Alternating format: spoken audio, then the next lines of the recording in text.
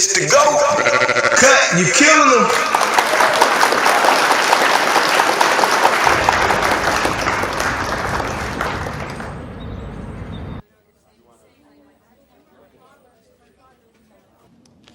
Man, put $1 on the game tonight, man. But that dollar you got right there, I got it. But it's fake. It's fake. Welcome to Professor Cuddy's afternoon detention. Like I said before, I am the cool side of the pillow. We're gonna be able to rock to some of this good old woo. Show me something. What? Yeah, we're gonna get busy today. What that about to play? But this is some good music, and it's gonna cool your savage soul. Yeah. Ooh.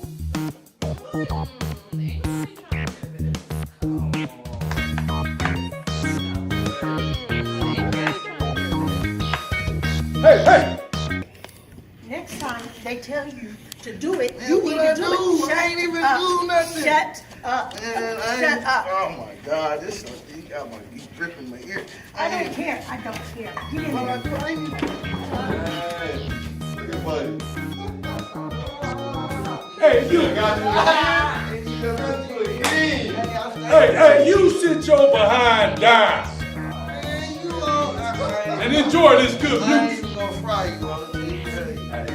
Hey, what you know about that, right?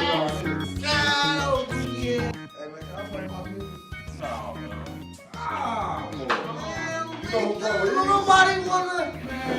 All right, go ahead, man. Go ahead. Thank you. I gotta take it. Obi-Hans, Morpheus, I see your hiker. Big dog.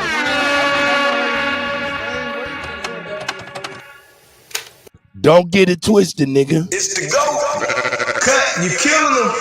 Go, you there? Yeah, Snowstorm 2025. Welcome to the Central. You there, nigga? Yeah, man. Oh, okay. Say hi to the world. Hello. All the good stuff. And I'll push play. Let's go.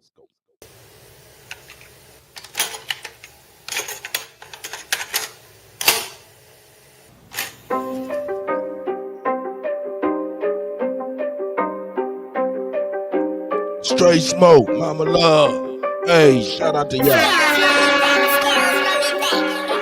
and my little nigga, we grew up in the mud. Age of 14, I was hustling.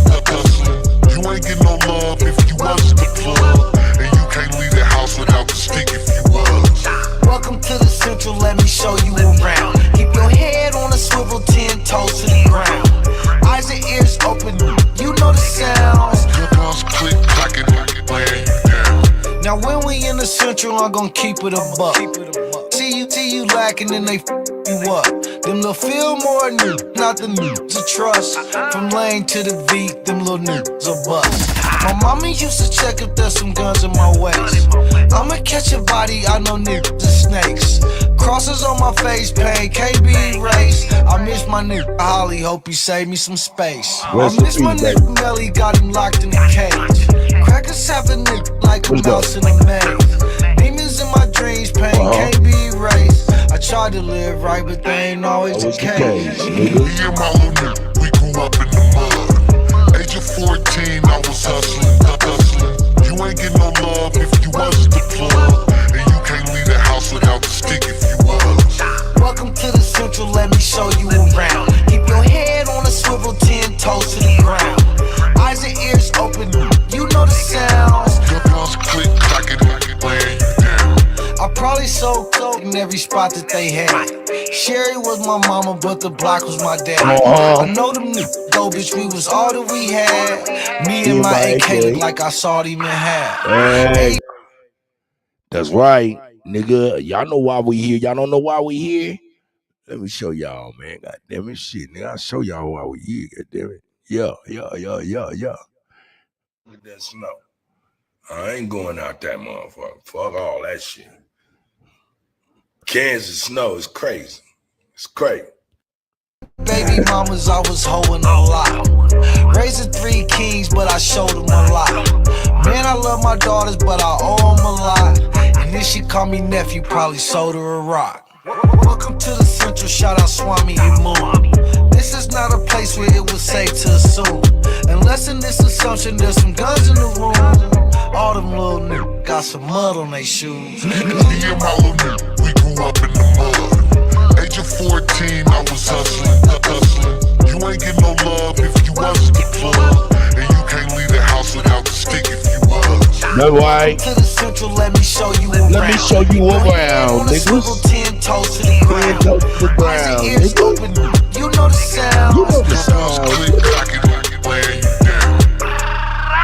Y'all know what it is, man. Shout out to the gods and goddesses, man. Let's get one off, man. I gotta do it. Whoa! Oh, y'all don't know why we here? Let me give y'all a reminder. Look at this shit.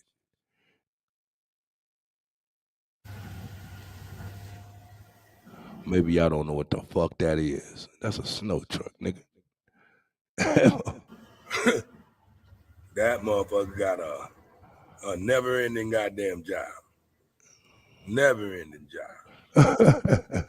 He got a goddamn never-ending motherfucking job. Good luck.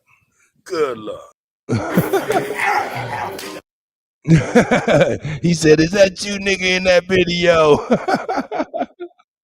Yeah, man. Yeah, that's my little nephew, man. That's our music we done did together, nigga. Let's go, though.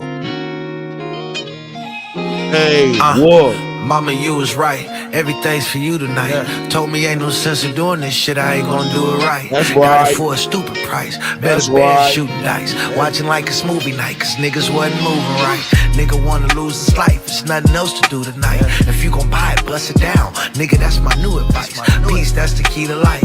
Niggas started eating right. I'm talking about a veggie plate. Started with the beans and rice. Slicker than a sheet of ice. Crispy like some pizza bites. I'm sharper than a hunting knife. I must be doing something right. Bought myself another car. Guess I fell in love with life. I know she's a bitch cause she ain't shit if I don't fuck her right. Know I had my piece of the pie. I need another bite. Niggas probably wishing I die. I hope they come to life. Know I got a cold heart. Frozen one summer night. These niggas will go against they mamas for 100 likes. Nah, he don't wanna fight. He ain't never threw it right. He'd rather just shoot you. He don't know if he gon' do it right. Belly used to stay the night. Now my nigga doing life. And all these little niggas ain't your friends. Mama, you was right. Let's go, man.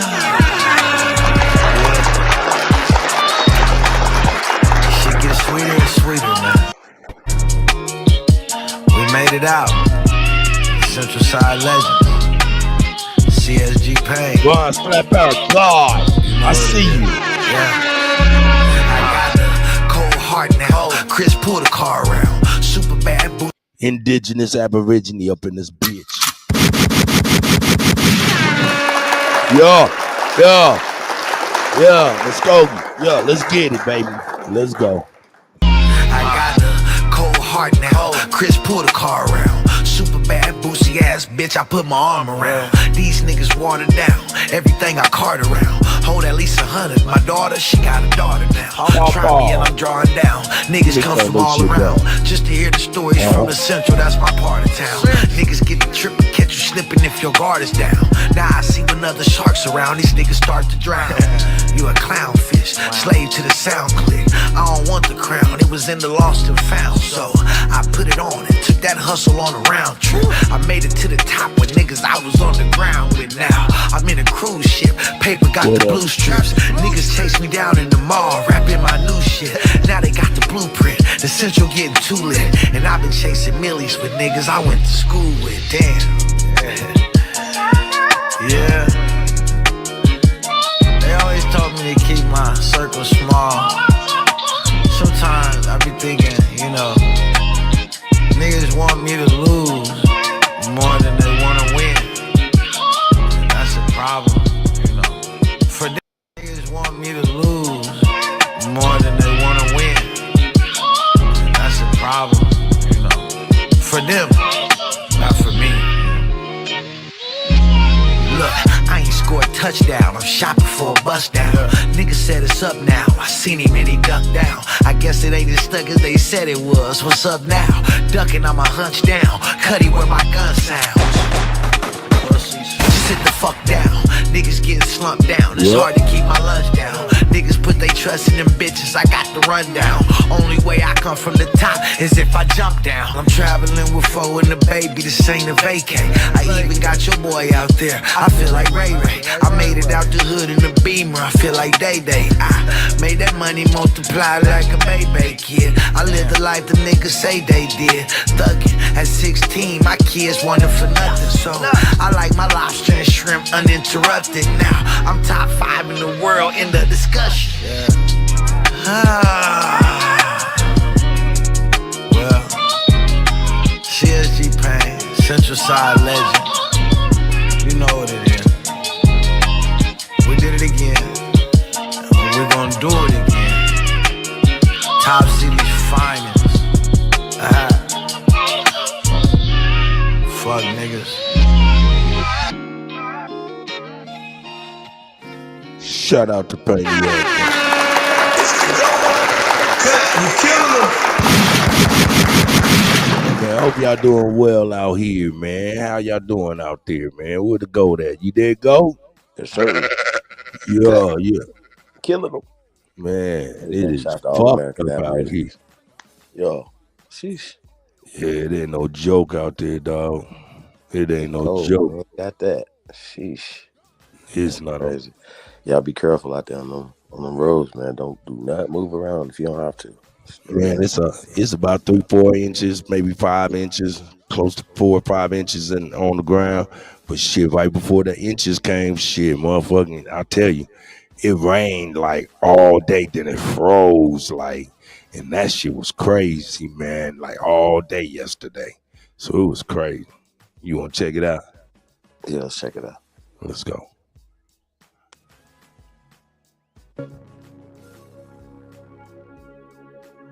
You're looking at, believe it or not, one of the most harrowing weather conditions that I'm a part of. That includes hurricanes, tornadoes. This is freezing rain, and it's very deceptive. This road just maybe looks a little wet, but actually it's covered in ice.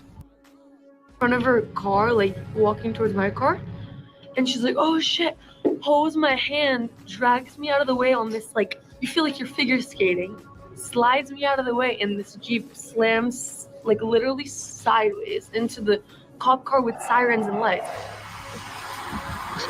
Just when I was about to leave, this car hit the other car and the cop car almost slid into my body.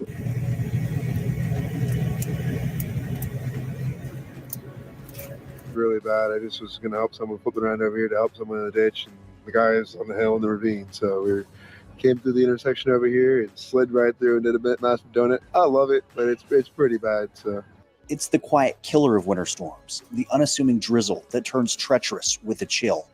Freezing rain. It's not a phrase that inspires panic, but it should. It's the meteorological equivalent of a snake in the grass, deadlier than it looks and just as sneaky. Unlike the loud drama of a blizzard or the cinematic fury of a hurricane, freezing rain doesn't scream for attention. It just quietly coats everything in a glaze of ice, one layer at a time, until your world is a slip and slide of chaos.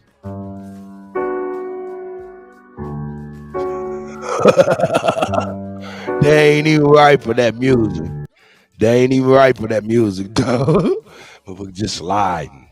Telling you, that shit ain't no joke, dog. That shit ain't no joke. St. Louis, I see you. Shit is not no joke.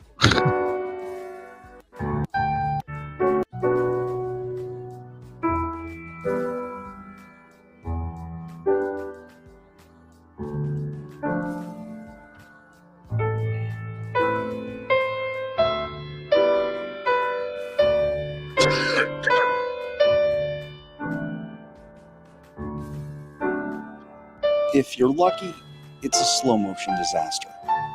For Lola from South Florida, it lasted about 4 hours. This is insane. Like, absolutely insane. Look. Car hit me here. Car there sideways. Car's here. Complete ice. Complete ice. You cannot walk. You cannot move. Chaos. Chaos, complete chaos. After I thought like couldn't get any worse, getting the car hit by like 3 different accidents, being stuck, not being able to get a tow truck, fire truck sliding, big delivery truck sliding, clusters of Shout out to Ace Supreme Chief. Then I see you, and then brother. people yelling at me. Hi, This cool. guy, like in his truck, he was like, "You just gotta learn how to drive." I'm like, dude, what are you saying? And then he drove, because he was on the right side. Of course, he didn't slide out. But I saw like so many cars having issues, and I'm like, what is this guy doing, yelling at me, telling me to learn how to drive? Like, I'm from Florida. I live on the beach. I don't live here. Like, and I'm like, this is the first time I just turned 21. Like, I've never done a cross country road trip. It's my first time ever doing something like this. So this is definitely like, I don't want to do it ever again. Normally, someone like Lola would be a character I'd meet out there in the thick of it, where the chaos and chance collide. But I don't play in freezing rain. Ice doesn't care how careful you are. Yet somehow, Lola found her way to the only joint slinging food for miles. That sliding Jeep, a quick-thinking cop, and a dose of irony delivered her to this local pizzeria. And this Jeep just hit the fucking cop truck. Oh yeah. Wah. Y'all see what's going on, man? It's going down in the city, dog. It's going down in the city, dog. Look at my man. Hey, truck driver. So I just see the car sitting there facing me, and I'm like, yeah, that's enough for me. I need to find somewhere to pull off. So I go on my phone. I'm like, all right, where's the phone? But it came down hard enough to throw even the pros off their game. A slick reminder that winter doesn't need a full set to steal the show. I'm looking, and I see 1, 2, 3, like a bunch of cars facing me. You know, E-ways are one way, so I just see the car sitting there facing me, and I'm like, yeah, that's enough for me. I need to find somewhere to pull off. So I go on my phone. I'm like, all right, where's the closest truck stop?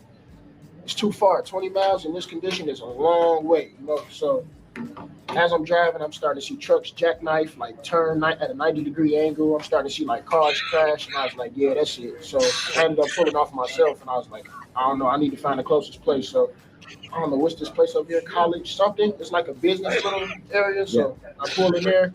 Then I start calling my dispatch, like, yeah, I had to pull over. They don't answer the phone. And then like maybe an hour later, I get a text from them that say, you're in a high, risk weather condition area, so pull over as soon as possible. So it is a complete standstill, utter chaos. An ice rink, that's the best way to describe it. Cars are doing 360s, sliding off the road, accidents. Everything has come to a standstill. Yeah. The Kansas City Chiefs are stranded Hey, at the Woke, Kansas I City see you, airport Woke. right now, trying to take off Hey, their charter Supreme jet Chief, and I see you, on the brother. tarmac. They're having de-icing problems. Raven Hawk. As they're trying to keep Shout out up to with the this guy. wave of freezing rain that came through the metro. Very dangerous driving conditions and travel conditions. That's only going to get worse. This is just the front end of a massive winter. Now, that was just yesterday. That's what was happening all day yesterday. The invisible sheet of ice. Getting worse. On the highway, it's not too bad since we're using. Yeah, you bugging out, dog. It's fucked up. When you got to get out your car and scrape ice, that's a problem, y'all. That's an issue. That's an issue. You know what I'm talking about? Now, reason why that shit kind of crazy is you can look out my window. I got a camera posted out my window. Nigga, that's about 3-4 inches of snow on top of all that motherfucking black ice, nigga. Fuck all that shit, nigga. The Cuddy stand in the house. You killing them. Go, what up, nigga? Hey, you don't have to be out there. Do not be out there. For real. Be careful. Not at all. Share it. Pass it around, man. Stay indoors no matter what, and if it's coming your way, get prepared. So really, you can't really prepare for natural disasters other than prepare for, you know what I'm saying? But yeah, stay safe. That's right. That's what I'm gonna do in the motherfucking house. Now, Chief, are you ready? Stay ready. Hey. Tapped in, man. We appreciate you guys. Do us a favor, man. Like, share, subscribe. Share some of your social media platforms. Tell a friend, tell another friend, man. You tuned in to the greatest of all motherfucking time. DJ Kuttack, man. The best to do it. We up in this boy, man. Let's get it. It's the GOAT. Cut, you killing them. Hey, let's go ahead and trigger a goat, nigga. Let's go. Let's trigger a goat.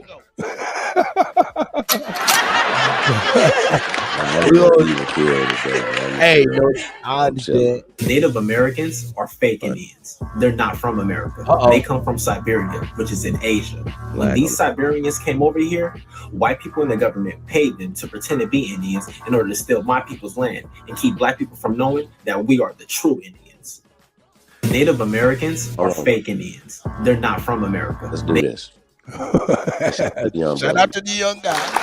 Cause he progressing. It's pretty good to see. But go ahead. Yeah. No disrespect to him. So peace to him and his growth. You know what I'm saying?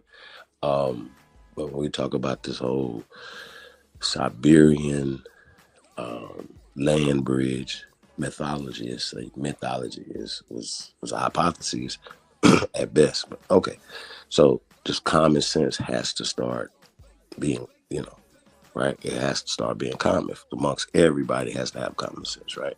So the place that's called Siberia now, and China and Asia and all those places now have a people there called the Negritos, who've been there, according to them, 60, 70, 80,000 years. You know what I'm saying? According to them, these are indigenous, copper-colored people in these areas. And at this time period that we're talking about, it was copper-colored people there in Europe, right? According to archaeological research, bones in the ground, science, right? Evidence. It was Negroes here in the ground. It was Negroes here as well. Before, during, and after what they're calling the Ice Age, right? Which the Ice Age is another mythology. And, we can get into all that or whatever, but I don't want to get on it today. Just common sense, right? Just common sense. Do your research on the Beringer land bridge hypotheses, where it comes from, and why were they trying to, how they try to erase the heritage, our identity here, by using this land bridge mythology that these new Asian people came across the bridge 15, 16, 17,000 years ago when they didn't exist there, right? Now, just a little icing on the cake, you just do your research. We, according to science, were sailing boats before 20,000 years, during what they're calling the Ice Age, and after what they're calling the Ice Age. How do I know this? They had scientific evidence, archaeology, to prove that people were circumnavigating the seas at this time period. Now, just because it's not in their history, don't try to erase our history. You understand what I'm saying? So this young man is on his way, but the Siberian mythology is still pushed, and you understand what I'm saying? Like you told me, how to write people into a time period, into a history, right? That they didn't exist. When we can talk culture, we can talk science, we can talk just evidence, right? But they're gonna make up this land bridge, ice wall, and all this other stuff. That's fake. It's not real.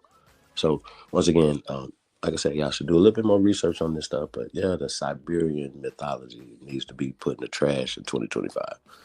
Should have been in the trash, but it definitely should be in the trash.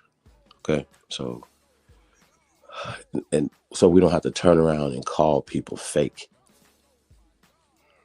right? You know what I'm saying? Cut. Because we don't say, oh, there's a mixed guy, he's not a part of us. You see what I'm saying? No, that don't work like that. So we gotta get it together. But the truth is the truth. So yeah, shout out to you, Kat. Shout out to this young man. Man, shout out to him. Hey man, it ain't about being right. It ain't about being wrong. It's about just being. You know what I'm saying? And evolving. So shout out to the young man. We ain't here to disparage or anybody else I got coming up. But we do got some interesting things going on. Let's go. One day I had a conversation with one of my African partners, right? And he told me, you know why African people look down on black people? I said, why? Hold up. Wait a minute. Libra. Hit that motherfucking link, nigga. This is an old head situation, nigga. You know, keep Lamont. I see you, brother. Who else out there? Boy, Raven Hawk, man. You know what I'm saying? Walk, y'all, all of y'all welcome to the link, man. We just going through it. We just going through it on this snow day. Let's get it. He said now, Chief, are you listening to this young man? You're gonna have to evaluate now. I'm gonna start it over. Let's go. One day I had a conversation with one of my African partners, right? And he told me, you know why African people look down on black people? I said, why? He said, because y'all are ignorant. Y'all don't know who y'all really are. Y'all go by false labels. Y'all think y'all are African, but y'all don't know what Africa looks like. You letting them compare you to us when we're not the same. We're from two different areas. So that made me think we're from two different areas. Then I did my research. 94 to 96% of all slaves from Africa were sent to South America or the Caribbean. So you telling me all these black folks is African in the States, but only around 4 to 8% actually came here from Africa? I'm gonna end it there. One day I had a conversation with one of my African partners. All right. Let's run it by the GOAT and see what he think.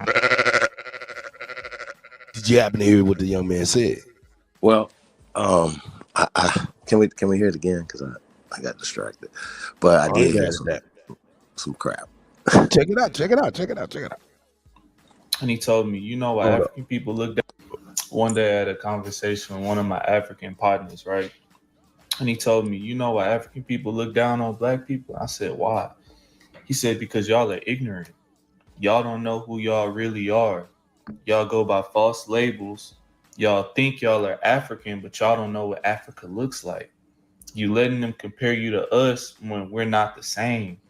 We're from two different areas. So that made me think we're from two different areas. Then I did my research. 94 to 96% of all slaves from Africa were sent to South America or the Caribbean.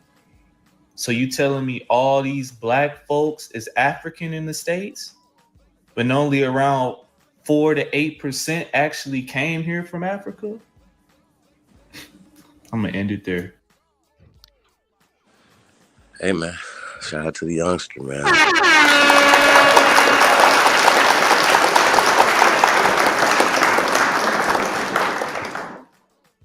All blades of grass, man. So I just see him growing, man. I mean, it's just, you know, hey man, like I said, the awakening is here, ancestors speaking, you know what I mean? So when I see this, it's just like, it just makes you feel good, man. And you know what? He didn't have to go to the library. He didn't do anything. Just go to his phone. Go in his phone, tablet, or, you know, computer or whatever, type some stuff in and start seeing stuff, right? Now, and listen,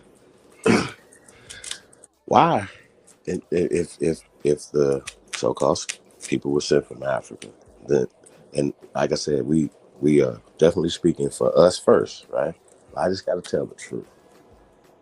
Once again, we asked the question the other day, why don't Jamaicans and everybody else feel like they need reparations, that they're going back to Africa and all this other stuff, and that they don't have to, when you have a conversation with people from Panama and people from, you know, Jamaica and stuff like that, they don't have this connection to Africa either, or to the slave narrative, okay? It has to make sense. You got to show us when the British government applied this slavery thing. You have to show this. You have to show it. Don't show us Sierra Leone people, or right, Ghana, right, and people coming back. Don't show us that. You see what I'm saying? Don't do that. And also, like I said, you know, once again, his curiosity is peaked now, and that's great. He's gonna keep hearing stuff, and the ancestors in him is waking up. You understand what I'm saying? They're gonna have to start answering these questions. Why is this here? Why are these bones here? Why are these artifacts here? Why are these buildings here? Why? Why did we invent everything? Why are they saying that we're the oldest culture on the planet? Right? So when I say America and Americans are older than Africans, I'm standing on that. Ain't nobody wanna get that word. See what I'm saying? No PhDs, no doctors, no lawyers. Nobody want that work. Right? Nobody want that work, y'all. All right. They don't. And if once again, you have to use the science. We keep hearing, oh, it's civilization here 50, 60, 70,000 years ago. Where is it at in Africa? Please make this make sense. Oh, Diamond King said, y'all all right out there? Hell yeah, I'm in the motherfucking house, nigga. Shit. Nigga, this a look outside my motherfucking house, nigga. You know what I'm saying? This is nothing but motherfucking 3 to 5 inches of snow on top of 2.5 inches of motherfucking black ice, nigga. It was black icing all day yesterday. Yeah, I showed a little bit of footage earlier and shit. Shit crazy. All right, are you ready? It's time to motherfucking trigger or go. Hey, I feel pretty good though. Last You two. do? Yeah, last two. Okay. Good. You know what I'm Hey, saying? well then do me a favor on this triggering of the go. Ignore the flag on the plane. All right? And let's get down to the triggering of the go. Let's go. Here we go. Indian people, we believe we are black people. Huh? Indian people, we believe we are black people. Huh? Indian people, we believe we are black people. We know. Do you? That is not true. Well, read. Okay, bro, look at Google. Google. That nigga said, woo.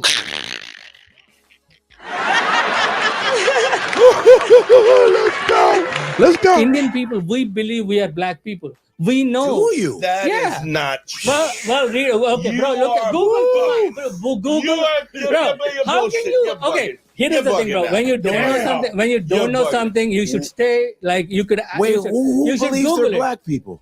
Because we came from Africa. That is Of course. That is the.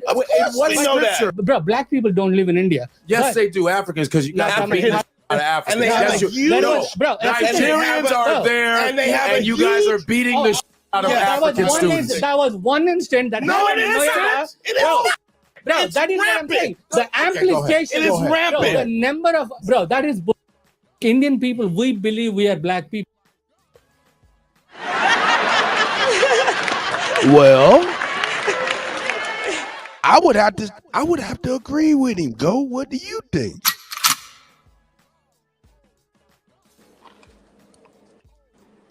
So,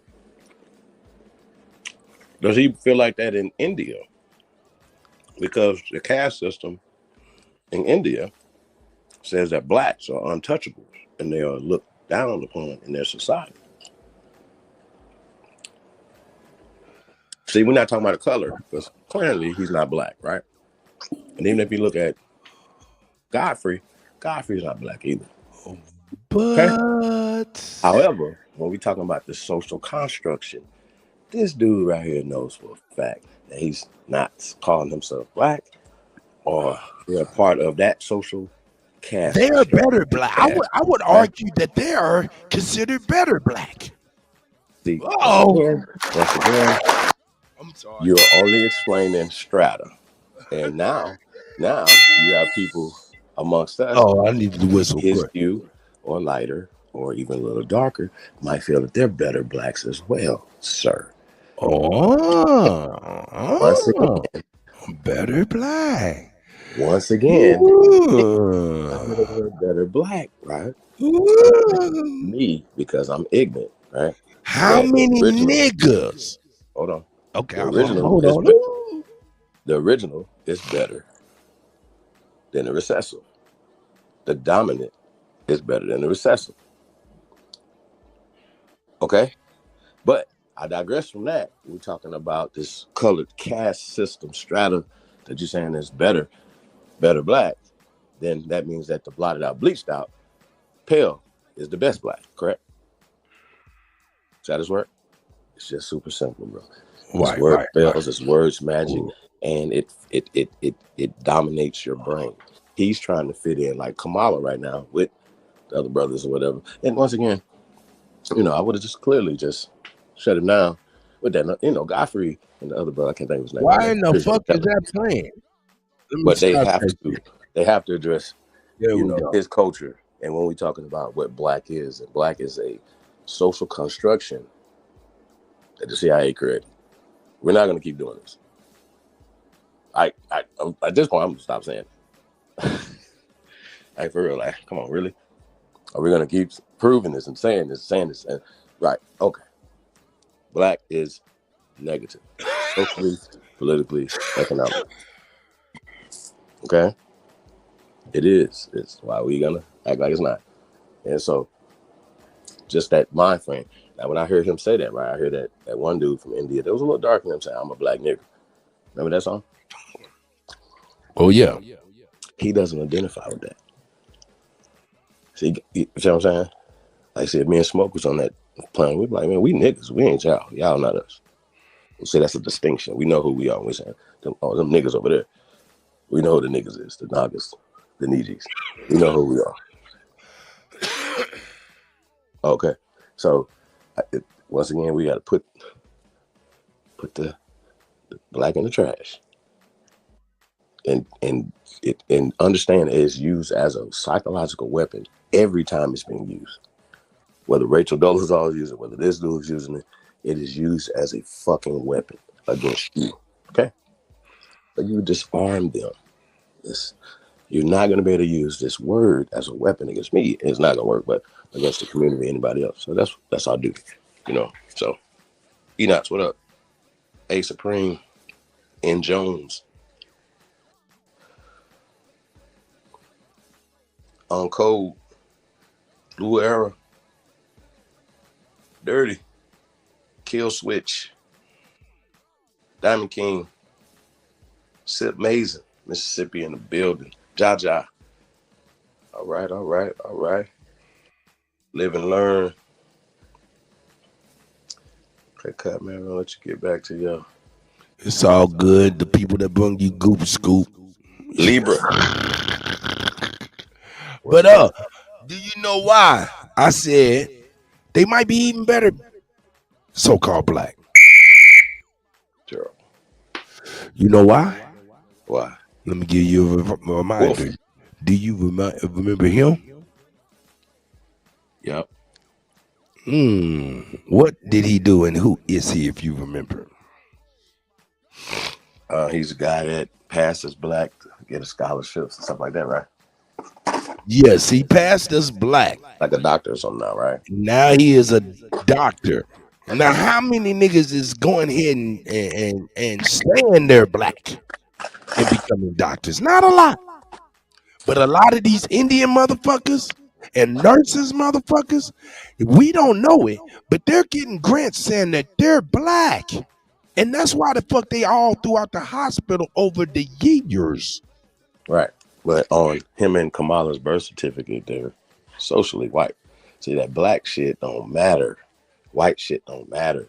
But they're only using it to get scholarships or to get certain things, you know what I'm saying? Which ultimately still is taken away from other people who are, air quote, classified as being black. See, once again, all you gotta do is classify yourself. Nobody told you to classify yourself as being black. Nobody told you that. See, once again, power. We're going for social, political, economic power. But you got to have some, intelligence when you're trying to get some power. That's all I'm saying, bro. This is absolutely bonkers. Right. And they write about it. So why does it keep working? This caste system, this colored caste system, why does it keep working? Oh, I know why. Because everything that you see here, right, is reinforcing it. Everything that you come from, right, is Abrahamic. So these people's religion is Abrahamic. That black is a curse, but only when you need to use it. Okay. And that they're closer to the air quote Slavic side, Slavonic side, right? Okay. Pay attention.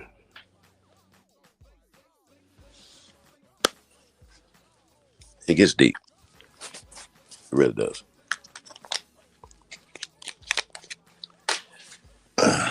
All right. Yeah, you got. I got a short film. Let's go. Heritage and identity. The way African Americans view their heritage and identity has completely changed in the modern day. The idea that all African Americans are descended from African slaves transported by the transatlantic slave trade has persisted up until this point. It was thought that their forefathers were slaves with no other identification, and that they were foreigners who had traveled from Africa. However, the history that has been obscured and forgotten today reveals that African Americans' ancestors were indigenous to the United States. What proof reveals that African Americans' ancestors were indigenous to the United States? Today reveals that African Americans' ancestors were indigenous to the United States. What proof exists that African Americans are descended from America's Aborigines, in contrast to the vast majority of the country's white people, who are the real outsiders arriving from Europe? Let's learn more about this in this video. Numerous indigenous tribes with a diverse range of physical traits, languages, and cultural customs lived in the Black History era, long before European invaders. Thickly curled hair and broad facial features were characteristics of these tribes, which included the Yamasee, Shaka, and other Caribbean and South American populations. Their dark-skinned tribes were native to the Americas, but European colonists mistakenly believed they were of African ancestry because of their traits. The same presumption, however, later resulted in their inclusion in the African racial group, which was the cause of their complete removal from the record of African tribes of dark-skinned ancestry. European So the African thing is a 20th century invention, right? Which, like this whole Darwin stuff, is late 19th century, going into the 20th century. After World War I, they can apply it once they got into certain political positions, right? Or this administration is friendly to them, because there was a point where it was flipped, or America wasn't with the current scheme that's going, the world scheme that's going on now. Shit. Yeah, it gets deep, y'all. When we get into history, right? But when we talk about this African American thing, right? Okay, Americans, the Aborigines, or the copper-colored races of people that they found when they came here. How about this? How do we prove this? Bones in the ground. You know what I'm going to do? I have to redo that lecture that I did when I was supposed to debate Sanchez. I think we did it a few times, you know what I'm saying? But I think I'm going to have to really dig deep into that. Milestone came in here and shared a little something. I'm going to let you talk over it while you seeing it. I definitely want to go back to that video right there. We're going back. It's got some, I guess an African went to jail and shit, and hey, he's a white man. Terrible. White.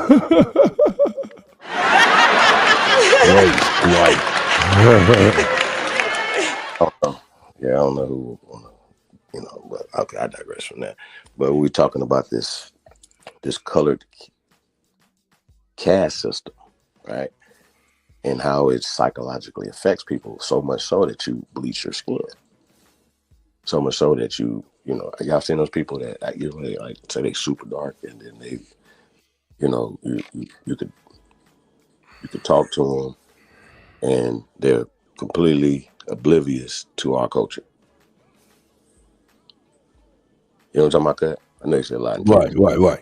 Yeah, I see them all the time, right? GG. Oh shit, and you can't. What are we really saying? Like, they hang with other, say pale people, right? And they are completely immersed into their culture, so much so that they don't even see you. They stick out, but they don't see you. That makes sense, Kat? Right. Sharice, I see you. GG. Shout out to y'all. So when we're talking about how can we prove, right, that we are from here, or we're here, right, oral traditions and all the things that cross-reference. When we talk about science, the science proves it, right? When we ask them the same question, how can they prove that so-called Africans came from Africa, that were black first? They cannot prove that.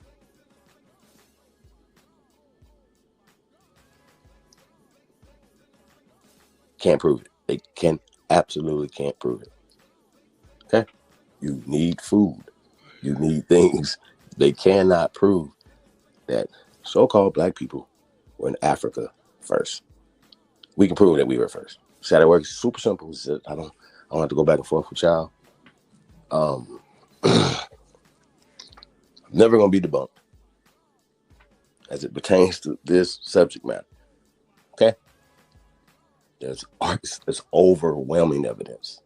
And they know it, and they've been hiding it for a long time. So that's what we own, man. So don't have to hate anybody by telling the truth. It's not racism. This is historianism. We don't believe in racism. We're not racist. So by telling the truth, hey, if it hurts, why? Why does it hurt anybody else that we are actually telling the truth about who we are and our heritage and what our ancestors said? How is that possible? How dare you be mad about what we talk about? We ain't said nothing about nobody else. When people say who they are, cool, be you. How dare you? Hey, Cut, have you heard about that anywhere in history? That somebody else is mad about somebody else, how they identify?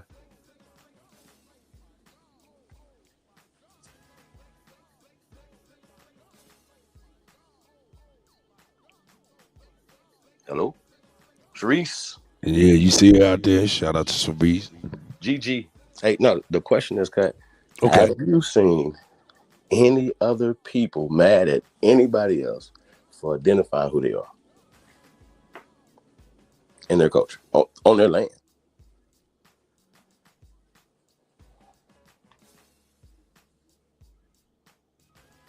I haven't heard of this. I don't see nobody else being mad at nobody else. Why anybody in our business about who we are is crazy.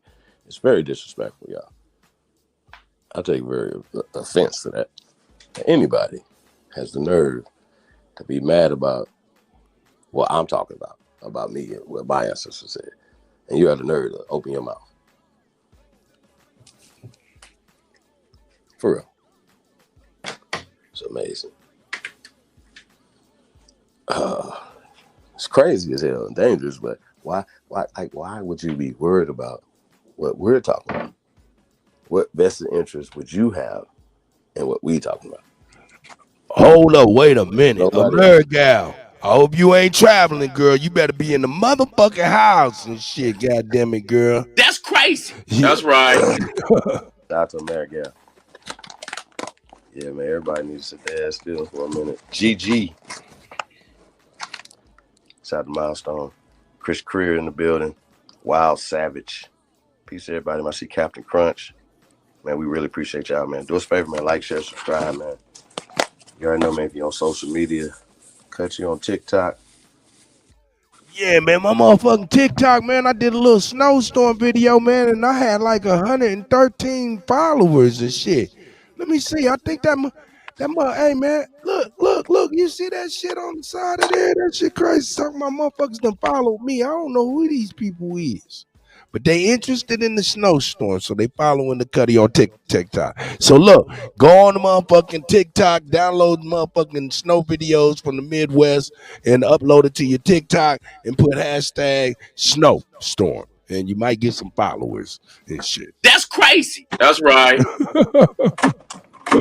Straight up. Hey man, my TikTok is thriving. Shout out to your TikTok, Cut. Nigga, yeah. Shit, I got 500. That was pretty fast. Fuck yeah. It was just at 113. That's crazy.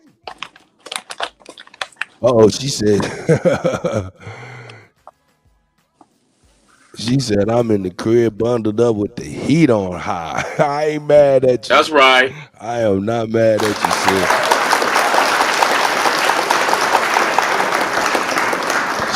sis. Gigi said, what the Snowstorm looking like? Do I have to go back and show you motherfuckers sliding on black ice all yesterday, then 3 to 5 inches of snow on top of it? It's crazy out there right now. It's crazy out there right now. It's bananas. In fact, shit, you can see outside my motherfucking window. Shit. I ain't fucking with none of that shit. None of that. None of that shit, nigga.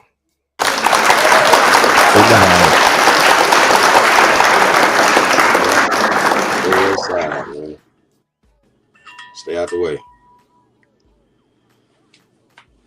Real talk. Big dog. Chris.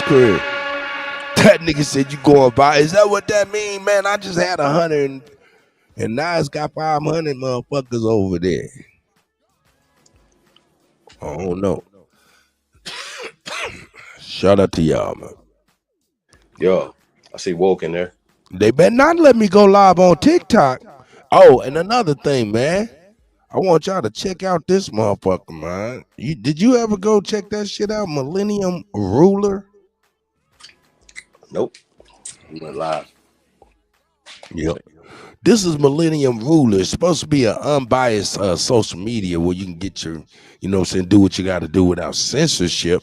And it's totally supported by the subscribers and stuff. Might be worth looking into. But shout out to that. We always looking for alternatives to the censorship, man. Yeah, I feel you. We might need to keep some things to ourselves, Cuddy. Yeah, you're right. Yeah, I don't care, man. I gotta share it. We're gonna share shit that we own. Like they'll be like, go bite that. How about that? Shit. Niggas is never mind, y'all. This is Hey, what he say? Cutting cheek. Yeah, cause see all of that. Yeah, I see what you talking about. Keep Lamont. He say, cutting Supreme Chief. What y'all think about SETI lately? Now saying we was here by Columbus. Hey, that's Columbus or before Columbus. Before Columbus, yeah. Only reason why he's saying that is because all that hip hop shit jumping off and he got mad. You know what I'm saying? Now he bending and shit. What do you think about that, brother? He's been saying this, but he's just been saying it from a different perspective. Basically, he wants to keep everything in Africa, and anything that you find anywhere else in the world, clearly prior to Christopher Columbus. So anything that you find over here, like say the Olmec culture, the Mississippian culture, right? He's gonna apply that to Africa. Not seeing, right, that is older, right, than Africa. That the word Africa is not indigenous to over there. That is in fact older over here. See how this works? Because it's indigenous from here. So when you ask SETI or Umar Johnson, what does Africa mean? They don't know. I heard Umar say it means fruit land. He knows that that's not true. Okay. So I see. People, right? When you talk about Egypt, for instance, right? Well, he'll tell you that he's a chematologist. He's not an Egyptologist. He's a chematologist. He's taking it to the next level, right? Well, Kemet didn't exist either. How you know what he's saying? Well, you don't know what he's saying, nigga. Raven, what up? Enemies Public. Shout out to everybody. Hey, we're gonna cook though. Like I said, I think, you know, for our SETI. Say it with your chest. He's short bus SETI. He's on the short bus. I pull a short bus for y'all. He's on the short bus, right? And the fact that it's taken him this long to even come this far is crazy. His little protege, young Pharaoh, Ben left him. You know what I'm saying? Because they couldn't just match up certain things. I've heard SETI say that he doesn't fuck with evolution and all the things that come from evolution, right? Monkey people and all this other stuff. But he definitely fucks with out of Africa hypotheses. Now, brothers and sisters, I don't have to tell you that that comes from evolution. If you don't understand that, then something's wrong with your brain and all the racial things that come with that. Not rocket science. So when I see people being slow, I don't know if you're doing it on purpose, like you're really retarded, you're slow, you're short bus, or you've taken an oath like SETI, and you have a job to continue to push things away from this land. Okay? My bad, y'all. I hate to be that guy, but I don't have time in 2025. Okay? I don't have time to play with y'all. I ain't playing with That nobody. nigga said she could explain it to your slow ass. Fuck you, woke. This nigga in the chat typing with his titties. Typing with his titties. Terrible. No, man, I'm just trying to keep it just plain, man. I don't want to get it too, too even. I'm just trying to keep it even killed. Hey, yeah, it's just super simple, man. So, like I said, there's levels to this. We're Americans. We're the first Americans. We're the Aborigines of this land. Okay, so, and we are still here. We just been put to sleep. Now, when we talk about FBA, we talk about ADOS, when we talk about people that's even like say on the reservations, like we know people that they're on the reservations, like brothers and sisters, they like have Stockholm syndrome, like they like captured, like they have their brains. And they can't see that you're the original, them people is mixed with Germans. I don't understand this concept. This is ridiculous. It's a ridiculous conversation. We are the original. That's scientifically facts. It's factual in the Library of Congress, even though they have burnt stuff up and rewrote stuff. They can't hide everything. National Archives, it's in the Constitution. So when we start talking about terms like Negro, Indian, they're only terms that are descriptive terms of the copper-colored people that were here. Okay? Pipe down. Shut y'all goofy asses up. Stop arguing over dumb shit. Get to work. Like, we have real beefs over nothing, over words. And I ain't gonna even get into y'all beefs. So I'm just gonna, they had the kitty table fighting. Pipe down over there. We got work to do. Feel me? So, St. Louis, what up? Yeah, I don't know y'all. They cherry picking.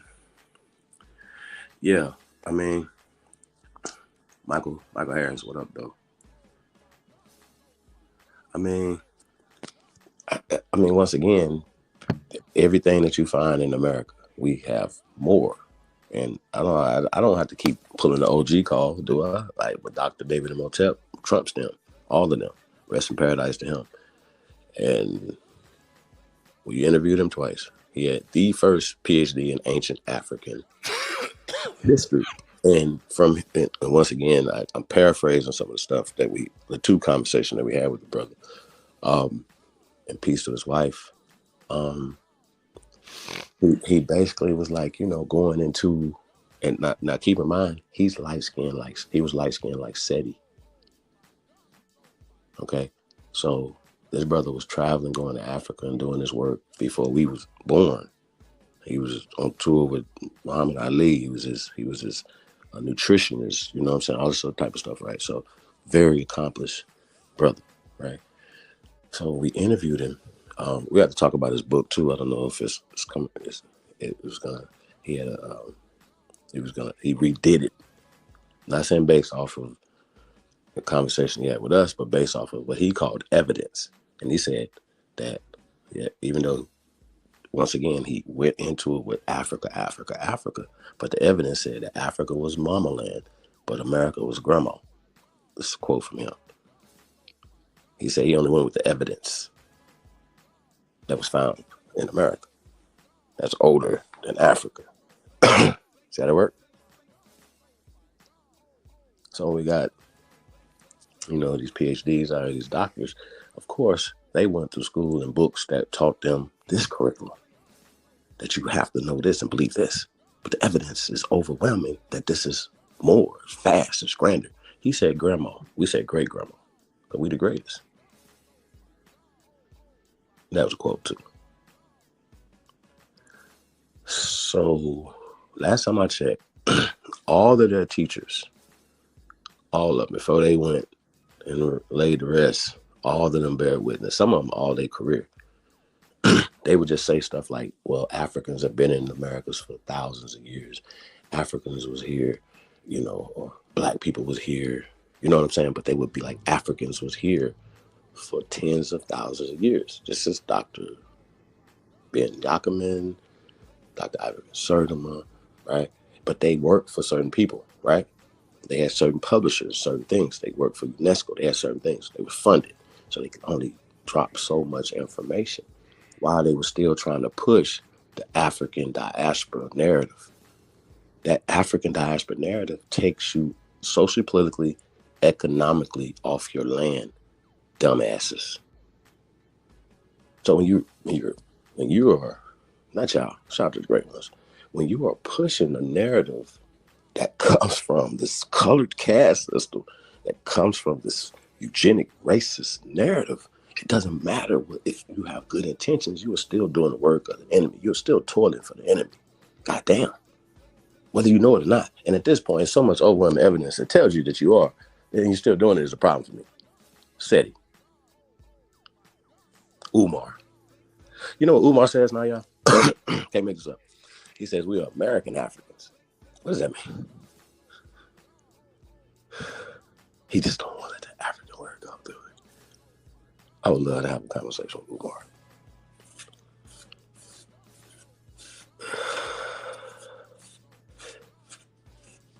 You know, he'd be like, yeah. I would love to have a conversation with him. Okay. Who's that? Umar? Umar, yeah. Love to. Well, just debate, just a conversation. Shout out to whoever made this video. I thought it was pretty good. Check it out. Explorers' views and historical documents provide insights into these tribes' existence. For I like example, the Morgan the Freeman. physical Yeah, he talking about tribes in America, niggas. Tonality, though. What? I don't like this nigga's tonality. I know. Let's go. diversity of Native American populations was thoroughly covered by explorer James Adair in his 1775 book The History of the American Indians. Adair compared the darker skin tones of some tribes to those of the Moors in Africa. Similar findings were made by other explorers and settlers, but their reports were frequently skewed by racial bias and a fixation with classification. Is that right? These dark-skinned Aborigine tribes were eventually labeled as black, erasing their distinctive origins, as the colonists sought to establish rigid racial hierarchy. However, as we learn more about these dark Have y'all ever heard of them calling Native Americans Aborigines? No. Okay. Oh, what about anybody other than the Australian people? Do they call anybody else Aborigines? No. Okay. And if we were called Aborigines or classified as Aborigines before the people in Australia by damn near 300 years, don't fuck with me, y'all. Please pipe down. Whoa. Right? Pipe down. Pipe down. So,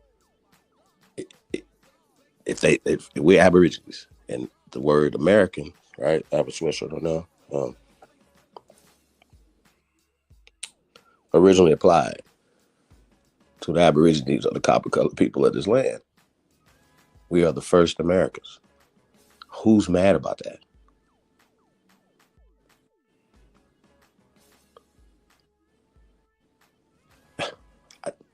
What's their name? Why are you mad? Like, okay, anybody that all the groups that I've named before, why are you mad? Because it predates you and that you, why the word Aborigine blows their brains out their head? Like, why is that so damaging to everybody? Why y'all think we use this word the way we using it? Why? Why do y'all think we're using it like this? Like all the knuckleheads that are so mad about we're the only, not the knucklehead that was on there with motherfucking Godfrey. He's called an Indian too. It's no confusion. We the only Aborigines of this land. Motherfuckers, calm, pipe it the fuck down. I said I was gonna be calm, right?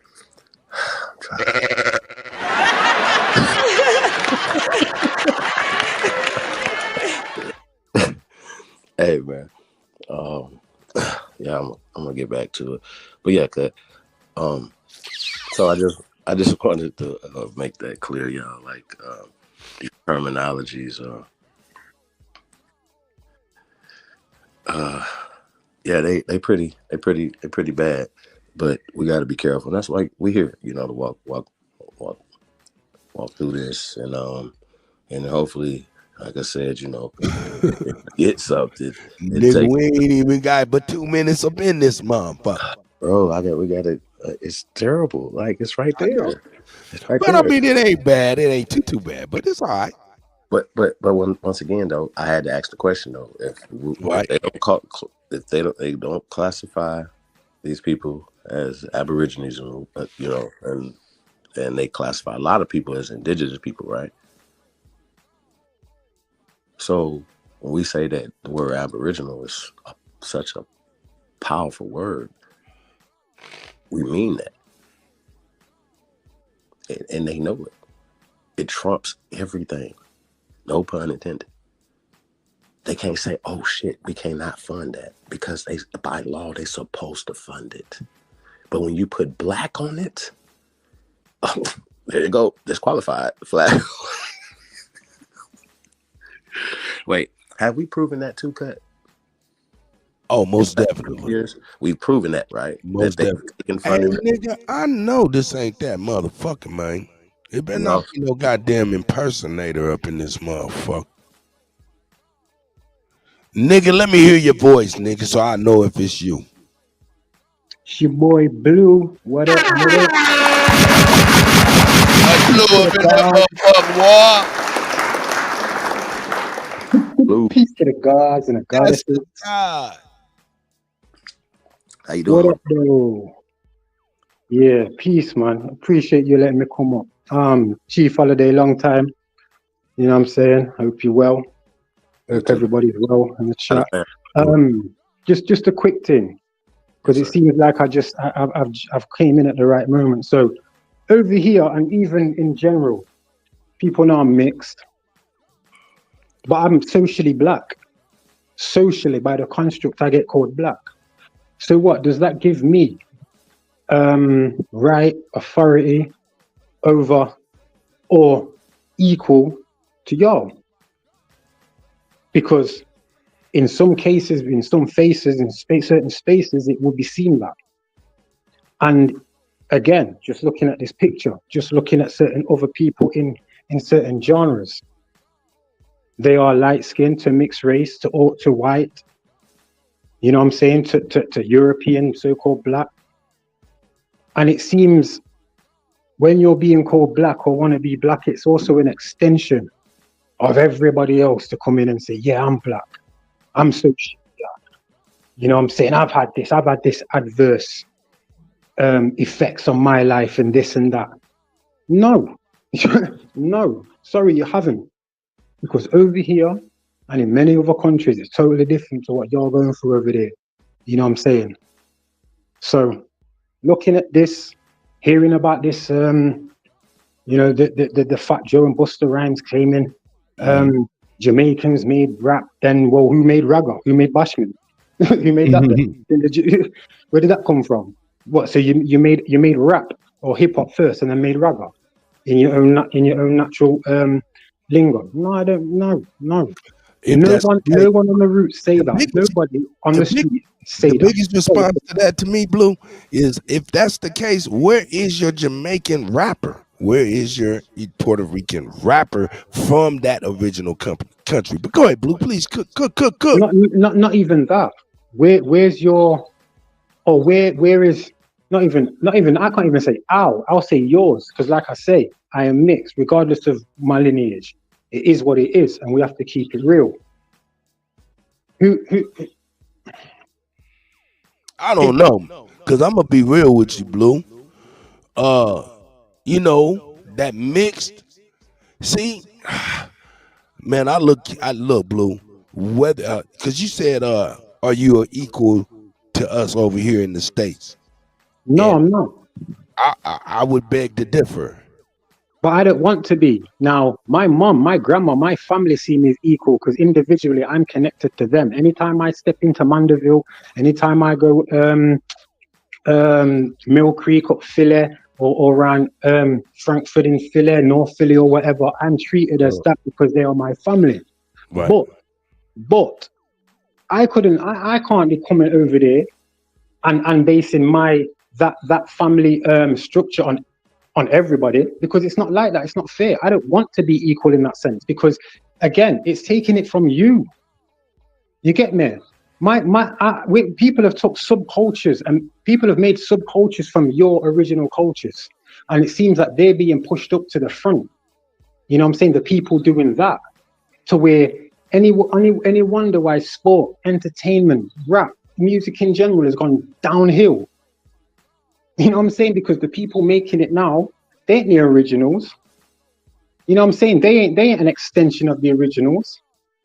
So again, I've got to keep it real, and I want people to hear me say it as a man who like you say, you give me respect, but there has to be a point where someone like me has to come and say, nah, I don't want to be equal for everybody, because it's not fair for everybody to see me as equal when you can clearly see I am not a Negro. I'm half, you know what I'm saying, from my mom.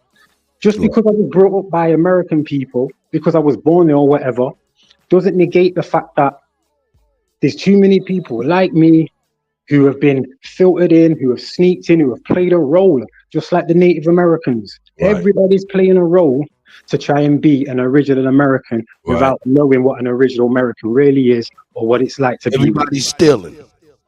Right. He said, yeah. Hey, but Blue, I had to tell you though, look, a lot of times people be like, all right, if y'all was the true, I mean, how did y'all lose the land? Whoop, whoop. Man, that's an easy question, because we never knew of an evil. We were in harmony. We never knew of an evil like that. So when it comes to whether or not you're equal, in my eyes, shit, I would always say you equal in my eyes, because I'm not just gonna be looking at you superficially on no skin color caste system type of some shit. Just our conversation and interactions will tell me if you my people. We have to stop being so superficial, and that might be the shit that got us fucked up. You know what I'm saying? Being, you know what I'm saying, giving everybody a fair shake. You know what I'm saying? That's what got us fucked up. But I ain't gonna stop that when it comes to you. I'm not about to be no white man. Yeah, but I've been vetted or certified from 2016 on Tribe Up with man like Chief Holiday. You know what I'm saying? So it's like I've been about, you know what I'm saying, and I've always kept the same narrative. Come on up, bro. But yeah, you see that crazy motherfucking woke some retarded nigga. I like it still. Hey man, we love that nigga woke, nigga. Yeah, hey. I like his energy. But check this. Even I, right? See, you know, between dark skin and or so-called black and pale faces, yeah, or the original American, the copper-colored American and pale faces. Even mixed Americans, right? You can hear a whole it's like some of the bass is gone out of the voice. It becomes more nasal, like mine, because of the European. And a lot of them who I hear come online, who don't really sound fully American, like, yo, you know what I'm saying? See, I'm not gonna lie. The most cleanest American to me is a Southern accent, but maybe that's because I'm biased because my family's from there, you know what I'm saying? Like, predominantly. But I do hear certain people come in, and some of these mixed people seem to want to divert you away. They always come with a certain little distraction, and I see it, you know what I'm saying? And it's starting to filter in more. People are coming out of nowhere, you know what I'm saying? And thinking like, yeah, they can have a point of view that everyone's going to listen to, and we don't even know who you are. We don't even know your train of thought, where you've been, who you're laying down with. You know what I'm saying? Like, these are the things that people are hiding, because there's a lot of faceless people online who really don't know, one, where they are, what they are, who they are, and where they're going. But they still want to try and get a certain narrative across, which is mainly, again, you know, from a white perspective. And yeah, I don't like hearing none of that no more. I've heard it long enough. The likes of Rob Noxious being allowed to come up and have some interjection for what?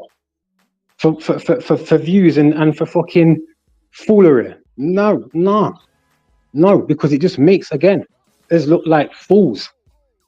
Us look like we're not serious. Like if we've got a bag, we don't know what to do with it. You know what I mean? If we've got land, we don't know what to do with it. Like we've got no sense. That's what it shows and portrays. Because over here, people still think you're African. People laugh when they talk this Aboriginal thing, and the amount of people that I'm trying to put right about it, it's still not working. It's still not working, but I'm not saying stop. You just gotta be harder with it, man.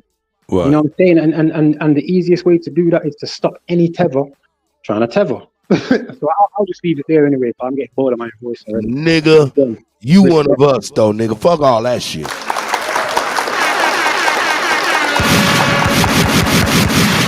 OG Wilmore Reed, I see you woke as the new sleep out there typing with his titties. Instead of saying it with his chest. Look at me antagonizing the God to come up. Hey man, I don't, you know. Hey, Chief Holiday, you there, boy? Listen, this nigga on the screen ain't none of my people with them titties.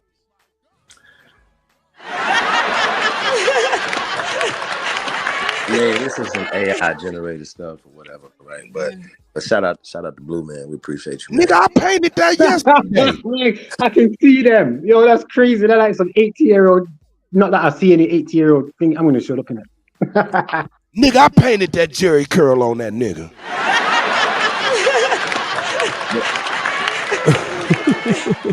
Hey, but going back to what you were saying, Blue Man, I'm like Cut.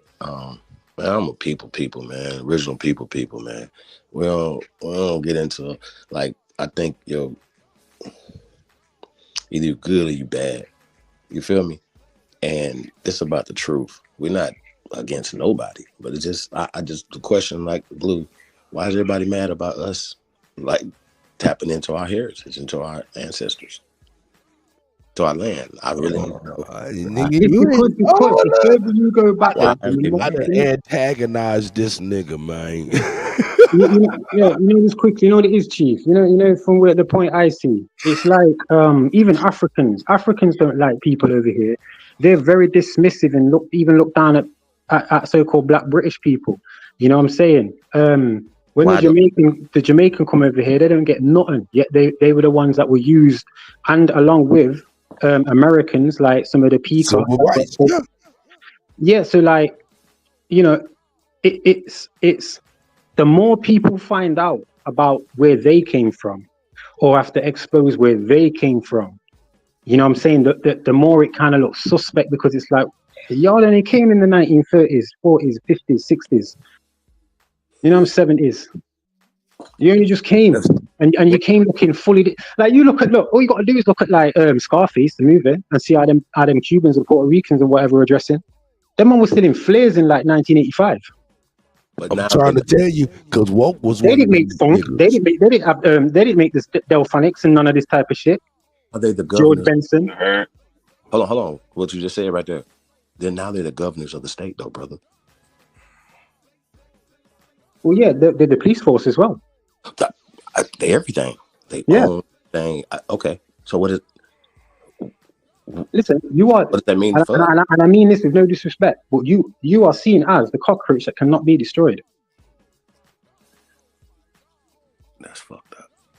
What? What did you say? What did that nigga say? They just cockroaches. Stupid cockroaches. Who? That's how they see y'all. The stupid cockroaches that can't be killed. Otherwise, why are they not bringing? Lad, come on. The majority of the people in the land are you. Yet they're bringing over so many people to go in their army, their air force, their military, their police force, their governors, their mayors, their senates. You know what I'm saying? And who is it going to go against? Everything, the hotels. They passing bed bugs throughout the United States.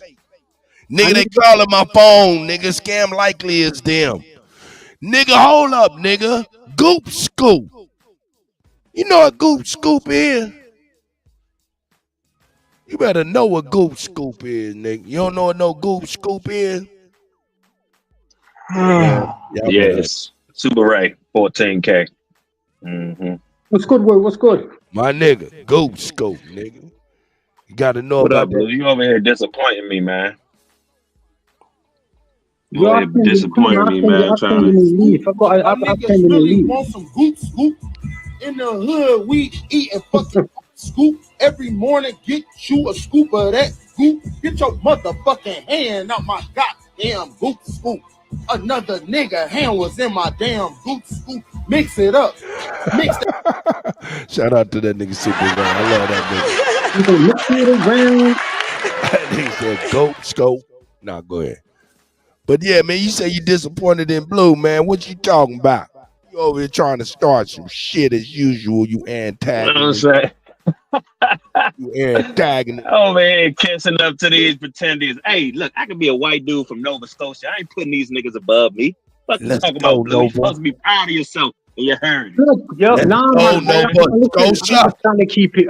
Look. There's many people who who don't like hearing my voice. Many are new people, but don't bother me because again, even you've been around for a while. You've known my certain stance. You know what I'm saying? But at the end of the day, I can't be turning around and saying, yo, allow all this fucking fuckery that goes on. You know what I'm saying? This madness online and this foolishness, and then come with it myself because I'm quick. But I like punching and kicking people, innit? So really, I can't be getting aggressive online. It's weird. You know what I'm saying? Make me go and do something outside. So yeah, but I've known I fuck with you, Blue. I know you ain't like a bunch of these suck ass niggas. Like you actually, you know what I'm saying? You did shit in the streets, you know what I'm saying? You'll beat up a nigga, you know what I'm saying? If it come to that, you know what I'm saying? So that's why I'm like, man. I've done all that madness. I've sold boxes of crack. You know what I'm saying? I've been that type of that life when I didn't really need to be. You know what I'm saying? It took a while for me to sort myself out. By the end of the day, I got schooled by my elders, and who were they? American people. So my stance is, it can only be one way, really. You know what I'm saying? But again, like I say, there's certain people who won't want to hear me saying certain things. Right, exactly. That's why I was saying that, because you can't really be yourself, Blue. I feel like you gotta like talk these niggas up in order for them to accept you, and that ain't cool. You know what I'm saying? These old Indian ass. I've been accepted from long time though, man. I remember I've shown my lineage. The woman there's my great grandma. You know what I'm saying? Like I can go back far. Mama Chief's fam, my Eliza Robinson, born in 1903. She's on the census, but they've got the thing wrong. We're Pika. And a lot of Pika, or so-called Pika as they call them, were moved after the wars to America and Jamaica and places down south. Right. You know what I'm saying? I get what you're doing, you know. It helps, you know what I'm saying, the morale of these niggas, you know, to hear somebody with a foreign accent, you know, big them up and shit. That's what they be wanting. They be wanting, you know what you doing, Blue, but I'm just saying. Wait, if I had a proper white English voice, it'd be even better. Nah, see, that's the problem. See, Wonk don't like that. See, Wonk don't like that. See, that's the problem. Wonk don't like that. You know what I'm saying? When the truth come out, he like, man, why these niggas ain't over there arguing, nigga? I need to stop, Blue. That ain't that cutty. What it is I hate when these niggas, like, if Blue was to say anything opposite of what they want to hear, that's when oh man, get your foreign ass out of here, man. Oh, he blah blah blah. That's how these pussy ass niggas be reacting. Who did that nigga Blue? Yeah, no, I'm not gonna lie. Me and Roots have been at it before. Wait a minute, Blue. They done did you like that before? I never seen that before. Yeah, with Roots I have been. Yeah, Root was because he used to be a Come on, man. How are y'all hanging? Man, y'all niggas is crazy. I heard more than Root. I heard other niggas. Root word. Is it true? This nigga was sitting over there talking about, nigga, I ain't fuck with no love say till the DMs came out. I ain't seeing no love say no motherfucking cash apps until the cash apps came out. Yeah. So what the fuck are we talking about? Well, you know when you're sniffing. Man, why you use Root, man? We already know you're a psychopath. No, but you know when you're sniffing yay too much, man do mad things. Man get freaky in it and the wrong ways. So like, yeah, if you're based or whatever, or you're sniffing too much, some of these man move all over the place. And the thing I didn't like about Roots and many a man, if you've got a white woman or an Asian woman, what's your pillow talk like? You can't be on this so-called black power thing. You know what I'm saying? You need to shut the fuck up and know yourself, because you must know yourself if you're already with a white woman. And some of these men have got mixed race youths, and I'm thinking, if your mixed race youths ain't like me, then you know they're gonna be slightly lost. If their pops or their moms is on this original or this more thing, you know what I'm saying, and you're not schooling your youth. Right. So yeah, it's my baby mother's a dark skin on purpose. You know what I'm saying? So I can keep a certain heritage and a certain look. My youths are darker than me. You know what I'm saying? I'm about to motherfucking impregnate some Asians, some East. Hey, more power to that nigga. Indians. You know what I'm saying? I'm spraying my seed everywhere, man. what I'm saying? I'm done with You the never family know shit, what man. might I'm just about happen. to be out Nigga. here. You fuck Spreading around the and have seed, man. yourself a Chinese ping pong superstar. That's what I'm saying. You know what I'm saying? Nigga, fuck a French girl, fuck around and have a fencing star. Hey, Woot, I what just you want to think? come Was piss you some Jersey niggas off Devil? real quick. Was you Huh? Jersey Devil? Was you Jersey Devil? You say what? Was I Jersey Devil? Yeah, years ago or something. Cause you've been around for a Nah. minute. You talking about was New that my Jersey name? Devil. I know who you talking about. Oh yeah, it must be just the accent, the North accent, innit? That's all then. But yeah, Woke seems like he's been around for a minute. Yeah, man. My shit always All been this woke. guy just My shit here like, always been yo, woke as a new sleep since I came to this motherfucker. I'm awake and aware. Fuck all that woke thing. Whoa.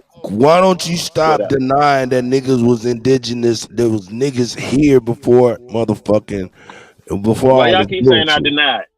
Oh, Why okay. y'all keep saying I denied? All I Okay. said is All y'all right. ain't gotta steal the pretendian story. What do you Oh mean? y'all They can't, can hold make up. The pretendians come from where? And why are they the pretendians? pretendians. Which ones are we talking about? Mindy, whatever her name's brother, that Indian? Or which one are we I'm talking talking about? about the one that history gives, the Asian face niggas. Oh, okay. Them niggas, yeah. I was just saying, y'all ain't got to like start stealing a story and shit. You know what I'm Okay, saying? what story are we stealing? Where they come from?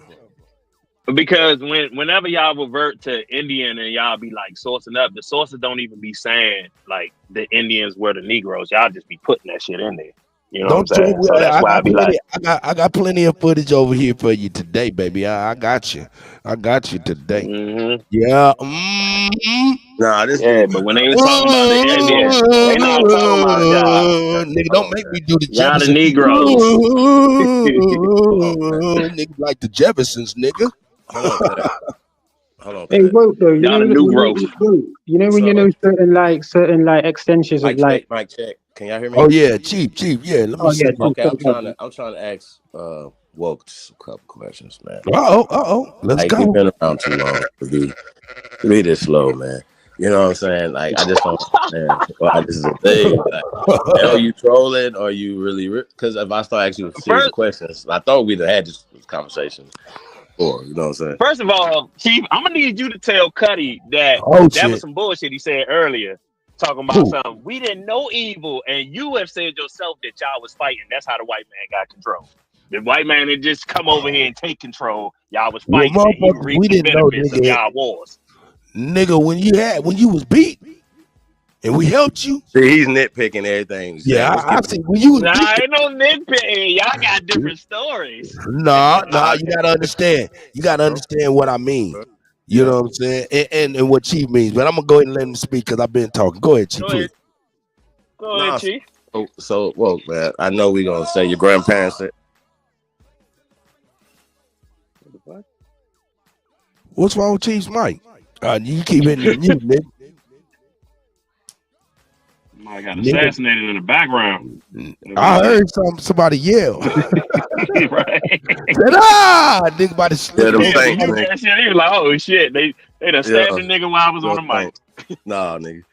Hey, so back to the conversation, Woke, man. Like, come on, bro. We done had this conversation 1,000 times, man.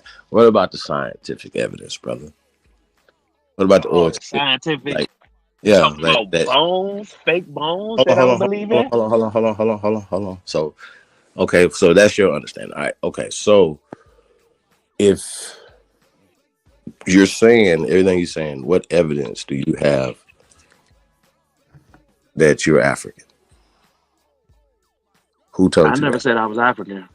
Okay, what are you then? Why y'all always assume it's one thing? Why I gotta be one or the other with y'all? Right. So what we're saying is that we predate the Native American story. Indian, do you understand what that word is? Like I Y'all just say think y'all predated. So what information you got to show that you predated? Bro, once again, we got science, we got actual laws that predate Native American stuff. You got that in your own family. Science and law. Hold on, have you traced your family tree, brother? Have you done your genealogy? I'm not saying no DNA tests, because I know people get that confused. Talking about trace, you know your mom and daddy is, you know they mom and daddy. Well, and they mommy that you. If you went back on your family tree, sir. If I know niggas come from America, why do I Bro, do that? you went back on your What's the family point tree, of bro. No, What's the see point? that. So that means that you don't want to look into your own family tree. You scared to look into your family tree to know They're who not you gonna are. say that they pretendians. They just gonna say that if I do that, it's gonna link me to some slave Are narrative your that I already grandparents? debunked. Are your grandparents from here? Yeah. Okay, so you know that how? Somebody orally told you, Because they correct? told me. Right. Mm-hmm. Okay, so that's oral tradition, correct? You wasn't there. Okay, so and they had grandparents, correct? So check your ancestry, bro. You said check Ancestry, Ancestry.com. I should go there. 23andMe. Because I thought we was against what they was talking about. So am I fucking with the system and what they say, or am I not? Which one is it? One eternity. What we doing over here? You can go to your archives in your certain area and have a look, because they have a lot of information like backdating at least like 150, 160 years. But Blue, what does that do for the fact that these stories that these niggas is stealing is coming from the so-called natives? That's all I'm saying. Why y'all? It don't matter. I can go back 100 million years. It don't matter. I know. All right. What's your question? Let me. Native What's the American from question? the 70s, though, that was coined in the 70s, Native American. If you look at the word native, it's the same as nativity. What's a nativity? It's a play. It's a play on things. So again, even the word that they took, Indian, which I see as it's a derogatory term, like the coolie man. You know what I'm saying? It's a derogatory term that they've even taken and then made you look black. Which black is a caste that takes away anything that you previously were. Blue, let me talk to my Nova Scotian brother over here, man. That's me. That's me. Shout out to my niggas, man. That's what it's all about, man. I remember a time niggas used to say crazy shit. Niggas be out here at each other's throat talking about, nigga, here's the address in the post office box. Nigga, it's more shout out to y'all, nigga, for real. Wild Savage, man, get on this nigga woke. He over here playing games, nigga. Yeah, Miles Savage ain't gonna like the fact. What you say? I always call that nigga Miles Savage. So me and him just gonna be in it, just gonna get into it just off of that. What up, Miles? Words don't hurt me, my brother. That's what's up. You've grown. Yeah. Appreciate that. But the thing is, brother, you should try to do your genealogy, but you said that it's not important, and you are basically saying that we're sticking to a narrative, but you're believing in a narrative, and you won't even go further to expound your knowledge to even see what your people was. And that's but the debunking. Go ahead. The debunking of the slave narrative was all I needed. If I go back just to find out that my great grandfather was chief of a tribe, what the fuck does that do for me today? They don't do shit. I can't take that to the Supreme Court and be like, hey, y'all know my grandfather was a great chief. Y'all better let me have some privileges around here. Like, that shit don't matter. You from America? Listen, it's better than trying to get power from an oppressive slavery story like people have. Won't you rather get a powerful narrative from knowing that what your people were originally? That's you know what I'm saying. Good talk. That sound like church member shit. Like, just to be like, well, it's better than knowing I was a slave. Okay, I know I'm not a slave. So what does that change for today? What is my focus point to move forward?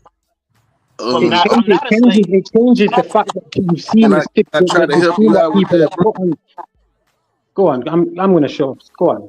Hey, I definitely want to get back to this video though. Hey, listen. Yeah, y'all can. I think I'm about to lose battery, so this is a TWT moment right here. It's a time wasting tether. You don't have to be from somewhere else. Other people, even though I'm from here. No. You're not. Your brain is from somewhere else, bro. Like Chief is robotic. He got robotic talking points. He can only talk to Pan African. No, you absolutely. I'm just saying. When somebody tell you that I'm from Africa and I debunk slavery and the chattel slavery, you can't move from there. You're crippled, nigga. It's okay. You're crippled. You know what I'm saying? And then I stomp on the fact that you want to steal somebody else's story to make yourself feel better. Okay, what is their story? Our story predates their story. Yeah. No, What is no, their it doesn't. story? All the shit that you sourced up is That's from. what I was at. That's what. Hold up. Wait a minute. Let's not move past that. What is their story that we taking? Because I was trying to get that earlier when you said it the first time. Y'all basically, can y'all hear me? Absolutely not. Not basically. We need. Nigga, how in the fuck do you think I? Of course I could hear you if I answered you, nigga. Unmute your mic and come on with it, nigga. Oh, that nigga left. See, that's why you know that nigga is retarded, dog. Nigga ask a question, I answer the question, and nigga say, oh, they can't hear you. Come your motherfucking ass on back, woke. He sleep. He ain't woke. Nigga dingy, man. What's wrong with that? Hey, cool. Hold on. Look at it. Yeah, Wolf just said something in the chat regarding my thingy, and it's it's a good comment still. Like, put that comment up where he said how is indigenous, and then you've got Indian. So yeah, that's so yeah. He's just put me. He's just kind of not put me right, but he's just gave me something else to think about with them words. You know what I'm saying? So yeah, respect Wolf. Come on, woke, nigga. I needed that nigga to. We got to be clear on that one. But these people right here, they over here pointing out the different tribes and shit like that. Niggas. There were several reasons for this historical oblivion. European European colonizers strengthened the Bluetooth died. Idea of Nigga, I could hear you. I answered your question though, man. We could hear you. Racial inferiority that supported slavery and the eviction of Native Americans from their homeland by classifying dark-skinned Native Americans as African slaves. Because it made it simpler for Europeans to treat Native Americans and Africans as property. This classification also made it easier for these native populations to be enslaved. They lost their native identity while being enslaved. The argument that a sizable portion of the black people in modern-day America has Aboriginal ancestry is being made because of this. This is due to the fact that 5.5 million Native Americans were held as slaves in the Americas between 1492 and 1880, but this fact is not well known. The transatlantic slave trade, which took 12.5 million Africans to the Americas, coincided with this practice, and the two enslavement systems were closely related. Native Americans with dark skin were especially susceptible to slavery because of their physical similarity to Africans. Native Americans were enslaved and sold in the same marketplaces as Africans because European settlers... What'd you say? All right. They mixed that in there. The African 12 million, which according to their numbers has even been taken down to a couple of million. Yes. But and about the whole narrative anyway. So this is just a whole nother for them way to them to mix and dilute the information. Why people like Wolf are confused and scared to look into their own ancestry path. This is crazy. Correct. And also a thing that I heard he said is that out of them 500, 5 million or whatever, it couldn't be. Well, they say time period to a time period, right? So you gotta listen to the word spells that they're using, right? Then they said enslaved, held, enslaved. Okay, that means women, children, right?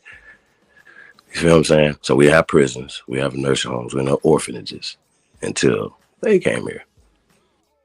So I just think that once again, it's just propaganda. So that's why we're here to move through it. So the terms like Native American it's a late 20th century concept, just like African American.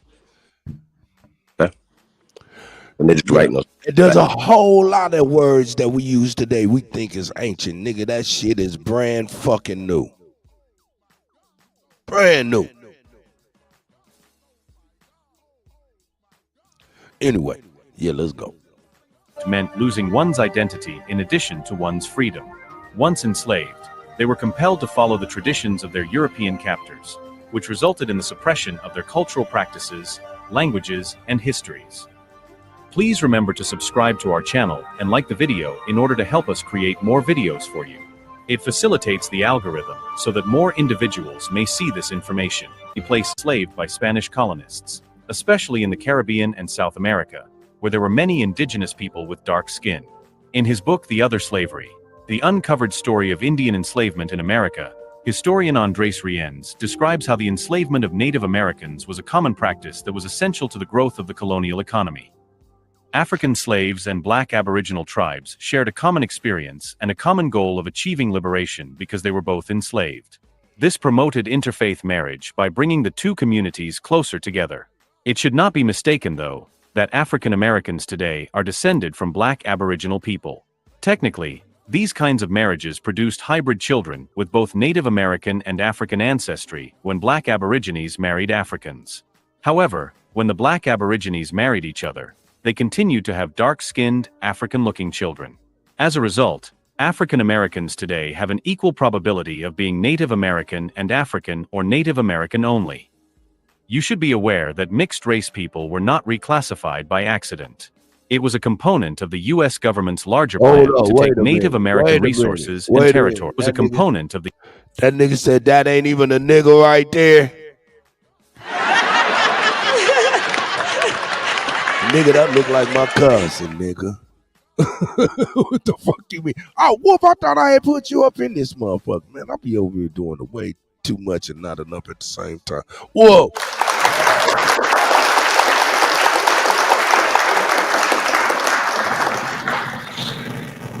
Salute, man. You hear me?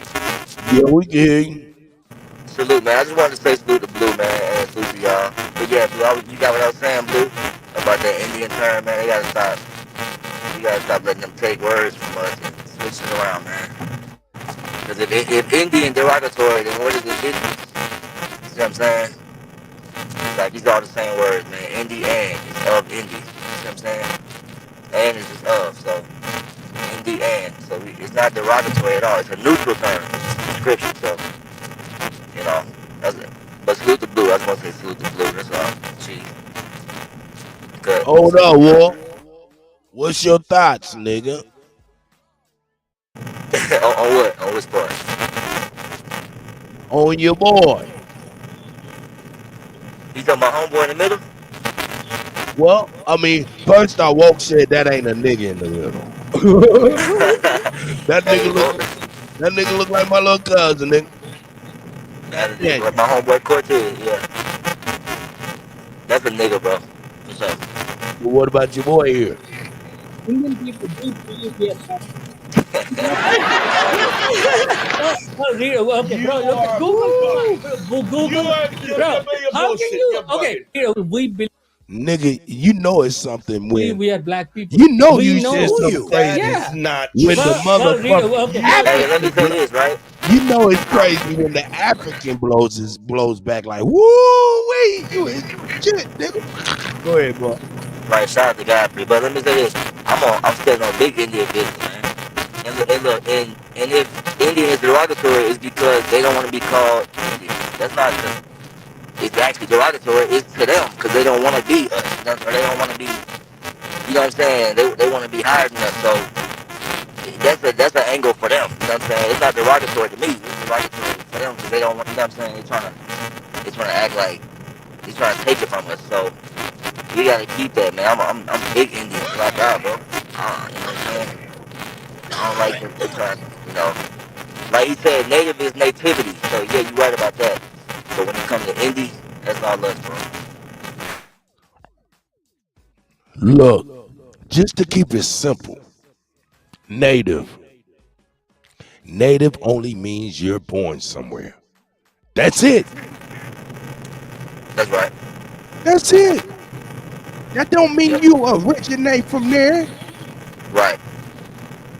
That's what Blue was telling Woke. Like native just means nativity. It's just relative to where you at. So them niggas is not the real Americans. Woke should know that. Hold on. Let me ask Woke a question. Woke, is the brothers and sisters in Mexico calling themselves Mexicans, are they of Chinese descent? Come on, Woke. Let's get it, nigga. Let's go, Woke. Let's get it, nigga. Hear me? You hear me? Come on, let me know. Whoa, are you there? We can't hear shit, little puppy saying. This nigga crazy. This nigga crazy. Woke, the question is, I don't even remember what the fuck the question was, nigga. Yeah, what was the goddamn question, nigga? Yeah, no. The question is the people that refer to themselves as Mexicans in Mexico, are they of Chinese descent? Or they always came from what we call Mexico, that southern portion of North America? Come on, Whoa. See, you done ran already, nigga. Nigga, you did a calculated run, nigga. Yeah, my Bluetooth died.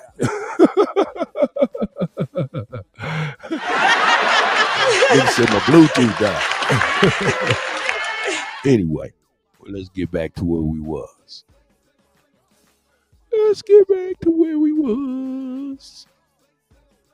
The U.S. government's larger plan to take Native American resources and territory. The Dawes Act of 1887 was one of the most important laws in this area. By splitting common tribal lands into individual allotments, the Dawes Act, also called the General Allotment Act, sought to integrate Native Americans into European American civilization. Allotments of land were made to Native Americans who were listed on tribal rolls. Those who were not included in this procedure. However, it was frequently purposefully difficult for people of mixed African and Native American origin to claim their Native American. Hold on, Kuttack. Who land document did they take on paper, on record? They took the Indians' land, that's what they saying, and they gave them pieces back. No. Who land did they take, sir? Our land, nigga.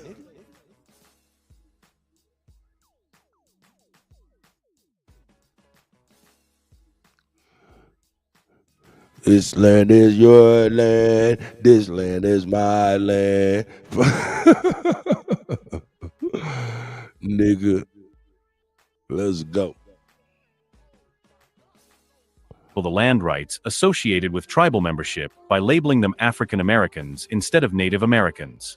There were two reasons for this reclassification. The reason that I don't like this video, because they showing a lot of Native American looking white type of Caucasian and shit like that, but they're not really showing a lot of niggas when they referring to some of this stuff. Now that could be because they don't have a lot of footage, which I can get that, but you gotta listen more than you can see, more than you can look at their pictures, because their pictures misleading to what they're talking about. It eliminated the indigenous identity of those of African heritage and decreased the number of individuals eligible for land allotments, hence increasing the quantity of land available for European settlement. Due to the fact that they were slaves and had dark skin, native tribes were denied their land. This made fact that they were hence increasing the quantity of land available for European settlement. I ain't no goddamn dummy, nigga. No. Definitely double speaking, and the visuals are work. You know, you pointed that out. Definitely work. Let me move this comment. You got to look at what I'm seeing, though. Let me put this move this comment. See if y'all can notice what I'm looking at, nigga. I ain't no goddamn fool, nigga.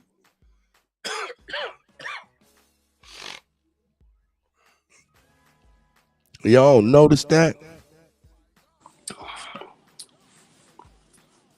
I can't see it. It's all good. This motherfucker on his left hand has 5 fingers, and it's not showing a thumb yet. What the fuck?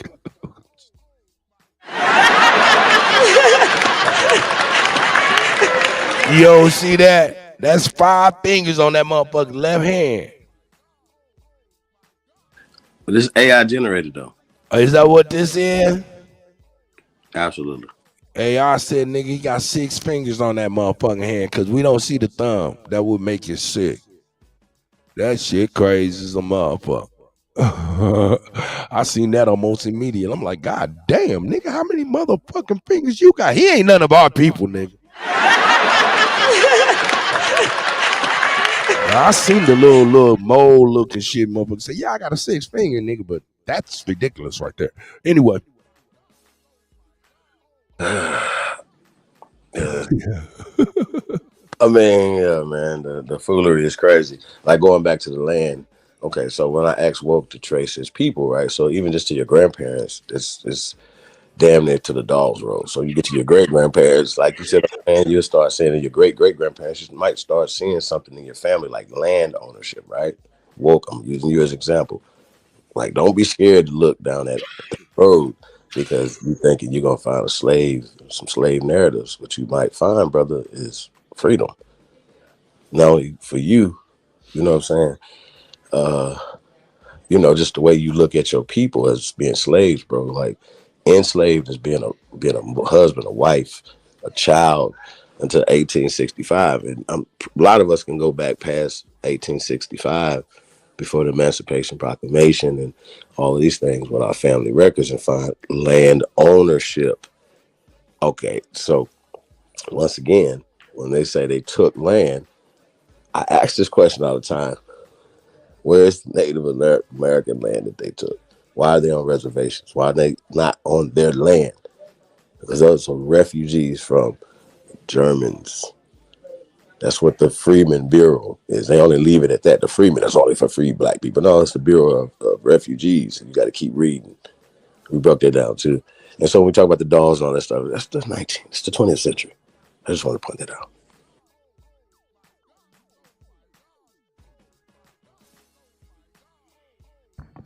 Yeah. Shit. Y'all need a palate cleanser. I'll give y'all a palate cleanser.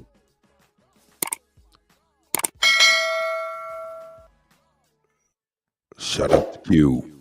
Think about it in much bigger and broader terms, and not just a moment, but literally a 10 to 20 year plus plan that when you think of Reconstruction. Fair And so use. with Fair that in use. mind, you have folks who, I'll start first, who said, Cube, why are you putting Native Americans in here? Why isn't this just for black people? Well, black people are Native Americans. We've had, a lot of proof that, some of it started here in this land. Everybody wasn't brought over from Africa. So, we have to, like you say, unpack all of that and try to, find the true lineage of people in this country, because some, I used to tease family members who would say, I got a little engine in me. I would think they didn't want to be all the way black. But when I really do the research, a lot of them did have a little engine in them. So, it's one of those things where, we want to be counted on all levels, not just, through slave ships. Like I said, we were here before Columbus. So. Shout out to Q. A little bit of palate cleanser. Fucking with the golden Kuttack. It's the golden cut. You killing them. Y'all more than welcome to hit the link at any time and enjoy what you're watching. Let's go. Due to the fact that they were slaves and had dark skin, native tribes were denied their land. This made it easier for the American authorities to dismiss the original black tribes as Africans vying for land. The United States government was also able to seize a significant quantity of Native American territory thanks to the Dawes Act. Under the strategy, the government was able to sell surplus land that was not given to specific Native Americans, to European settlers. The government was able to deny land allocations to people of mixed African and Native American heritage by reclassifying them as African Americans, which made it easier to seize native territories. Native American communities suffered greatly as a result of this land expropriation process. Many were displaced and lost their ancestral lands. There were significant cultural repercussions as well from the classifications of mixed people. The government helped erase Native American heritage within the African American population by classifying them as African Americans. The indigenous heritage of African Americans with native descent was eventually forgotten, as they were encouraged to identify only with their African roots. Even though a sizable portion of the African American population is probably derived from native tribes, this erasure was so thorough that many African Americans today are ignorant of their Native American heritage. Black people's physical characteristics, cultural customs, and family history all reflect their background today. Some seem very different while being black, while others have a culture and appearance similar to Africans. This is due to the fact that they are direct descendants of black Aboriginal people, rather than having a mixed heritage. For instance, certain African Americans... See that? Black, see? Man, that shit beautiful. I love it, man. Shout out to y'all. We got Blue back.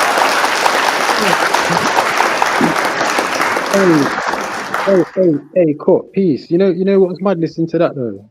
The amount of different titles and classifications that were being used almost simultaneously to get to that point what they've just said there. You could have just said that. You know what I'm saying? But it's still kind of like beating around the bush again. How can African Americans come out of a Native American culture? Huh? How do we come out of it? Wait, no, that's what it was saying. But look, when you look at the past, these people wanted and needed mainly the NAACP,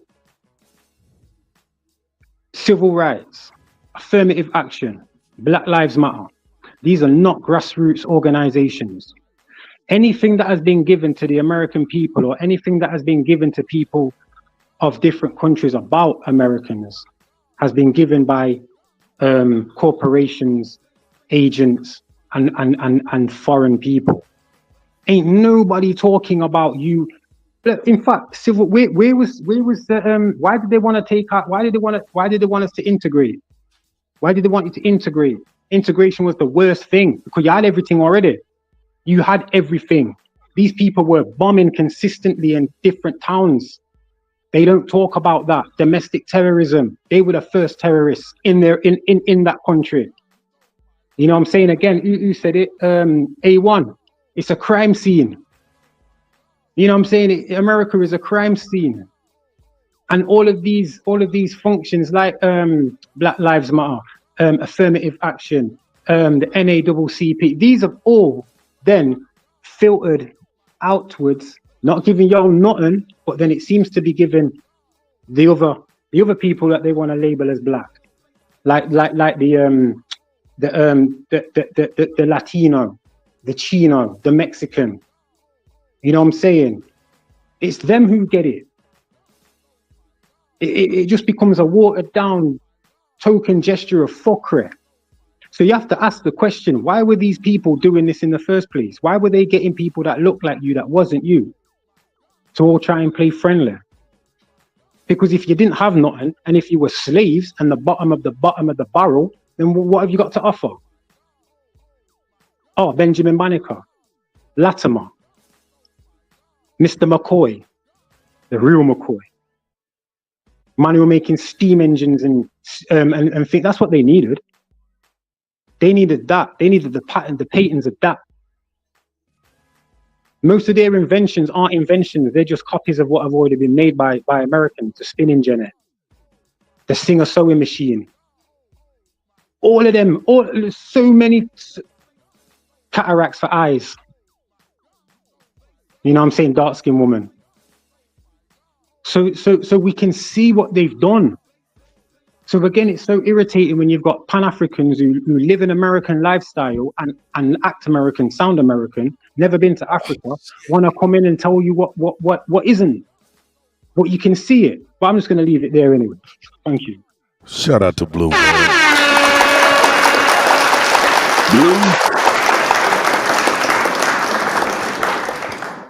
Blue, you still fighting? It's getting difficult. Obviously, I've been a single dad for a minute, and I've got a lot of injuries now. A lot of wear and tear, and I'm only 38. You know what I'm saying? But when I was in Thailand training, that was brutal, and it's kind of caught up with me. You know what I'm saying? So I'm just finding it hard to even get fit to want to try and fully train to do any fighting. So no, not at the moment. But I do classes. I do kickboxing classes for children. See, that's another thing. Just quickly, there's money out there. Get a government grant for a community organized charity organization. You know what I'm saying? Some people can get money from. I was lucky to get it, but they do like to give it to so-called underprivileged people in underprivileged backgrounds and areas. Now and again, they like to throw it at the bone. You know what I'm saying? So I took it. That's right. That's right.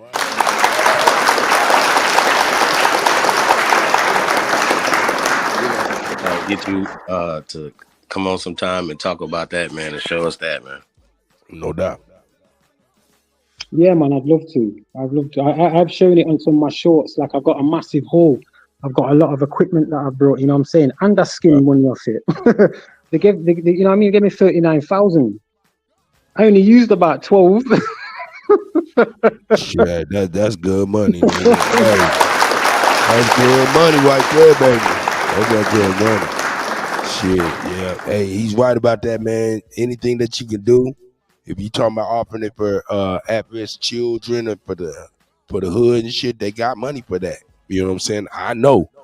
I got a school, motherfuckers. We're gonna switch gears a little bit. I seen this young brother. He representing the Muskogee Creek. Let's get it. Creek Indian freedmen, the tribe's former black slaves. It's neglected and becoming a dumping ground. Yes, this is one of the Benjamins. Now they done took over our shit, and now we former members kicked us the fuck out. When they came in and assumed our shit. That's crazy. Let's go. When Rhonda Grayson first heard about it, she didn't get very far in her inquiries about who owned this plot of land. When I received the second call, I said, this is the... Nigga, that look like my little cousins, man. Look at that. Come on, man. Ancestors calling us, and we have to do something. Did you hear what she said? Didn't get very far. Africans don't be saying that, dawg. Do Africans say this is our ancestors calling us? Do they say that? I don't know. Maybe they do. Her inquiries about who owned this plot of land. When I received the second call, I said, this is the ancestors calling us, and we have to do something.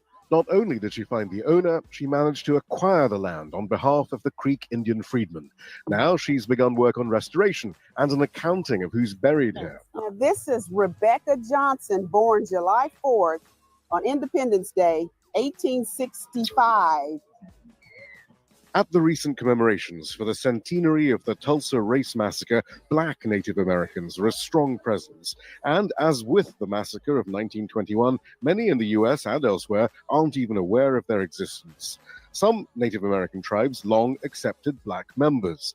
But in what's now Oklahoma, white settlers judged the tribes civilized because not only did they assimilate with the newcomers in dress and religion, but also in the adoption of Black chattel slavery. After the Civil War, the tribal nations abolished slavery as part of treaties signed with the federal government in 1866. Former slaves would be fully integrated and now known as freedmen. And there was full integration and intermarriage. Negus Chotu Perryman even served as the principal chief of the Creek Nation between 1887 and 1895. We know that America Cohee was born in 1888. She is an original enrollee of the Muskogee Creek Nation. Rhonda Grayson's great-grandmother lived her whole life as a member of the Muskogee Creek tribe. But then in 1979, the Creek passed new laws decreeing that freedmen were no longer tribal members. The other tribes followed. Freedmen would lose their tribal voting rights as well as their housing, health, and other benefits. Everyone should be outraged that this could happen in 1979. Tribes argued it was an expression of their sovereignty. An 1866 treaty with the US government should not be the final say on who was a member of their tribes. They should be. Sovereignty is fine, but sovereignty does not give you the right to discriminate against the people. And that's essentially what's happening. Grayson, who's been leading efforts to overturn the new laws, sees other motivations. It's about greed and it's about racism is the core of the entire issue.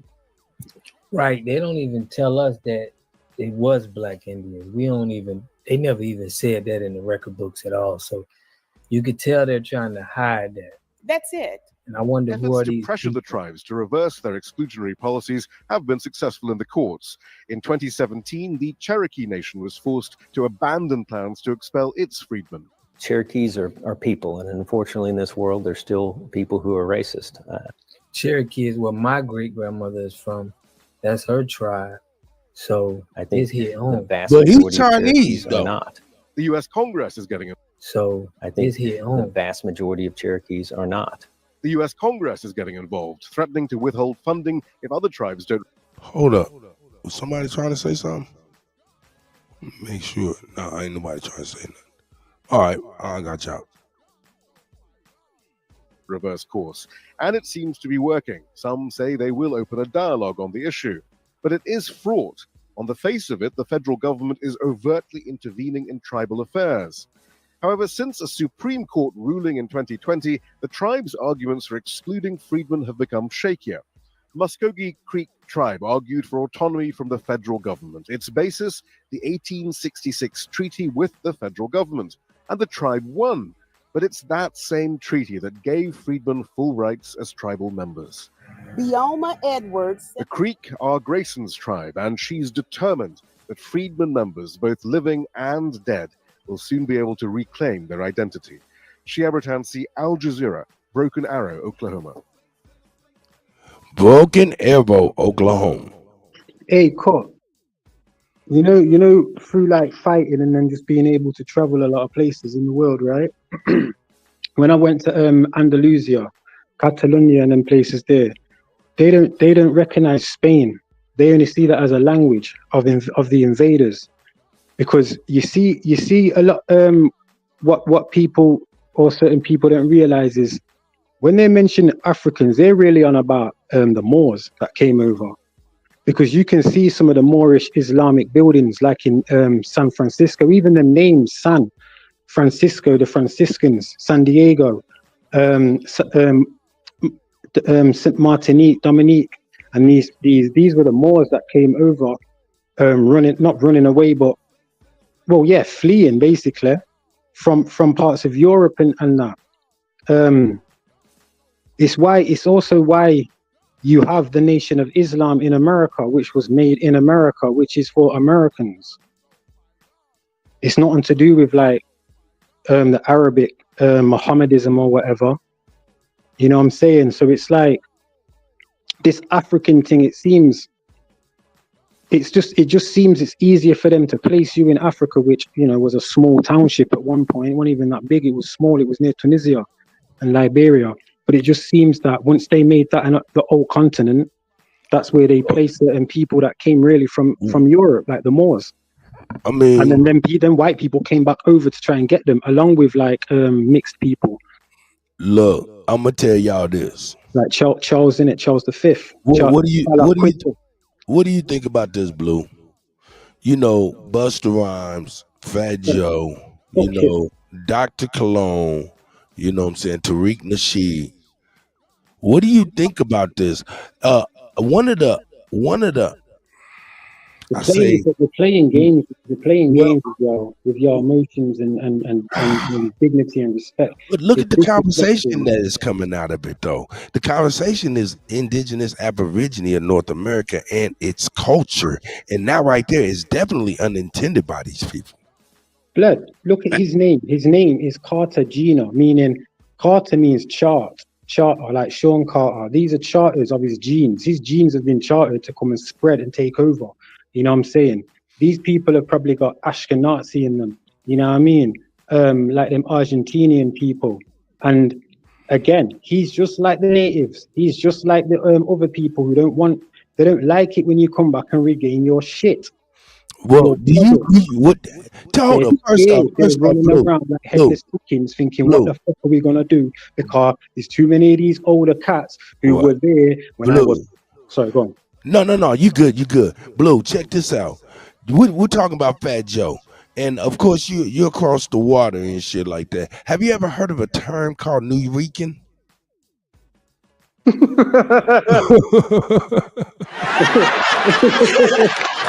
No, but I'm being serious. Have you ever heard that term, Nuyorican? No.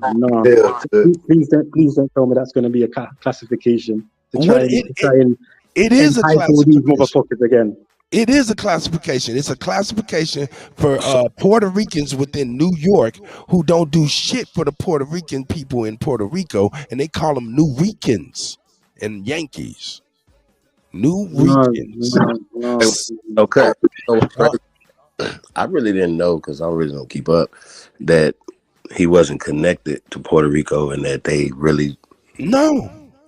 That's really interesting. They don't fuck with them, but none of them people in them countries, why they say this shit come from their places, man, these people is not fucking with them, and they're not saying the same thing either.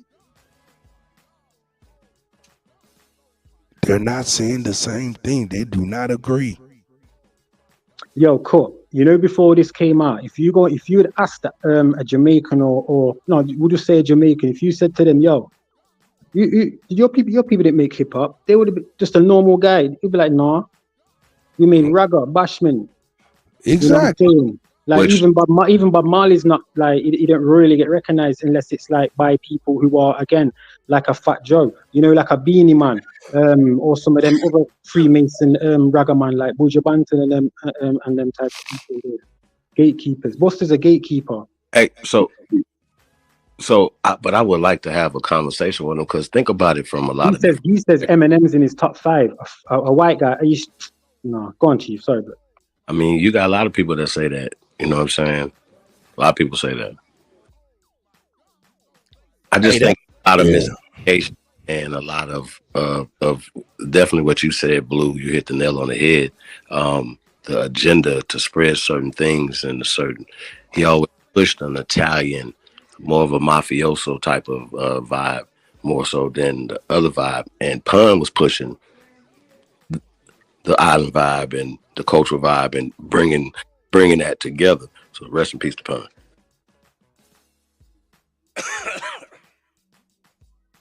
Well, it's like, but this conversation is bled over into it's all about our culture, and it goes to that, because you know, it's always got to come to that. You know what I'm saying? It always got to come to this conversation. But check this then. This is like me living over there as I am now as mixed, right?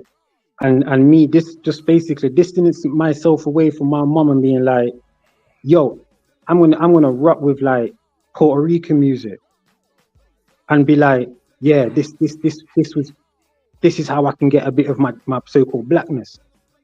So basically him as a white, he looks white. When I first seen him, I thought he was a white guy.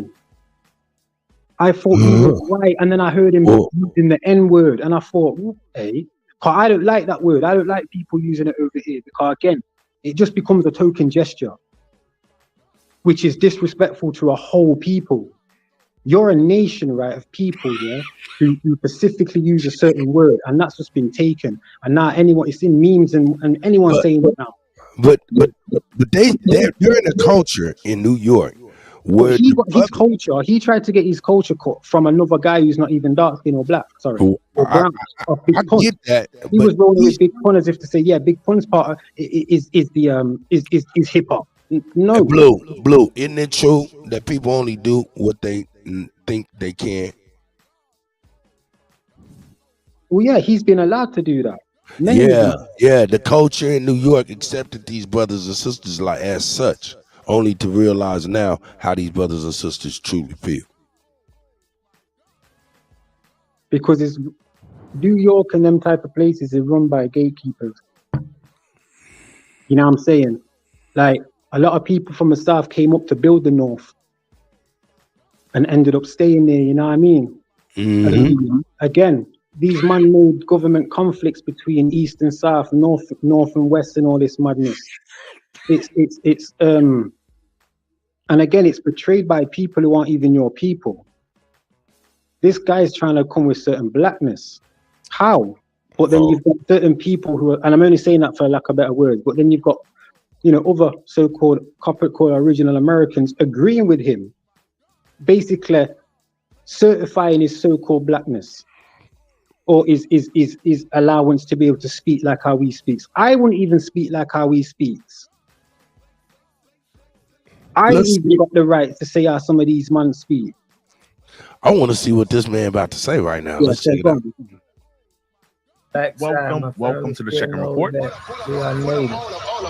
Today's topic, I emailed CBS in regard broke in-word that he does business with. And CVS is one of them.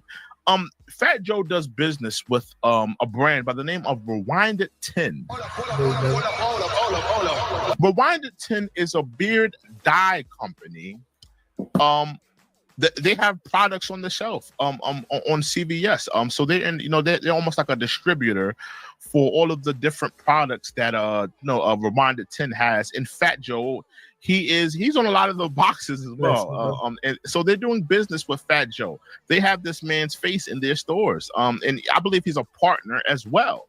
So I decided in good faith that, let's reach out to these corporate entities. Let's reach out to these different corporations and let them know, because I don't know if CVS knows. CVS may not know. Listen, CVS got a lot going on. Oh, damn. Is this nigga talking about how he done snitched on a motherfucker? Oh, shit. Nigga done snitched on Fat Joe. Said the nigga said, oh, no. God damn. No. What he's doing is he's the game the way they play the game. Right. Whoa. Oh, talk about fighting on your knees.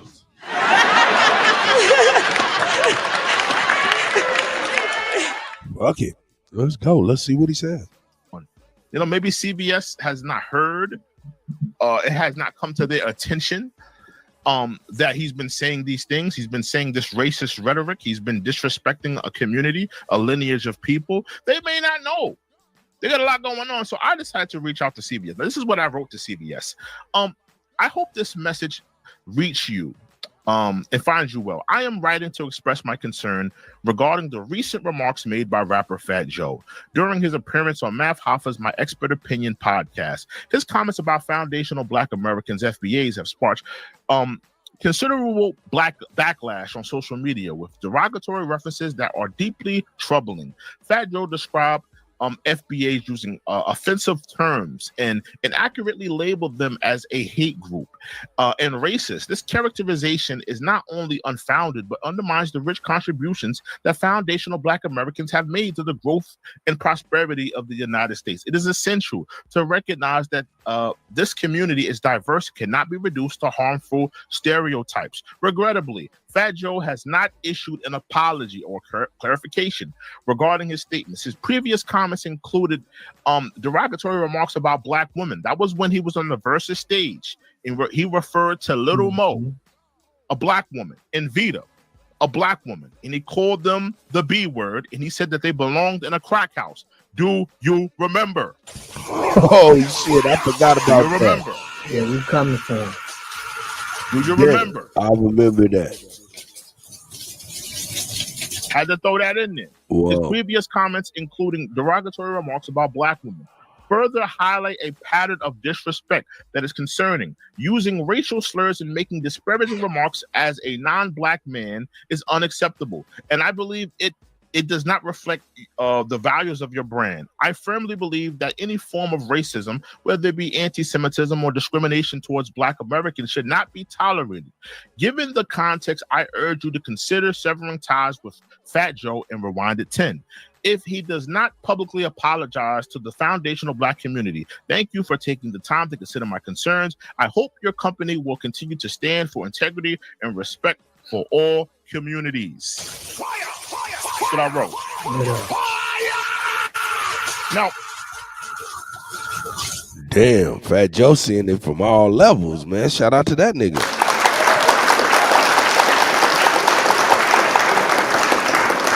Damn. Fat Joe seeing it from all levels. Yeah, I ain't gonna get into the other stuff. We're gonna go back. And that was just a little palate cleanser. Y'all niggas is good. Hope y'all good. Let's go. Ignore these computer generated ass pictures. Just pay attention to what he's saying. Americans share physical traits with Native Americans, like straight hair, prominent cheekbones, and specific skin tones. Even though Native American heritage has been obliterated from history for many years, these characteristics serve as live reminders of it for many African Americans. During the transatlantic slave trade, African Americans were taught that their ancestors were exclusively African slaves who were transported to the Americas. This story leaves out the indigenous heritage that many African Americans share, even though it is not wholly untrue. The U.S. government and European settlers led to a skewed perception of African American identity by severing this relationship, which caused many to become estranged from their complete lineage. African Americans are currently involved in a growing effort to rediscover the lost history and reclaim their Native American heritage. What are your thoughts? Do the majority of African Americans now have Native American or African slave ancestry? Based on your family's true stories, what do you know about your ancestry? Post your ideas in the space provided for comments directly below. Tell us what you think about the fact that African Americans are more native-born Americans than European-born white Americans. Do you want to see more videos from us? If so, kindly click the bell icon and When talking about influential Africans in European history, it's fair to wonder if we've forgotten about them or if they've been written out of history entirely. How difficult is it to reveal these facts? Efforts to eradicate any representations of black people as deities or in positions of authority were common goals of the iconoclast movement, according to historians. Many people call those who hold this view historical revisionists. The existence of a substantial black aristocracy in Europe before 1453 is suggested by more than simply a handful of images. A large amount of evidence still exists, even though there have been constant attempts to hide and eradicate this African presence for centuries. In 1352, Jacob van Maerland painted a renowned scene depicting Charlemagne vanquishing a Moorish chief, but the chief was portrayed as a black African by the artist. A foundation built on the wisdom of the past sings the wisdom that will build our tomorrow.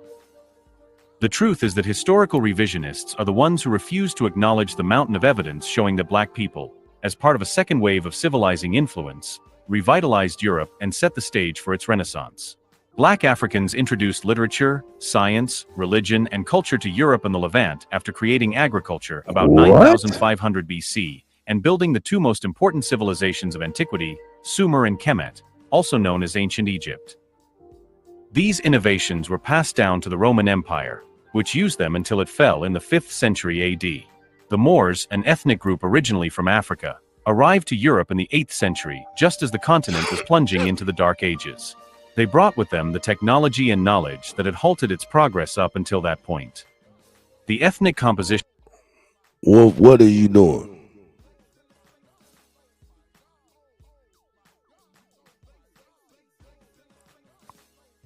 Chief Holiday.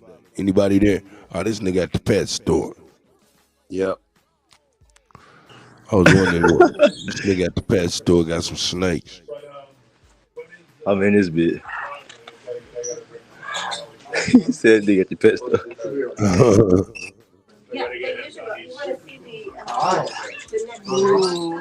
He is beautiful. Oh, yeah. Motherfuckers, boy. They'd rather see you dead before they see that snake dead. You said what? What'd you say, Kay? They'd rather see you dead before that snake dead. Oh, that motherfucker. That's a shame. This one about 7 feet. I be holding this one about 6 feet. No shit. You know, I got about 5 snakes. Yeah, I used to fuck with them too. Yeah. Hey, you think niggas scared? Hey, you walk up with a snake on you, ain't nobody gonna mess with you. Nah, they ain't fuck with you. Not too many people. You walk up with this around your neck, you ain't got no problems. That mother big, so he about 8 feet. Yeah, that look like a burn meat. No, it's a boa constrictor. Oh, it's red tail. Yeah, red tail. Yep, that's what Red I got. tail. Red tail. Yep. Okay, red tail. Colombian, Okay, I see yes, it from sir. the top. Y'all can see it from the top now. Yeah. Sure. That thing about 7 feet. They say it's 22 years old though. That's crazy. I be buying these joints around the house. They got the this that bearded dragon. Mm-hmm. I know Chief like, boy, y'all crazy. I used to have all that shit. I had them red bellies, black belly piranhas. I used to have them at the going. Savannah monitors, you know what I'm saying? Shit, I had Burmese pythons, red tail boas. They got turtle. They got tortoises They too. had Look at all this kind tortoise. of shit. My brother had gators and shit. The alligators. Mm-hmm. The tortoise. They got the tortoise back here. Motherfucking police raided his house. Nigga searched everything but that motherfucking cage. Right, they ain't gonna search the cage. Yep. So that little one that was in your hand, how much something like that cost? Just like I think 300 or 250. It's gonna be about 5 feet. They sweet though. They don't do nothing. It's all energy. Like if you trip out, they're gonna trip out. But if you just calm, they go off your energy. It's all spiritual, man. Terrible. He said terrible. I used to be scared of them, but my homeboys had them, and my uncle had some. So it's just like I just fell in love with them, bro. They got the birds and everything. We can put her back. Yeah, I'm good. I'm good. Yeah, man. I kind of want the big one. Shit. It's crazy, right? I held this one before. Is she about to go in shed? No, she just came out of shed. Okay. She got all the rainbows and all that stuff. Gotcha. Oh, you can see the rainbow on it. Yep. I'll be holding this one. This one's crazy.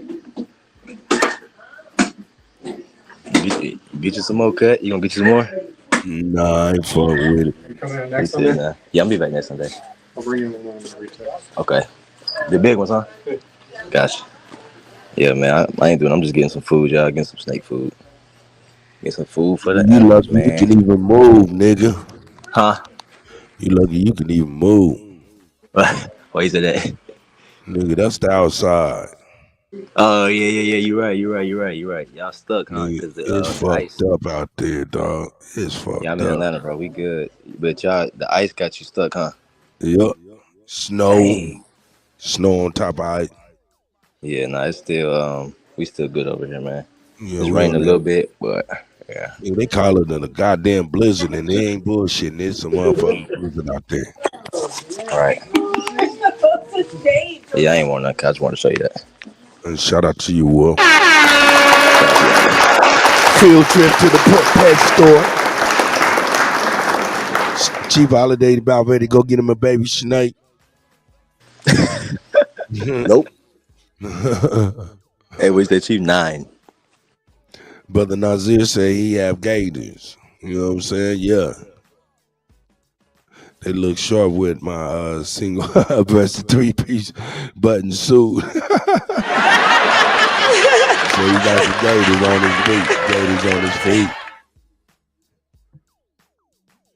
Shout out to Big Dog. Yeah, man, this shit getting crazy. Let me see, man. Yeah, man, I'm about to skip to some shit, nigga. Let's see what we got. Let's get past Ice Cube, bitch ass. Find it 10. We'll get past this. Many black people in the United States were told by their parents and grandparents that they were native black Americans. In other words, they did not come from Africa as slaves, but already lived in America before even the Europeans came. However, after getting an ancestry test, it becomes hard to believe they had native black American ancestors. It's because the results show they have mainly African roots. That's when black people get disillusioned, thinking that they really are from Africa and that their parents lied to them. However, that's not true. No one lied.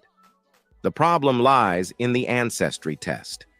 Because it has become a belief that all black people are from Africa, the ancestry test focuses more on proving this belief right, ignoring other traces. Yet, most tests show 0.8% Native American ancestry. So, is it possible that the ancestry test you are getting is wrong and is missing something? In this video, let's find out. Interesting. The Black History Archives. Let's talk about how DNA is inherited so you have a basic understanding of how it works. You get 50% of your DNA from your father and 50% from your mother. Each parent, in turn, inherited 50% of their DNA from their each parent, and so on. Here's something that might be confusing if you're new to DNA. When we say you inherit 50% of your DNA from each parent, It doesn't mean you get an even 50% split of all their genetic material. Instead, you get a random 50% of their genetics. In other words, simply, if your one parent has 50% genes for black eye color and 50% genes for brown eye color, it does not mean you will get either 50% in full. You can get 25% of black and 25% of brown eye color. Genes for eye color do not work that simply, but you might get the idea of what I want to say. To simplify, let's imagine your father is 100% African and your mother is 50% African and 50% native black American. You would get 50% of your DNA from each parent. So you would be 50% African because that's the entirety of your father's genetic contribution. But your mother's contribution isn't as straightforward. You might think you would end up 25% African and 25% native black American, but that's not necessarily the case. She could pass on all of her African DNA and none of her native black American DNA, meaning you would be 50% African. Now let's take this a step further. If you have a sibling, your mother could pass on a completely different combination of her DNA to them. Even though you are full siblings, you only share about half of your DNA because each of you gets a different random 50% from your parents. So while you might get all of the African DNA, your sibling might get all of the native black American DNA, yet both of you are still 50% African from your father. In this case, your sibling can get 50% African and 50% Native American, while you can be 100% African. Here's a reminder to please support us so we can make more videos for you by subscribing to our channel and giving the video a like. We want to build a strong community, and we need your support. Let's continue now. To understand it better, let's have another example to see how your Native American genes can be completely lost in your genetic makeup. Imagine a scenario where your great-grandfather on your father's side was 100% Native Black American, and your great-grandfather on your mother's side was also 100% Native Black American. Despite this, you, the great-grandchild, do not have any Native Black American DNA. Here's how this could happen. In Generation 1, we have your great-grandparents. On your father's side, your great-grandfather was 100% Native Black American, and your great-grandmother was 100% African. On your mother's side, the situation was the same. Your great-grandfather was 100% Native Black American, and your great-grandmother was 100% These African. people, though. Moving to They Generation over there- 2, hey, the I don't like the grandparents, images, the genetic though. mix begins. Your I don't grandfather like on the your father's images side on there, inherited though. 50% of his DNA from each parent, making him 50% Hold up, man. Native Whoa. Black American. Chief Holiday. Man, I like what he's saying. Yeah. I like what he's saying. I don't like the images. What say y'all, man?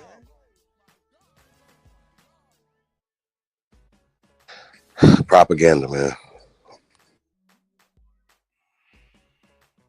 I absolutely do not like the images either. Don't like his science either. When he's talking about this coming. No, it don't work like that. And then these things have you're talking about writing back terminology back in time, and you're doing it through this concept, but it still goes back to Africa and all this other stuff. So it's all fake, and you can't get the genetic nothing from dead people. It's just stupid, man.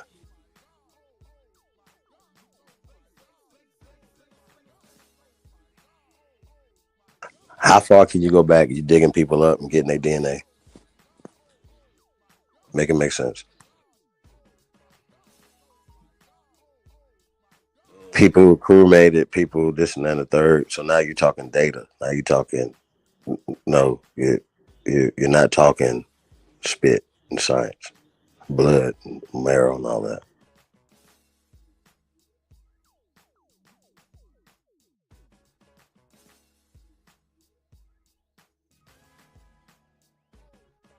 And then definitely try to fit the whole slave narrative.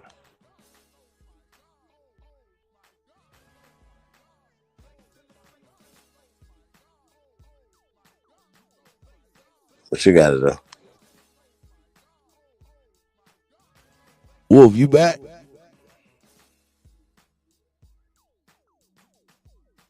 Okay, we'll get with Wolf in just a moment.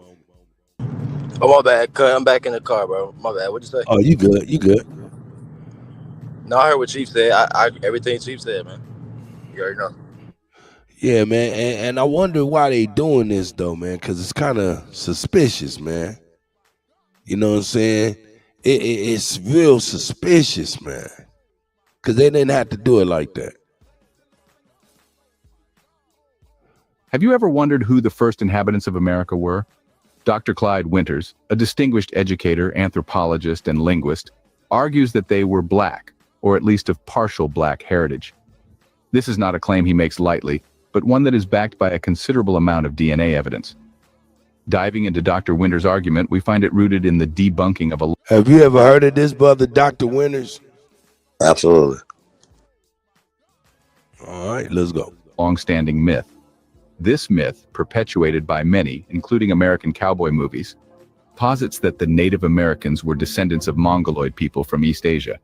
However, Dr. Winters challenges this narrative with compelling DNA evidence. His argument is further bolstered by the DNA testing of famous Black Americans. An interesting case is that of Oprah Winfrey, whose DNA testing revealed Native American ancestry. This discovery, initially met with skepticism due to Winfrey's dark skin, actually supports Dr. Winters' argument. He asserts that the majority of Native Americans that lived in the eastern and southeastern United States were, in fact, Black Native Americans. Dr. Winters highlights the presence of certain haplogroups, specifically R1 and X, which are found in Africa, but are absent in Siberia. This further challenges the notion that Native Americans are descendants of East Asians. So, according to Dr. Winter, the DNA evidence strongly suggests an African origin of the first inhabitants of America. This revelation is not just a mere academic argument, but an opportunity to rewrite the narrative of human history and give credit where it is due. Now, let's unearth the past with bioarchaeology, the study of human and animal bones from archaeological sites. Dr. Clyde Winters, a renowned anthropologist and linguist, has made some compelling arguments using bioarchaeology. He suggests that physical anthropologists have unearthed skeletal remains that are far older than what was previously believed. These ancient bones challenge the conventional narrative that the first humans crossed the Bering Strait 12,000 years. Hey, I know I'm different though. And I know this shit on these goddamn videos. Maybe a lot of people don't know. But I'm wondering why, maybe I can't see that shit, but I wonder why they blurring the part of that goddamn skeleton out. Like it's that are far, like they censoring it. What is that? They trying to say it's some ancient genitalia or something? What the fuck is going on here? Oh no, man. You might see a bone. I don't know. Let's go. Older than what was previously believed. These ancient bones challenge the conventional narrative that the first humans crossed the Bering Strait 12,000 years ago to enter the North American continent. From the icy expanse of Canada to the vibrant landscapes of Chile, Dr. Winters points to archaeological sites that bear evidence of human habitation ranging between 20,000 and 40,000 years old. These time frames dramatically predate the generally accepted timeline of human migration into the Americas. But the story doesn't end there. Dr. Winters also mentions evidence found in Brazil, a country known for its rich cultural diversity and history. Here, he says, there are signs of Africans dating back a staggering 100,000 years. This discovery not only shatters the traditional timeline of human habitation in the Americas, but also suggests a far earlier presence of Africans in these lands. Why you keep calling them Africans, though? That's, motherfuckers. Whew. So, skeletal remains and archaeological sites tell a tale of an even earlier presence of Africans in America, according to Dr. Winter. Language can reveal a lot about a civilization's roots. What does it tell us about the first inhabitants of America? Dr. Clyde Winters argues that the language of the first inhabitants of America holds significant clues to their origins. He suggests that there are striking similarities between the language patterns and structures of these early inhabitants and those of African languages. This, he proposes, is a strong indication that the first people to tread on American soil were of African descent. Dr. Winter's linguistic study... Is that what he doing? He trying to link niggas back to Africa, huh? That Winters do? Fuck this nigga. Cause that's some bullshit. In fact, Who are the ancestors of African Americans? Well, most African Americans believe that the majority of their DNA has roots in Africa, while the remaining has roots in Native American tribes and Europe. This is often backed by genetic studies that reveal that African Americans have 73.2% African DNA, 24% European DNA, and 0.8% Native American DNA. This makes everyone believe that they are majorly descendants of black slaves. But what if we tell you that it's wrong?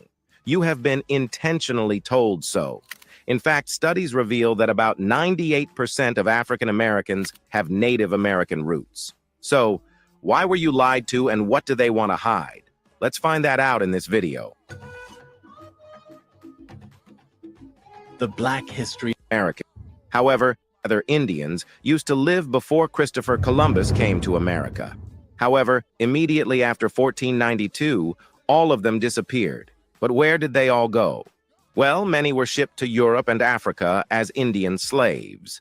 That's when we realized that the story we have been taught about the slave trade is actually backward. Instead of a massive influx of Africans to America, black Indians were transported from America to Europe. From there, they were sent from Spain to Africa as commodities in exchange for African resources. These black Indians, now mistakenly identified as African Americans, were later shipped back to America and labeled as African slaves. This crucial part of our history is often neglected in school curriculums. Every European nation that colonized North America exploited Indian slaves for construction, plantations, and mining.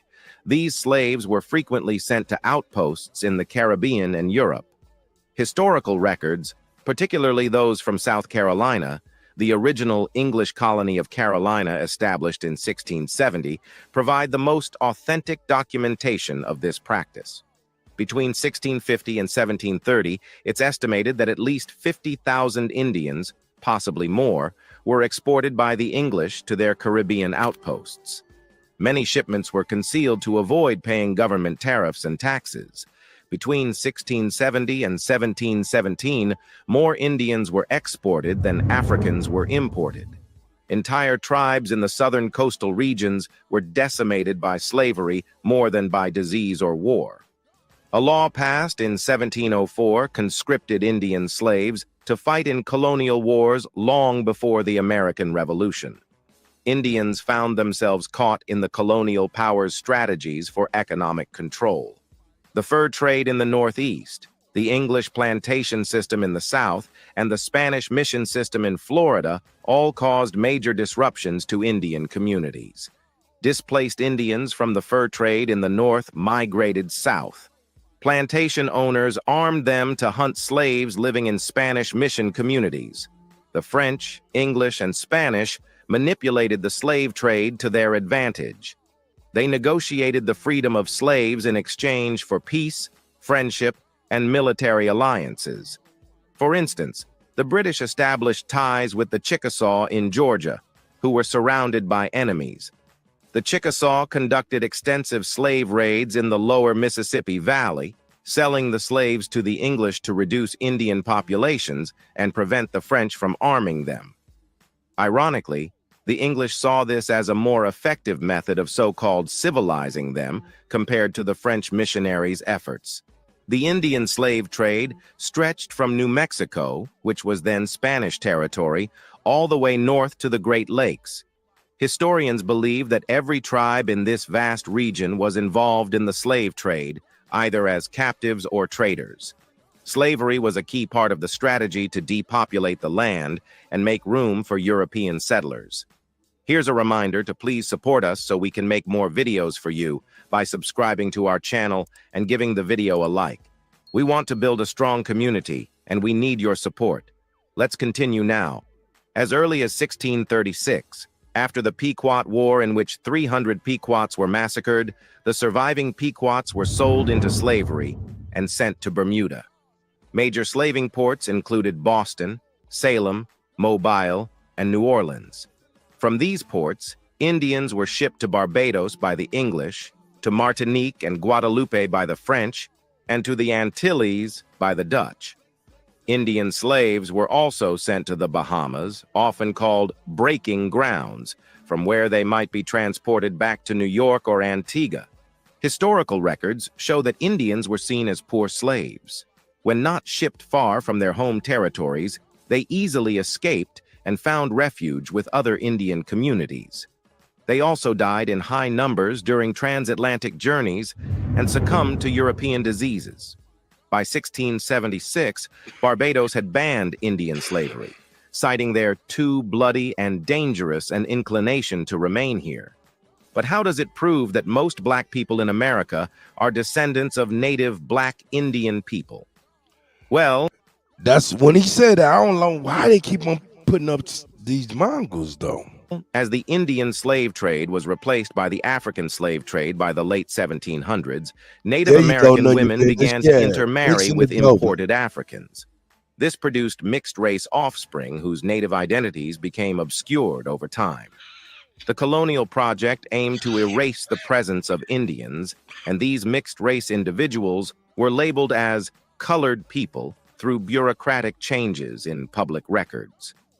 In places like Virginia, even when individuals were recorded as Indians on birth or death certificates or other public records, these records were often changed to colored. Census takers, determining a person's race by their appearance, frequently recorded mixed-race individuals as simply black, not Indian. As a result, today there is a population of Native American heritage, particularly in the Northeast, who are not recognized by society at large. What's more, this suggests that native black Indians and black Americans of today are the same. They share similar circumstances with the freedmen of the Cherokee and other 5 civilized tribes, as documented on the Dawes Roll cards by the United States Dawes Roll Administration. Interestingly, in early September 2015, Native American Indian tribes were awarded nearly $1 billion in a historic settlement. A total of 645 Native American tribes won settlements against the U.S. Department of Justice, amounting to $940 million. The U.S. government was fearful that more Native Indians, also known as colored, Negro, black, or simply left blank on their birth certificates, would discover their true history and heritage. This discovery could potentially force the government to grant them reparations and land.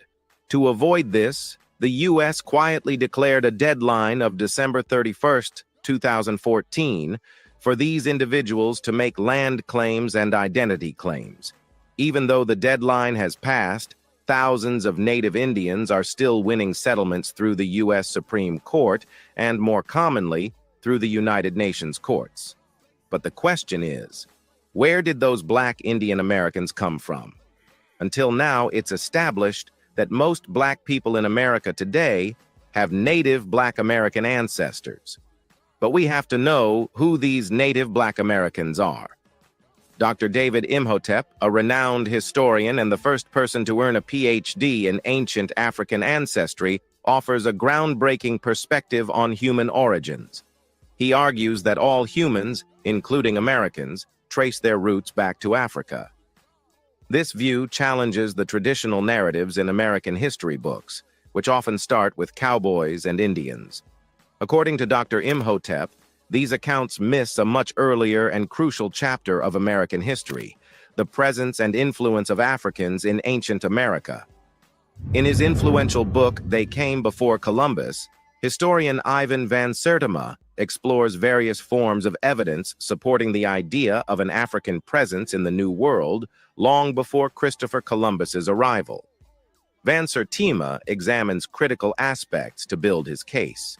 He looks into the sophisticated navigation and shipbuilding techniques that ancient Africans had, which could have enabled transatlantic voyages.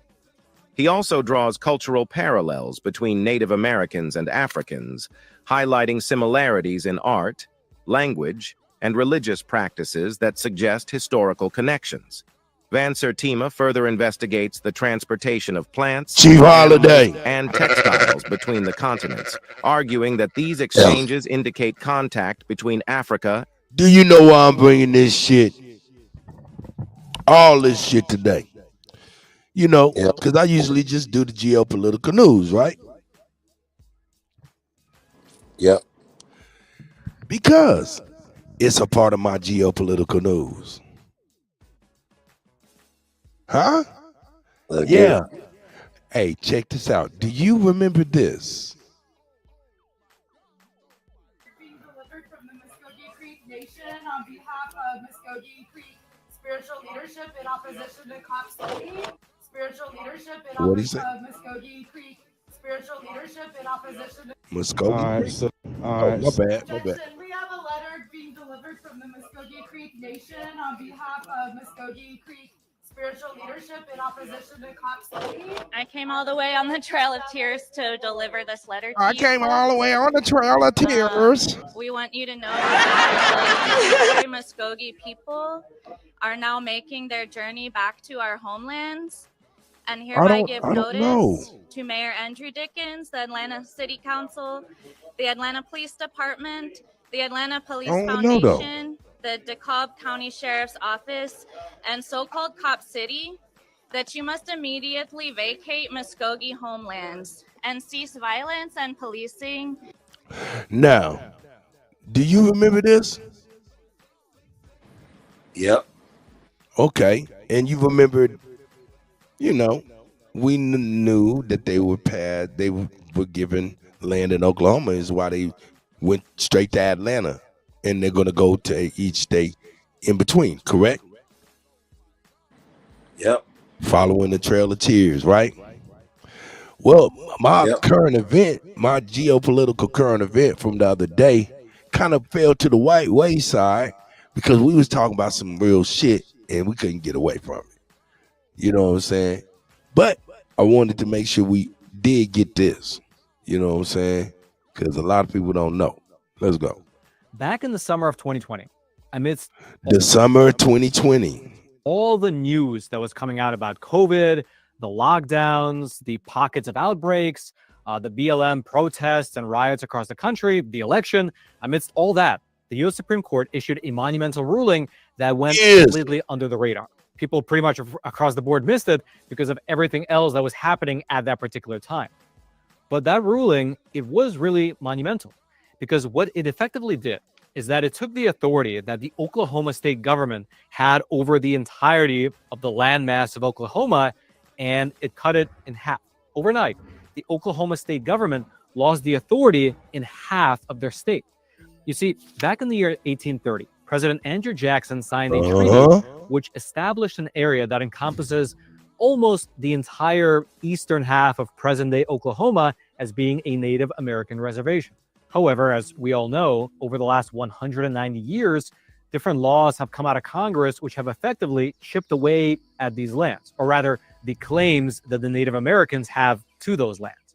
But that all changed in 2020, when the U.S. Supreme Court officially determined that the laws and treaties that have been passed in the last roughly 200 years have not disestablished these reservations, and that the Native Americans who live there still have the rights of a sovereign nation within the United States, not subject to the Oklahoma state government.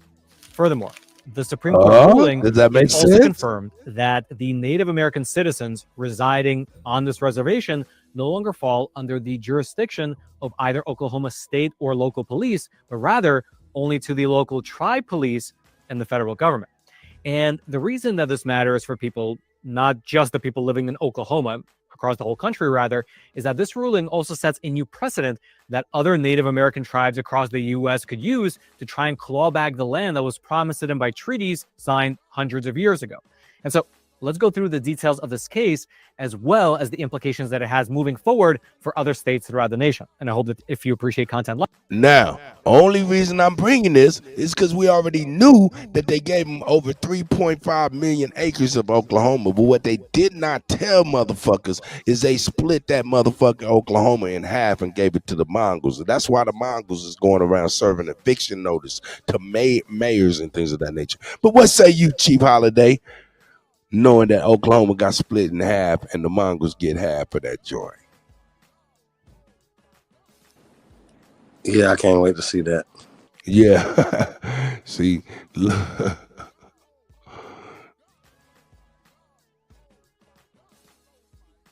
Because it's not their land, it's our land. We can prove it. So they Typically, we can prove it. right. That shit crazy. Legally, we can prove it.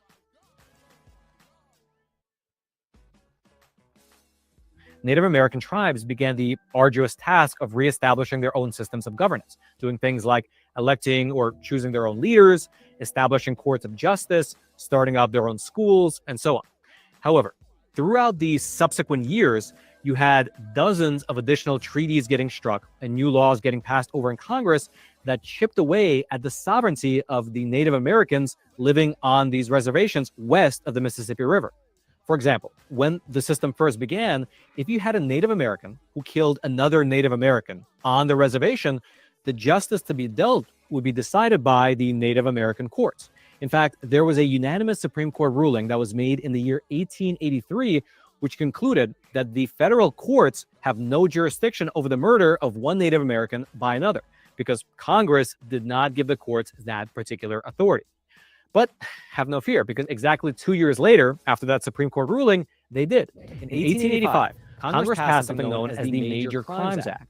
This was a federal law that gave the U.S. federal government jurisdiction over certain types of crimes committed by Native Americans on tribal lands, regardless of whether or not the victim was a Native American him or herself.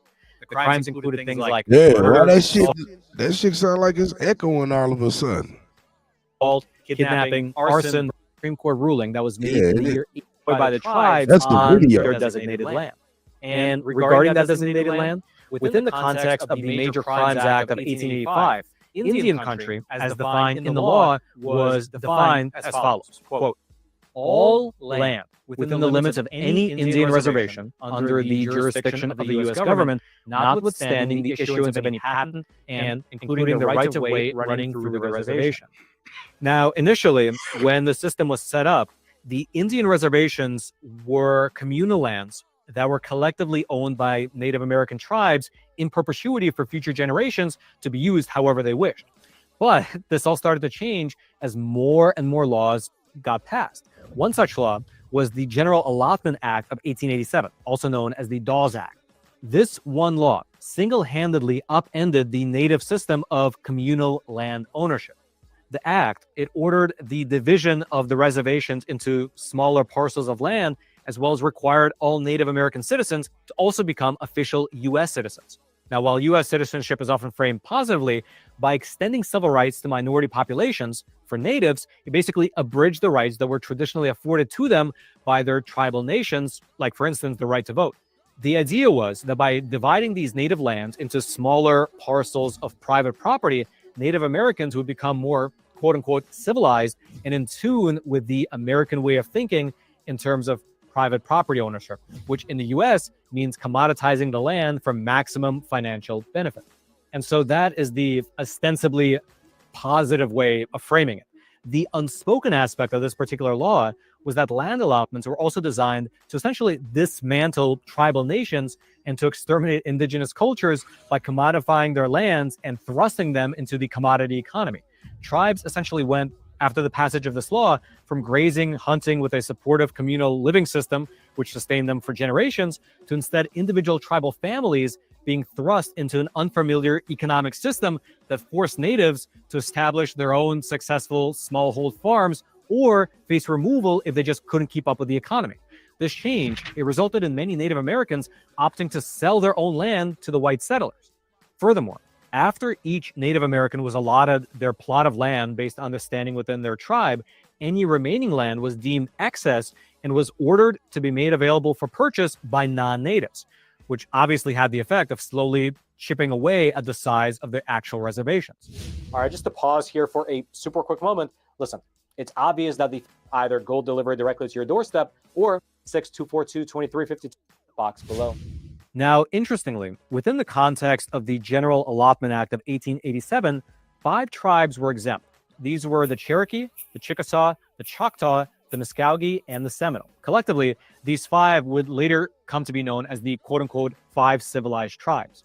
However, that setup did not last long because within 10 years, Congress passed something known as the Curtis Act of 1898, which stripped away the protected status of these 5 exempted tribes, meaning that the Cherokee, the Chickasaw, the Choctaw, the Muskogee, as well as the Seminole tribes also had their land allotted into these private land holdings. This one change by itself, it had the effect of removing about 90 million acres of Native American land from the reservation. This law also had a pretty wild provision, which states that tribal governments, courts, and land claims would all be abolished by the year 1906. In other words, it effectively ended government recognition of tribal governments, effectively revoking their autonomy. Then, in 1906, Congress passed the 5 Civilized Tribes Act. This law, it aimed to essentially finalize the disposition of the affairs of the 5 civilized tribes in the Indian Territory and assimilate them into American society. Some key provisions in that particular law, it included things like closure of tribal rolls, effectively ending the enrollment of new members, sale of unallotted lands by the Secretary of the Interior with the proceeds going into the U.S. Treasury. Tribal government continuation was allowed until otherwise provided by law, which allowed some tribes to maintain a degree of autonomy. It authorized the sale of town sites within the tribe's territories. It transferred control of tribal schools to the U.S. government, and it clarified that mineral rights on the tribal lands will be held in trust by the U.S. government. And so collectively, the Curtis Act and the 5 Civilized Tribes Act dissolved Indian Territory, and it enabled Oklahoma to become a state, which it did the following year in 1907. And to give you a visual representation of how this all looked visually, let me show you a short video of the territories controlled by these 5 tribes over a period of time.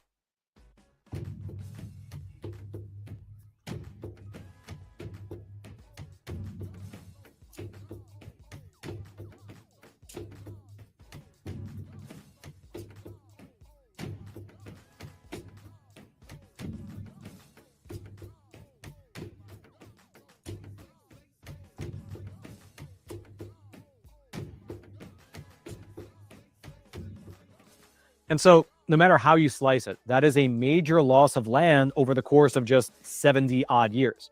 Then you get to 1907, and that was when President Teddy Roosevelt, he signed Presidential Proclamation 780, officially declaring Oklahoma to be the 46th state in the Union.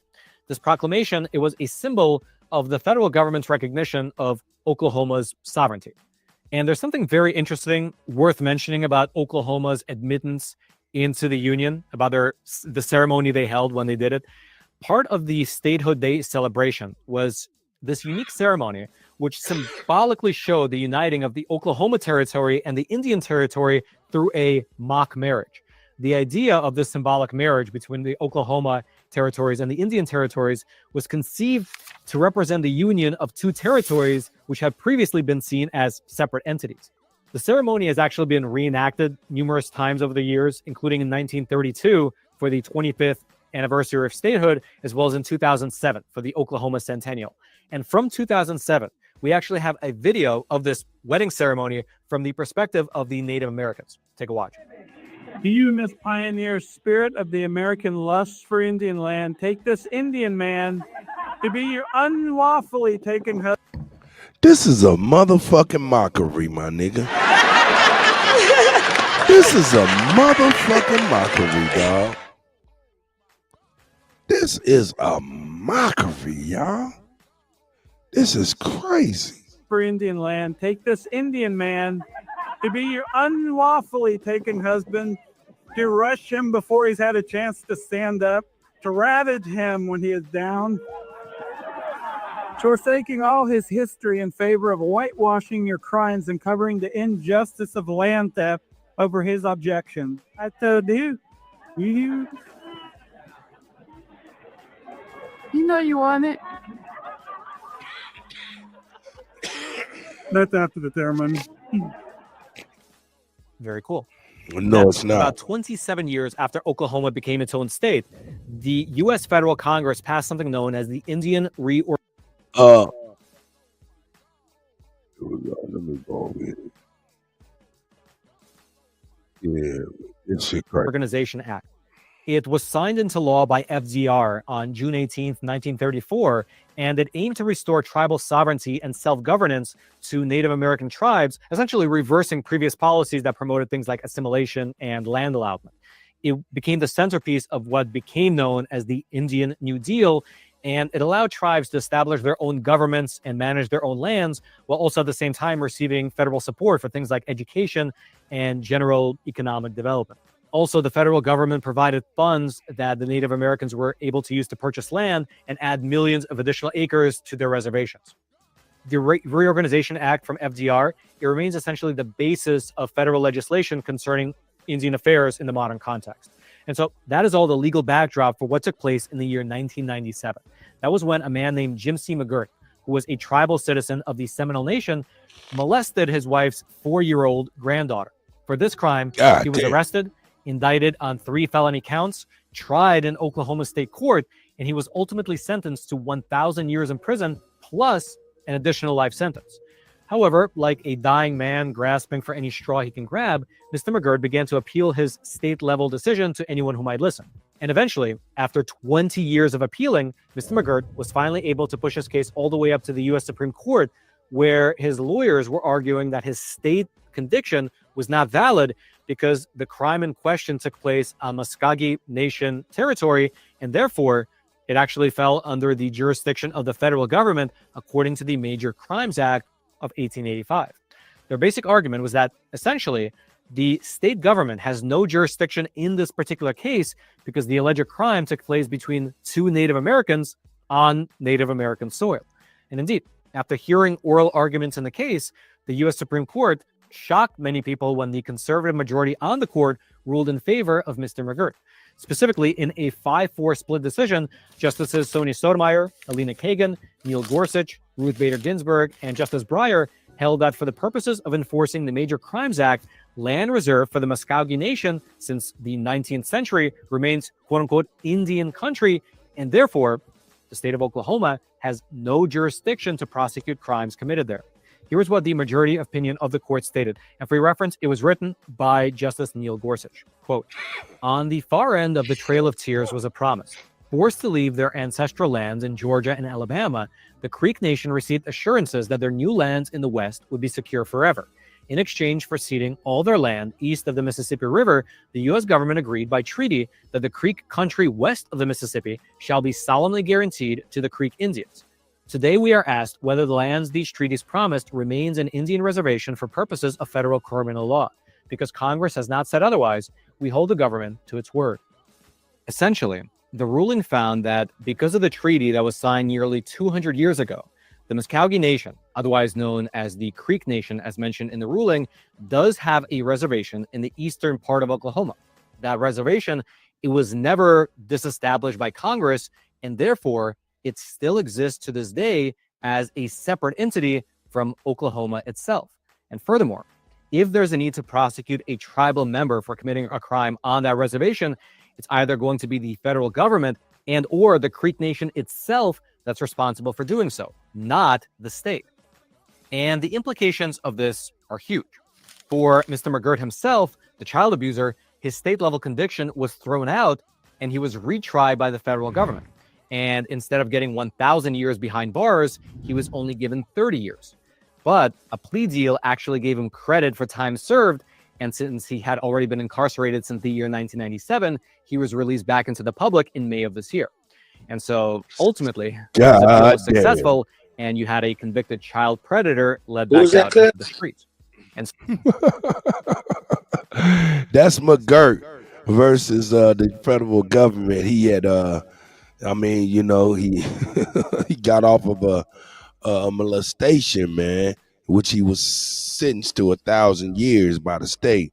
It took him 20 years to appeal it to the Supreme Court, where they agreed with him that either the Muscogee Creek Nation must prosecute him or the federal government, not the state. So they vacated his sentence from 1,000 years and gave him 30 years, then gave him credit for time served on the 20 years and ended up just releasing him. You got it? Yeah, we're going to follow up on Buddy. Yeah, it's a famous case. I guess McGirt. It's crazy. So that is Mr. McGirt's story. But the ruling's implications, of course, don't end there. You see, even though the ruling was specifically addressing the Creek Nation, the precedent was set. And shortly after the Supreme Court ruling was issued, other cases quickly began to get brought forth in front of the state appeals court from both the other four quote-unquote civilized nations, along with a handful of cases from lesser-known nations, all looking to claw back their authority on their own reservations. And every single one of them has proven successful. All of them used the Supreme Court ruling that came out of McGirt as a precedent, and then every single They're using a child molester way of getting up out of a 1,000-year sentence to get the land from Oklahoma. They're getting half of it, man, for real, for real. In fact, they may have already gotten it for real. single case, the courts ruled in favor of the tribal nation. What'd you say? I call cap. Oh no, we'll see. Rights to not be tried at the state level. As a result, what wound up happening is that since the year 2020, the Oklahoma state government effectively lost jurisdiction to prosecute crimes on about half of their land, about 19 million acres in total. Just for your reference, that's an area that's larger than 9 U.S. states. Now, once the dust settled, you had some media outlets, as well as some congressional leaders, frame this whole decision as a ruling that gave half of Oklahoma back to the Native Americans. However, that's not exactly true. The Supreme Court decision in McGirt did not discuss the issue of land ownership at all. It only touched on the subject of criminal jurisdiction. For instance, the Creek Nation's lands featured in the case, which, just for your reference, by the way, include the city of Tulsa, it remained owned almost entirely as private property by non-tribal members. And there's nothing in the McGirt decision that allows Native Americans to force non-natives to sell off their land as a historical reservation. But with that being said, the decision was a huge win for Native American rights because it returns to the Creek Nation, as well as to all the other nations, their inherent sovereign power to prosecute minor crimes involving Indians on their own reservations. Although it's a responsibility that many of them were not ready for. All right, so cut. See, I definitely hope my legal beagles are tuned in and really seeing what's going on. For real. And right, because I you know, I understand like that when they're doing these things, they're unraveling certain stuff that reveals the truth. And that's all we're trying to get to, is to the truth. You feel me? So yeah, once again, do your research on your family. Land ownership means something. And a lot of us had these land ownerships before these things right here were going on, and still do. So they're gonna have to address that. Also, like I said, you know, I don't have a problem with anybody's doing this, because once again, once it gets in court, it's in court. That's gonna be precedent set that we can just walk right on into and say, hey, well, guess what? We have this that they don't have. Do you understand what I just said? So yeah, I think it's interesting how they combine the two, the criminal case with that land ownership stuff. Okay. But that's what the media does. Shout out to everybody chatting there, man.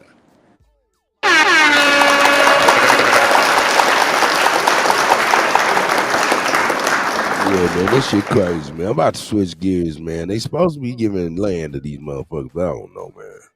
Nigga, I'm about Paying to reparations. I want to see this shit, though, man. In fact, not this. Of their land Not as a this historical. one, not Back in the summer of 2020, amidst Not all the news that was back. Not that one either. Welcome everyone. Welcome to the Gemini Lounge, man. I ain't about to watch you either. Oh, yeah, that nigga was real. I like what he said, too. Oh, damn, I'm on the wrong shit. I'm on the That wrong. Bumby? Nah, that's a nigga over there about to talk about Fat Joe. I'm on the wrong shit. Check this out. Kind of like, yeah, look what our citizens get.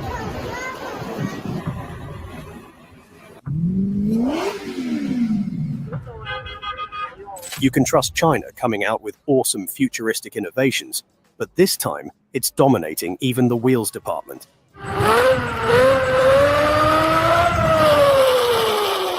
Look at It's that rapidly motherfucker. emerging as a global leader in engine innovation, that Chinese advancements are pushing the boundaries of what's possible. The country's technology is showing a speedy pace, challenging the US to keep up with its rapid revolution. Time to meet these both beauty and quality new generation engines in the market. China's BYD Yangwang U8. Yang Wang. Y'all niggas don't want no Yang Wang? All-electric super SUV. The BYD Yangwang U8 from China don't want that is making Yang Wang. headlines as the world's first floating SUV. Nigga, that motherfucker This tight. innovative vehicle boasts a hydraulic system that allows it to rise or lower by 150 meters, making it a formidable presence on the road, all for a price tag of $50,000. One of its standout features is its ability to perform a tank turn, executing Wow. a full 360-degree spin while remaining stationary, perfect for making a stylish statement when parked. I won't want that. Aquatic adventures. China ain't fucking around, y'all. What's wrong? You said, hold on, what's wrong? Nah, I want one. Huh? That I nigga want said, one. you want one of them Yang Wangs? Them Yang Wangs ain't no joke, boy. You see that Yeah, that's motherfucker? hard. You see that motherfucker? Right? Look, Executing a full Nigga, 360-degree that shit spin hard while as remaining fuck. stationary, perfect for making a stylish statement when Yeah, parked. that motherfucker Yang When it Wang comes to ain't no aquatic joke. adventures, the base model can float in water up to 1 meter deep, while the off-road variant can handle depths of 1.5 meters. In case of an emergency, like being caught on a flooded street, the U8 automatically activates its emergency floating mode. This mode ensures comfort by shutting off the engine, sealing the windows, turning on the air conditioning, and opening the sunroof.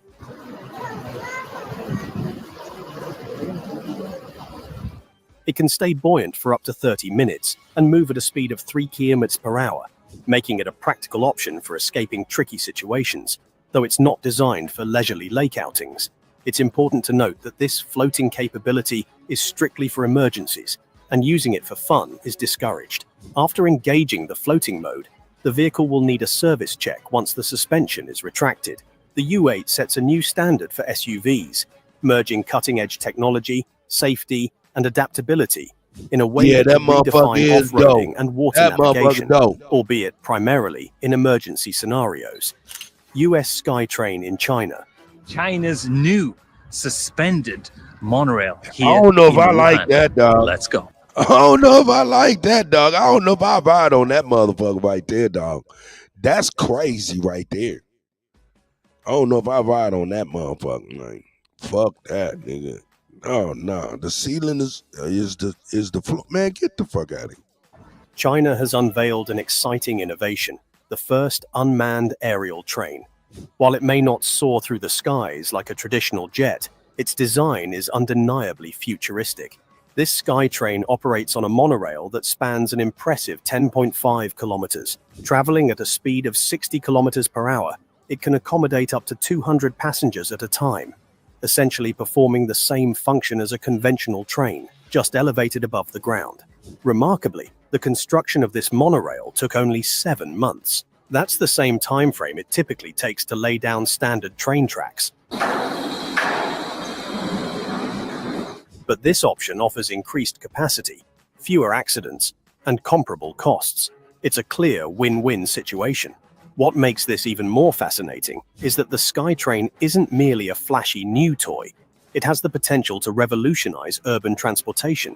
Its elevated structure sidesteps the chaos of ground-level traffic, providing a quicker, more efficient journey. Additionally, its smaller footprint allows for more room to develop other urban amenities like parks and roadways. This represents a leap forward in public transit, merging cutting-edge technology with practical benefits, enhanced efficiency, improved safety, and significantly more space. That shit This tight. aerial train could very well transform the future of city But travel. I wouldn't ride it. EHang 266S. A significant breakthrough in the realm of unmanned aerial vehicles, UAVs, for passenger transport is the EHang 266S, created by the Chinese firm EHang. This innovative drone taxi offers a fresh solution to urban mobility challenges. Designed for short to medium distance flights, the EHang 266S features 8 pairs of electric rotors and can carry 2 passengers. Its eco-friendly and quiet operation makes it particularly suitable for city environments. What distinguishes this aerial taxi is its full autonomy. You wouldn't get one of them?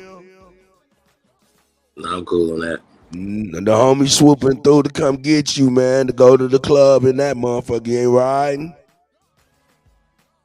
9.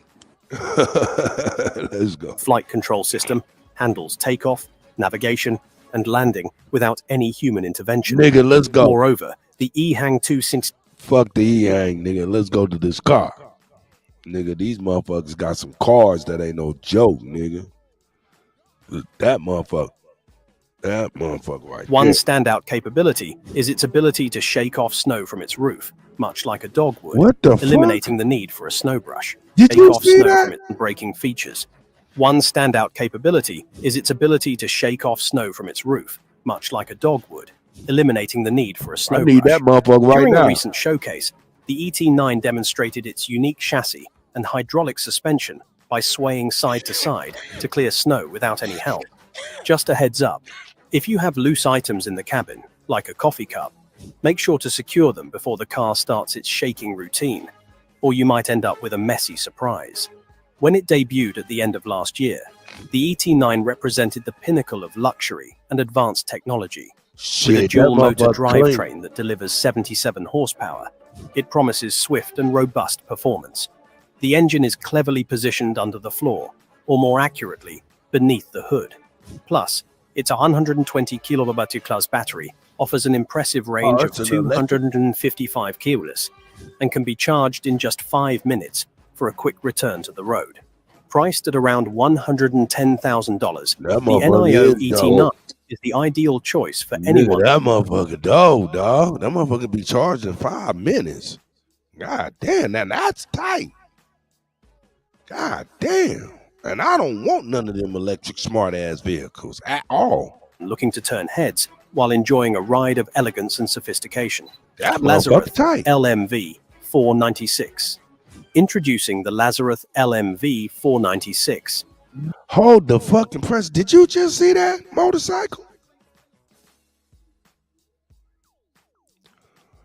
What the fuck? Yeah, it charges in 5 minutes, they said. Look at this motorcycle, man. The pioneering electric motorbike Oh, that that's transforms crazy. into a flying machine, and it's Look. every bit as innovative as it sounds. Designed by French engineer Ludovic Lazareth, this remarkable vehicle merges the exhilaration of high-speed road riding with the thrill of soaring through the air. On the ground, the LMV 496 operates as a robust electric motorcycle, boasting a range of approximately 60 miles for a swift and smooth journey. But the real magic happens when you activate a switch. 4 jet engines nestled in the wheel hubs tilt downward, propelling the bike into the skies. These kerosene-powered jet turbines unleash an astonishing 1,300 That shit horsepower, crazy. enabling the LMV 496 to achieve short flights lasting up to 10 minutes. It's the ultimate fusion of motorcycle and jet technology, ready to elevate your adventures. This innovative design reimagines personal transportation, seamlessly blending the functionality of a motorcycle with the advanced capabilities of vertical takeoff and landing, VTOL. As a limited edition marvel, the Lazarus LMV 496 comes with a price tag of around $500,000, a testament to its groundbreaking engineering and design. If you've ever envisioned transitioning... Nigga, did you see that? That's dope, nigga. They all over there, nigga. We ain't got nothing of that type of shit, nigga. I call Cap again. You call Cap on that flying motorcycle, dog? You Oh, just seen everything it. you throwing over there, bro, we got it. I'm telling you, we been had it. I ain't seen it, though. That's the point. Cause we got too many regulations, man, for flying and safety and stuff like that, Joe. Right. You feel me? So that's kind of how I see it, man. You know, not somebody else's. That's because they're using our technology that was invented by American Aborigines. Shout out to the great ones, man. Press go if you truly descend from the greatest in world history, and put a number 1 beside that, man. Shout out DJ Kuttack, man, the best to do it. It's Sahab, man. We in the building. Hey, man, appreciate everybody tapped in, man. Do us a favor, man. Support the channel, man, if y'all can. Like, share, subscribe. We appreciate everybody, man. Everything y'all got going on. Check it. Nigga, we about nigga, you want one of these? You gonna want one of these. Raptor. Roids Tech, a Japanese company, has just introduced the Raptor, a striking three-wheeled mobility platform that's capturing attention. What makes this vehicle stand out is its innovative design. It consists of two distinct components, the upper design unit and the lower base block. These parts can be effortlessly detached or reattached, offering remarkable versatility and convenience. Equipped with a Nigga, that's tight. Yeah, that's hard. 48-volt battery, the Raptor can reach speeds of 30 kilometers per hour and travel up to 40 kilometers on a single charge. As a motor-assisted bicycle, it requires a driver's license for operation. Roidtech envisions the Raptor as a revolutionary solution not only for urban transportation, but also for fostering new business ventures, altering cultural perceptions, and reshaping the future of mobility infrastructure. With its blend of innovation, adaptability, and eco-friendliness, the Raptor is set to redefine urban commuting. The future of city travel is on the horizon, and it's arriving sooner than you might expect. Ridroid Kangoo. Engineers from the University of Tokyo and the Advanced Technology Center for Robotics have unveiled Ridroid Kangoo, an innovative robot that doubles as both a personal assistant and a mode of transportation. This What? What? Hey, let me drop versatile the link. robot Let me serves drop the two link, main man. I see functions. my nigga brother Nazir. He talking about the suicide doors. What the fuck? Nah, I ain't seen no shit like that. Let's go. Its owner around, helping to carry groceries or other belongings. You see and it that? can transform I into a need that. scooter or Segway-like vehicle with a simple command. When it's time to ride, Kangaroo shifts into vehicle mode, allowing users to zoom around at speeds of up to 10 kilometers per hour. The robot uses advanced mapping and positioning systems for autonomous navigation, and its environment recognition system ensures it can safely maneuver through its surroundings. For added control, there's also a manual mode, but in case of an emergency, Kangaroo can take over to prevent any collisions. Although it's still in development, the creators envision a future where people can summon these robots like taxis for convenient, safe rides to work, the store, or wherever they need to go. The Ridroid Kangoo is shaping up to be a futuristic mobility solution that combines assistance, Nigga, that motherfucker look convenience, fun to and ride. safety. Nigga, shout out to China, nigga. They over there they got some shit, nigga. We don't got, nigga. She's like, nigga, cap. Cap again. Here we go. In one That nigga's a cap. What about that? Xpeng X3. Oh, what about the Xpeng, nigga? You want the Xpeng X3, nigga? What the fuck is that on the top, though? Xpeng Aero HT has reached. Oh shit, nigga! They fucking the motherfucking Tesla Cybertruck up, nigga.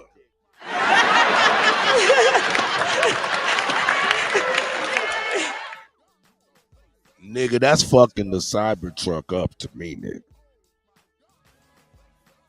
If you gonna have an ugly ass motherfucking truck, you might as well have that ugly motherfucker.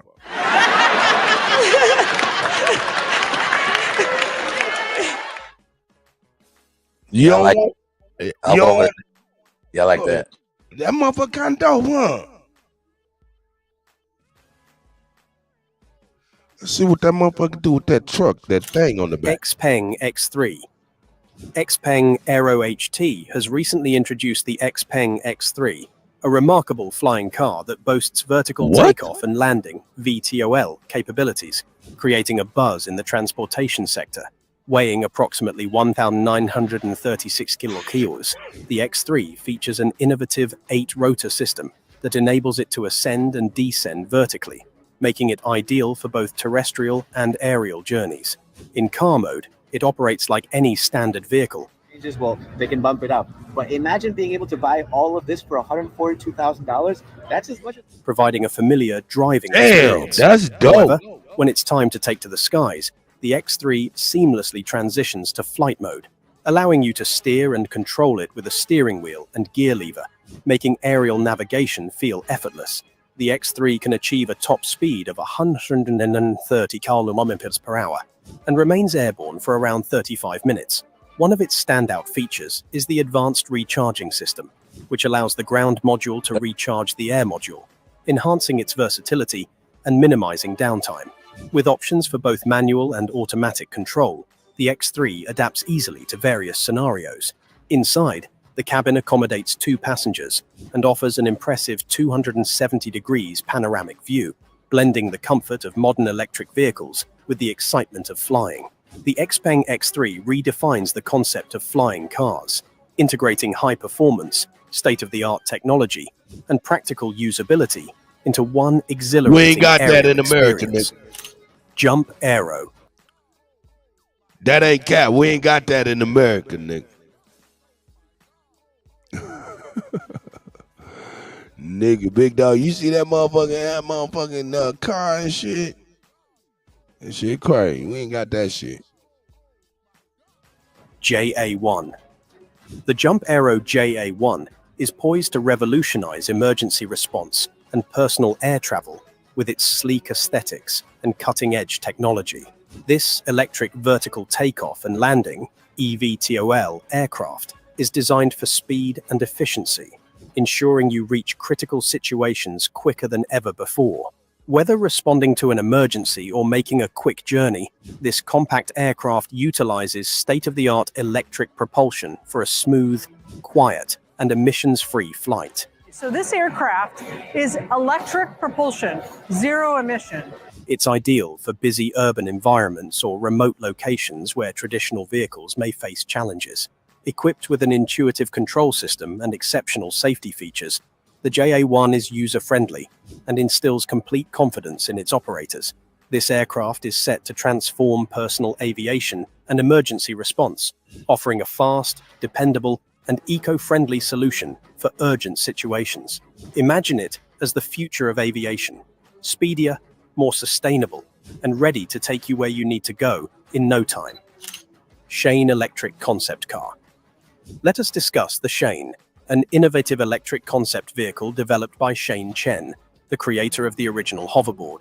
This advanced two-wheeled electric car may appear toy-like at first glance, but it is designed to comfortably accommodate 5 adults. The interior evokes the sensation of preparing for a futuristic roller coaster ride, featuring a design that embodies cutting-edge aesthetics. The Shane's wheels are engineered to automatically adjust, ensuring the vehicle remains perfectly balanced as it accelerates. This intelligent design enables safe travel at high speeds. The vehicle's stability is achieved through a shifting center of gravity, which counteracts the forces generated during acceleration and braking. Consequently, the Shane provides the same level of stability and safety as a conventional 4-wheeled automobile, albeit with a unique twist. Chen's vision merges the excitement of a high-speed futuristic Nigga.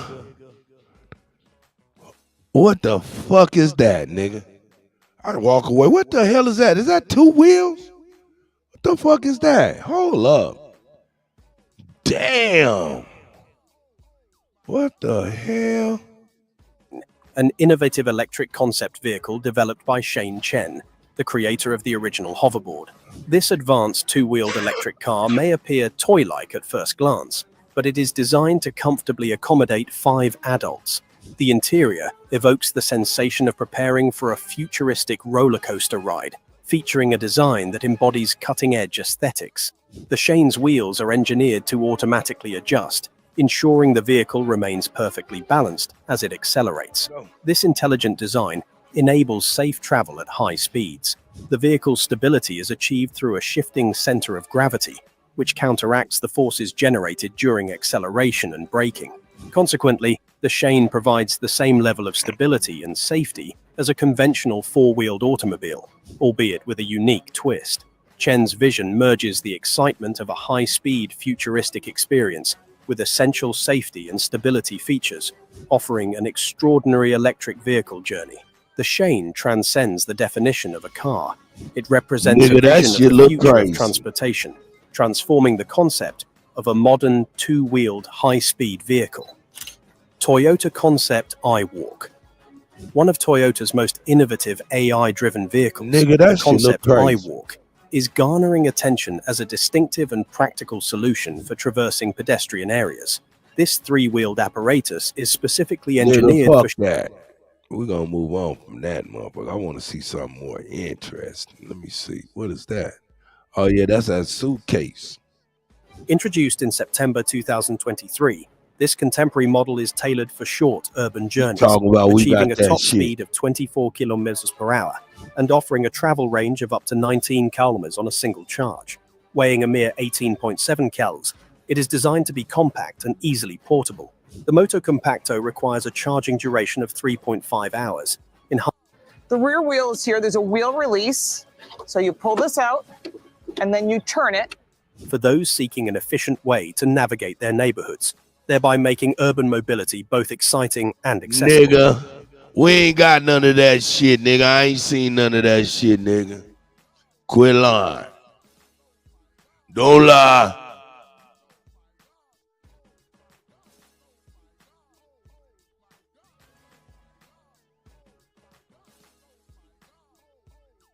Let me see what we got. What we got. What we got. What we got. What we got. Let me see what else I got. What else I got. Oh, see, I was gonna do that. I ain't gonna do that yet. But shout out to the young niggas, man. Got me inspired to bring that news and shit. Let me see what else niggas got. Man, you see that nigga shoot himself on the live stream? That shit was crazy as a motherfucker. Yeah, that was funny. That shit was crazy. He on the live stream playing with a motherfucking gun in his pocket. Uh-oh.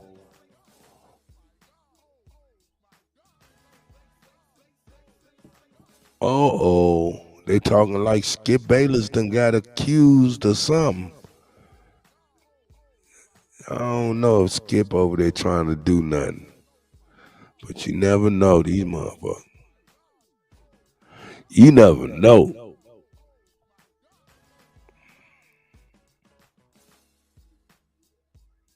And shout out to Angie Martinez, man, for real.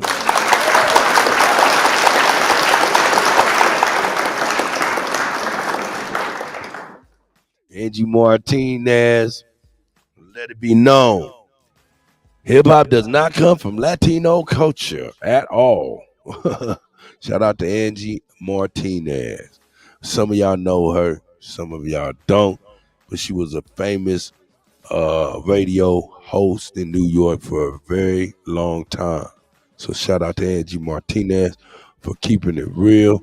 And another thing is, we see Nicki Minaj got a warrant for her arrest right now, so they looking for Nicki Minaj. Huh? Is that real? Yeah, she's allegedly done assaulted some tour manager or some old shit. That's possible.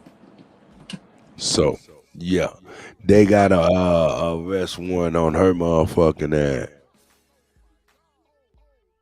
You know what I'm saying? Free Nicki. She is free. They looking for her. Yeah, man, shit is great. Shit is great. Get away from that fireplace. Is you cold? Dog up next to the motherfucking fireplace. I took him outside. His ass was like, I ain't going out there. She said, I ain't going out there. Bolo ain't never seen no snow before. He like, nigga, fuck that shit.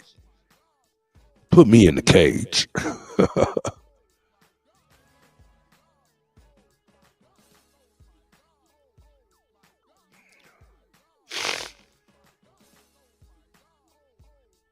Say it's too cold out there. Yeah, Bo Young said, fuck that. Uh-oh. You know something? I think I got something you might like. This man always keeping it a thou wow. Let's go. First of all, you're always what you really are first. True. You're a spy second. Right? So, I mean, you very well could be the first person to do it for comedy. Right? Keep on the path. And when you get the invite, don't admit it to anybody. And that's how you'll get there. right? But essentially, the thing to understand is that, you know, professional athletes, entertainers, they're fantastic assets for intelligence collection for two reasons. One, you don't have to have a formal relationship with the federal government at all, right? Like for me, when I went to CIA and was trained to be a core collector, when that process happens, there's a formal contract with the federal government that has to be obfuscated, it has to be buried after it's formalized. That's the problem with a formal relationship. When you're an asset, you don't have a formal relationship. When you're an asset, it's really just, I have information that can support national security. National security then decides whether or not they're going to pay you for that information, support you for that information, and, you know, whatever, represent you or do something else, do something beneficial to you. So 100%, and that asset is what a spy is, right? So when you're a spy, you're an asset. When you're not a spy, when you're an operator, you're what's considered an officer, different than a spy, different than an asset, right? And there's a lot of on the books documentation when that happens. Exactly. When you're an officer. Exactly. But when you're a spy, that all can happen off the books. So just, you know, one of the funny things to me, when I first learned how to handle an asset in the field, I always just assumed, like the movies make it look like, hey, you give me some sexy piece of information, I slide you an envelope full of money. Yeah. And like we fist bump and we're good. It is not like that at all. Like, there is a agreement. There is a receipt. Oh, really? There is a fixed amount of money that you have to meet certain criteria before you get. And the amount of money, it barely fits like in a straw, let alone in an envelope, right? So it's the reality of how that stuff works is much less sexy than you think. But that's interesting. I'll tell you what, man, you become a comedian that you become like a Dennis Rodman. Yeah. Where you get invited to North Korea to like do a private show for Kim Jong-un. What I'm saying. Someone's gonna knock on your door and be like, so, Mr. Gagnon, we understand. Yeah. Now we're talking. Yeah. That right there is a CIA agent explaining how it is being a CIA agent and how they turn celebrities into assets.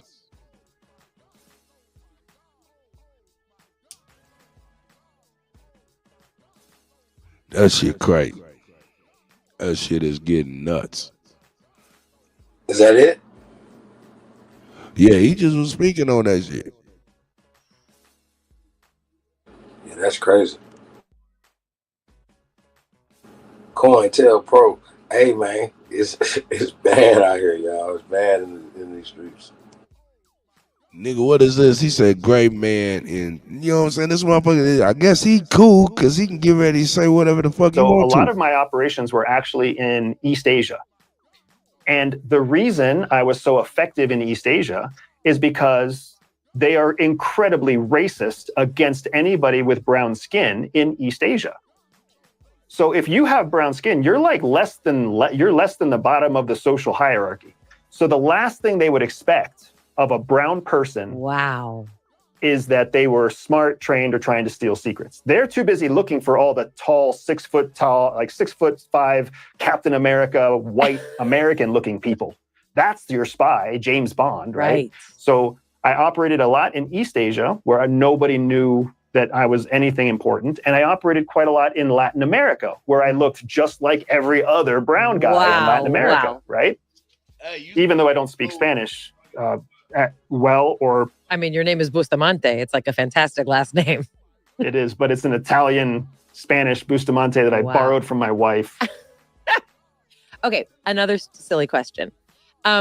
Did you have to have different facial hair for disguises? I did. And usually it wasn't very well groomed. It was more like as nappy and homeless as you could make it look. So one of the things that I'm still getting used to being on YouTube is actually trying to make myself look like I care about my face. Did you have to use prosthetic beards and things, or it was just your natural beard? You would grow it out. So we do use prosthetics. This is, again, I'm going to geek out with you for a second here, Em. The way that we use disguise, we call it costume, like we talked about. But the way that we use disguise in the field, there's 3 different levels. The most advanced level is also the most dangerous level because it's the least predictable level. And that's when we use prosthetics. So, I mean, nobody thinks about this, but if you don't use the right kind of adhesive, in the cold, it'll fall off. In the heat, it'll curl, right? If you don't use the right kind of matching skin prosthetic, it'll look fake. You'll blow your cover. Right away, exactly. Your nose will be like half falling off of your face.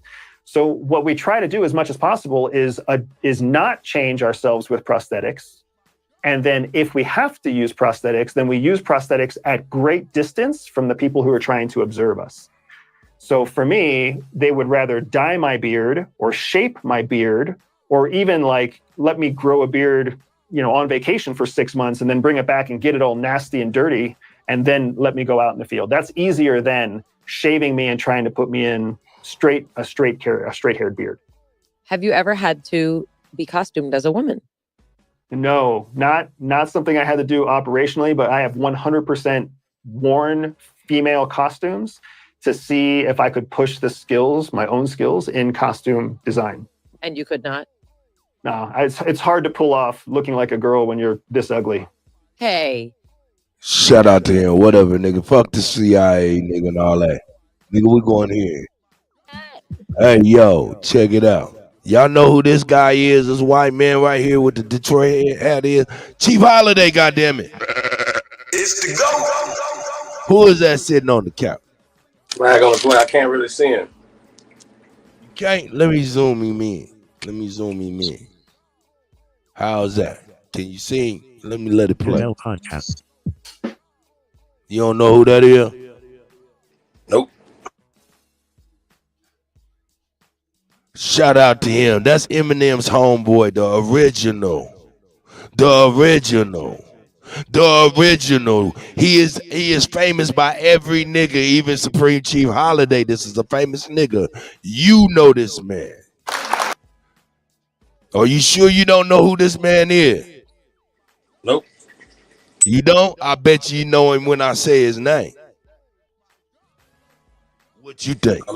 Like Bubba Sparks or motherfucking. Hey, he got a name like that. His name is. Shout out to this is Eminem's homeboy, the original Cheddar Bob.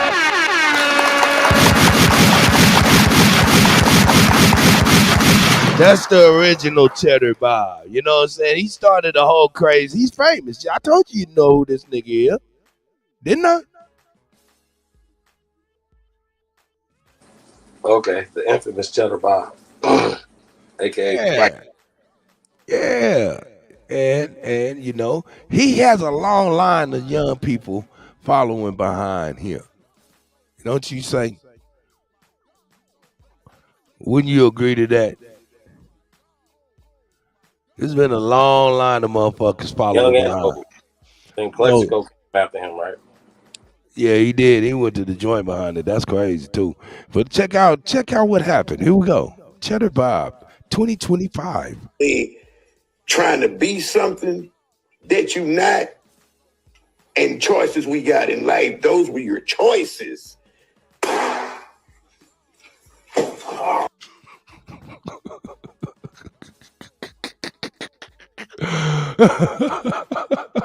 He was just telling the nigga about his choices. Let me go back.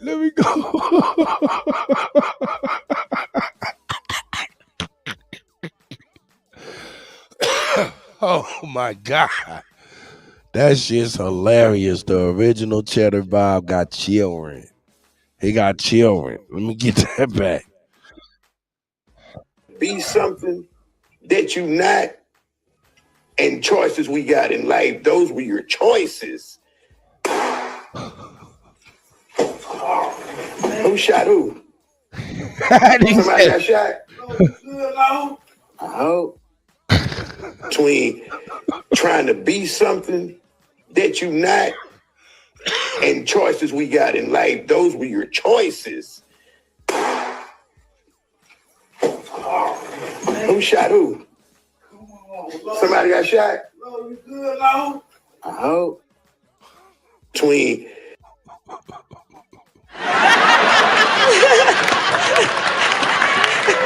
Hey man, I don't know really what happened, man. That was a prank. It was some firecrackers. That's of course not the the truth, but it was the truth.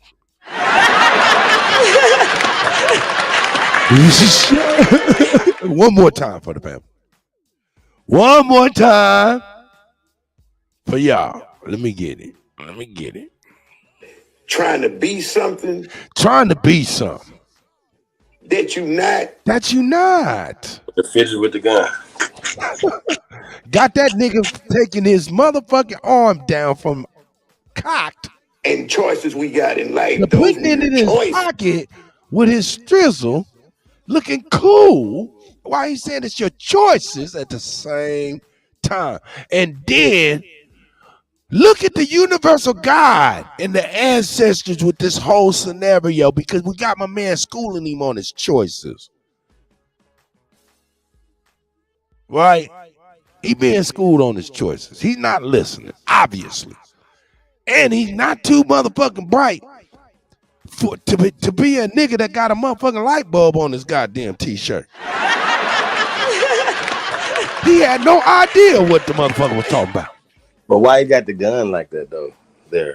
Why he putting his hand on it and all of this? What the fuck is going on? You getting game from an elder. You over here molesting a motherfucking pistol in your pocket. This is crazy. Let's go, man.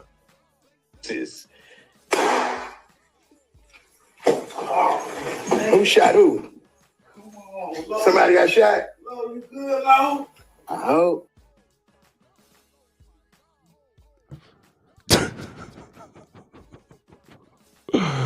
Hey, man, this has been brought to you by the Golden Kuttack. It's the GOAT. Cut, you killing them.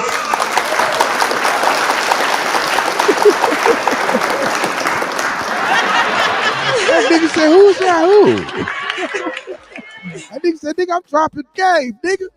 Who shot who? Hey, but you can tell that nigga grabbed his own motherfucking hip, though. Between trying to be something that you not and choices we got in life, those were your choices.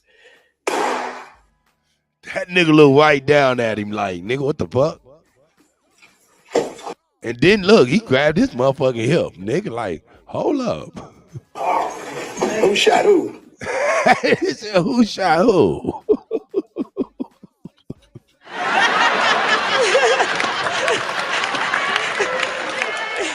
Nigga be sitting there with his brains painting the walls right now. He be like, who shot who? God damn. Somebody got shot? You good, Lo? Safety first. Safety first. Between. What'd you say? Safety first. Shout out to the real Cheddar Bob, though. He like living with, he said, I hate my identity being stolen. Cheddar Bob, you did shoot your motherfucking self, god damn it.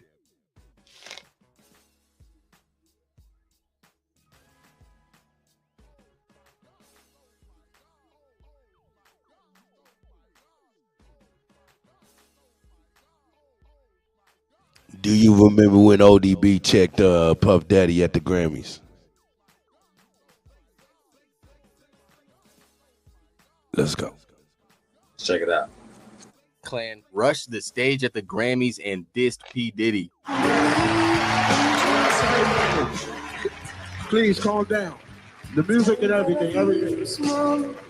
I said, I went and bought me an outfit today that costed a lot of money today. You know what I mean? Because I figured that Wu-Tang was going to win. I don't know how y'all see it, but when it comes to the children, Wu-Tang is for the children. We teach the children. You know what I mean? Puffy is good, but Wu-Tang is the best, okay? I want y'all to know that this is ODB and I love you all. Peace. Did Puff Daddy come up to you and say anything bad, or say, "Hey man, what's up"? Some of his bodyguards approached me. Oh, they did, yeah. Oh. Yeah, they approached me like the mafia or something. What'd they say to you? Dirty, what you meant by that? With it, Puffy is here for the kids too. You know what I mean? Remember when ODB from the Wu-Tang Clan rushed the stage at the Grammys? ODB, nigga. That nigga. Oh, shit, nigga, I'm fucking funny. That shit's hilarious.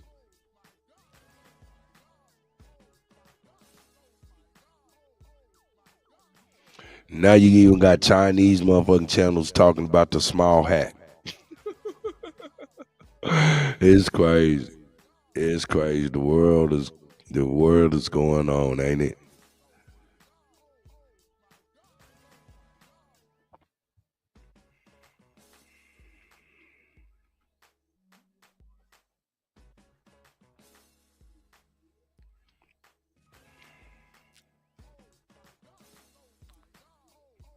Whoa.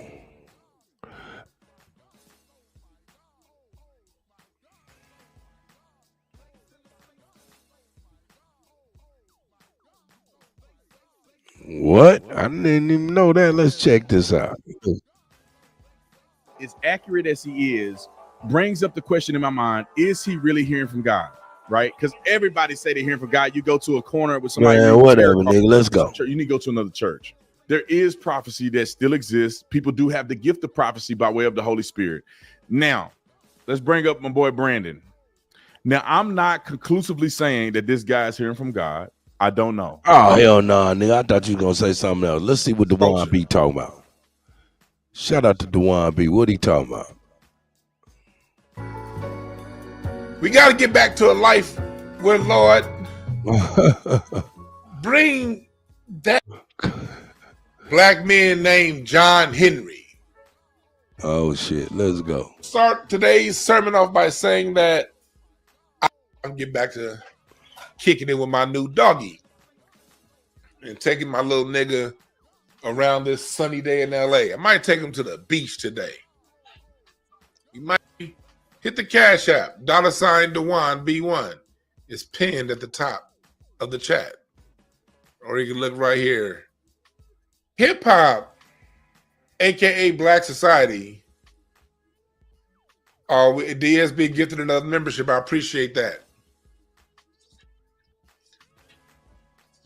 And also Quan, we're gonna do an Incense and Ashtrays tonight. Live music, you can catch it live. Along with the follow-up is a Patreon exclusive. So let's break it down. So let's start off with weirdos in hip-hop. This right here got taken because I saw this video right here last week. This brother Monster Nation, and salute to Monster Nation. I wasn't really familiar with his podcast, but I do like the way the brother was talking. He seemed like a very reasonable cat. Yeah. Appreciate that, DSB. Showing love in the Cash App soon, family. I appreciate that. So this brother, and I want to salute this brother. He had a, he said he got a call from Talib Kweli, breaking down the whole situation. And I'm not gonna play his video. I encourage you to join his channel, Monster Nation. A brother had my first impression of him was somebody who seems to be balanced in his thought, and I think it'd be good for people to go back and watch this video, because a lot of black people who understand what FBA is, we think that everybody do, and we got to understand that the term FBA and Foundation of Black Americans and what that really is. If you're not online, specifically Twitter and YouTube, you're probably out of the loop when it comes to that. And this brother does a good job explaining that. Oftentimes, you can get caught up in an echo chamber and think everybody knows that you know because hold up. You're in. Who is that nigga he talking about? He talking about Rock Ness Monster. That nigga is one half of Helter Skelter. Him and Sean P made up Helter Skelter. Shout out to Helter Skelter. May Sean P rest in peace, one of the dopest hip-hop lyricists of all time. So yeah, Rock Ness Monster, he definitely got a lot to, a lot. You know what I'm saying? We can hold his, he's hip-hop. Shout out to that, bro. I spent the majority of my social media time between Twitter. Huh? I just said salute. Yeah. Twitter and YouTube. And in that ecosystem, you get that a lot. But if you're outside that ecosystem, you probably don't know what it is. And so this brother went ahead and talked about it from the perspective of someone who didn't know totally what it was. And then you heard him break down what Talib said it was. And Talib basically said it was an anti-immigrant group. And basically, instead of going at Fat Joe, instead of going to these people trying to take the culture, Talib basically sided with them. And I also want to give a shout out for a breakdown from General Seti. A salute to Seti. Y'all know Seti here on YouTube. I like his channel too. Sarah Suit Seti.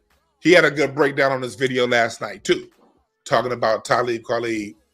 I love Seti. Seti be, no, that's that bullshit. He got that old Seti kind of like I ain't never met nobody Seti, but he the kind of cat that you want to smoke a blunt with just by the way he be talking about shit and breaking it down. So salute to General Seti too. I've been watching him for a long time here on YouTube. He did a great job talking about this video also.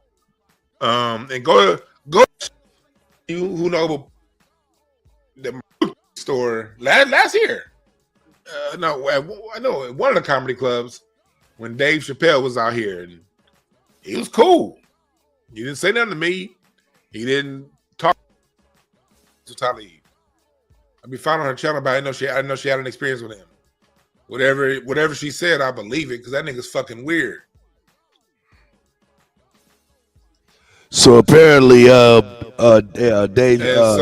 Kweli came out in support of Fat Joe.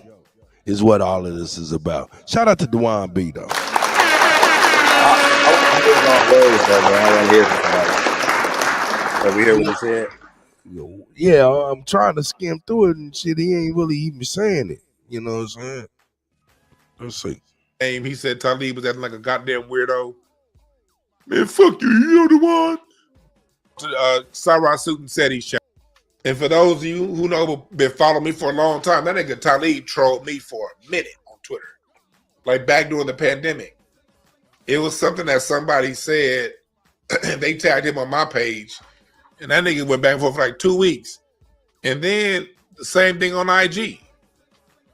Same thing on IG. He trolled somebody who follows me, and then, he was just acting just weird. And then like one of my homeboys had told me, he had a show about 2 years ago with Talib. And my homeboy brought up my name. He said Talib was acting like a goddamn weirdo. Man, fuck you. You know the one. And then I saw him at the comedy store last year. I know at one of the comedy clubs when Dave Chappelle was out here, and he was cool. He didn't say nothing to me. He didn't pop off all that shit he was popping off online. He was just cool. Maybe he didn't recognize me. I don't know. I didn't recognize him until somebody said, that's Talib. I was like, oh yeah. But Brother Man is somebody who went from consciousness to weirdo-ness. And he has to jump around. And when he was on social media, jumping around and going ham on Black Americans for maintaining our culture.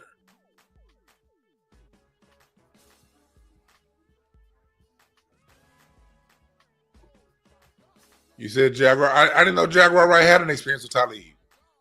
I be following her channel, but I didn't know she had an experience with him. Whatever she said, I believe it because that nigga's fucking weird.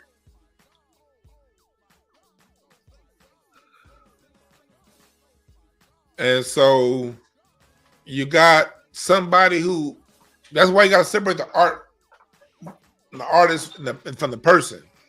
The art from the person, because Talib is a good rapper. He never has been really my style, but a lot of people like him. So if a lot of people like you, I'm not going to say you trash, even though I don't listen to you. Talib personally could have never existed and I wouldn't have missed him. But a lot of people love him. So I'm not going to shit on that. You can't deny the fact that he's loved is musically by a lot of people.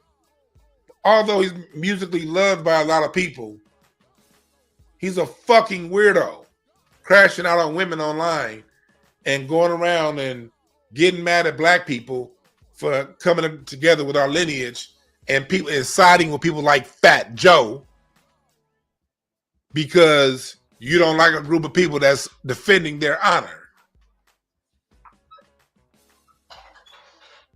It's fucking weird. Afro Troop just became a member. Salute Salute. Oh, and also when I do my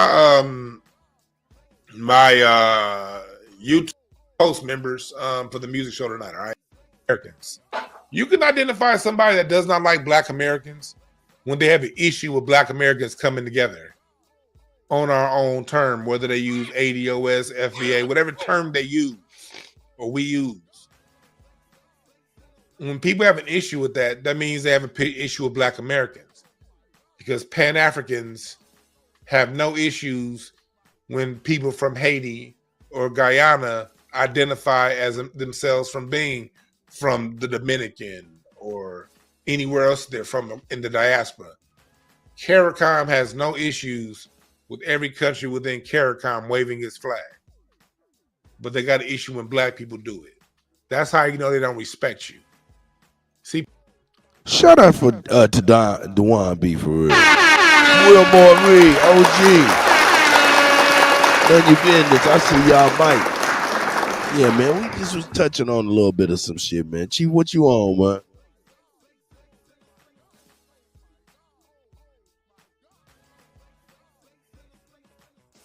I'm here with you, man. Checking this out. Hold up, man. We got a little bit of. Let me see what they talk Everybody about. needs to wake up. Wake up right now. It is happening. America is under attack, but not in the way that you think it is. What we're witnessing isn't just violence. It's a massive psychological operation being run on the American people by the very agencies that are supposed to protect us. Uh-oh. Breaking news. Do you hear this? That's crazy. What they talking about? It says in less than 24 hours, everything changes for the United States. What? What? Shame. Oh shit. Shame. Oh shit. Shame. That's crazy. And it's working. People are falling for it. 24 hours before Congress certifies Trump's presidency. Last night, I received an email from my friend, Colonel Douglas McGregor, friend of the show. You guys know him well. And his words have been ringing in my head ever since. He said, Clayton, when something makes no sense, chances are it does not. And let me tell you, the story we're being fed about these twin terror attacks in New Orleans and Trump Tower in Vegas doesn't make any sense at all. Chaos in New Orleans. A New Year's celebration ends tragically as a truck drives into a crowd of people on Bourbon Street. The FBI is sifting through tips to find out why a highly decorated Army soldier blew up a Tesla Cybertruck outside the Trump Hotel in Las Vegas. So let's unpack what's really going on here. 2 attacks in just a matter of hours. One in New Orleans, one in Las Vegas. The timing, the narratives, the contradictions, it's all too convenient. And all of this is happening just 15 days before Donald Trump takes office. Coincidence? I don't think so. Before diving into these specifics of these so-called terror attacks, it's critical. Coincidence, go.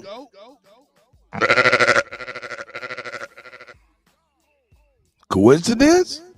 I didn't. They certify his election tomorrow? Absolutely not.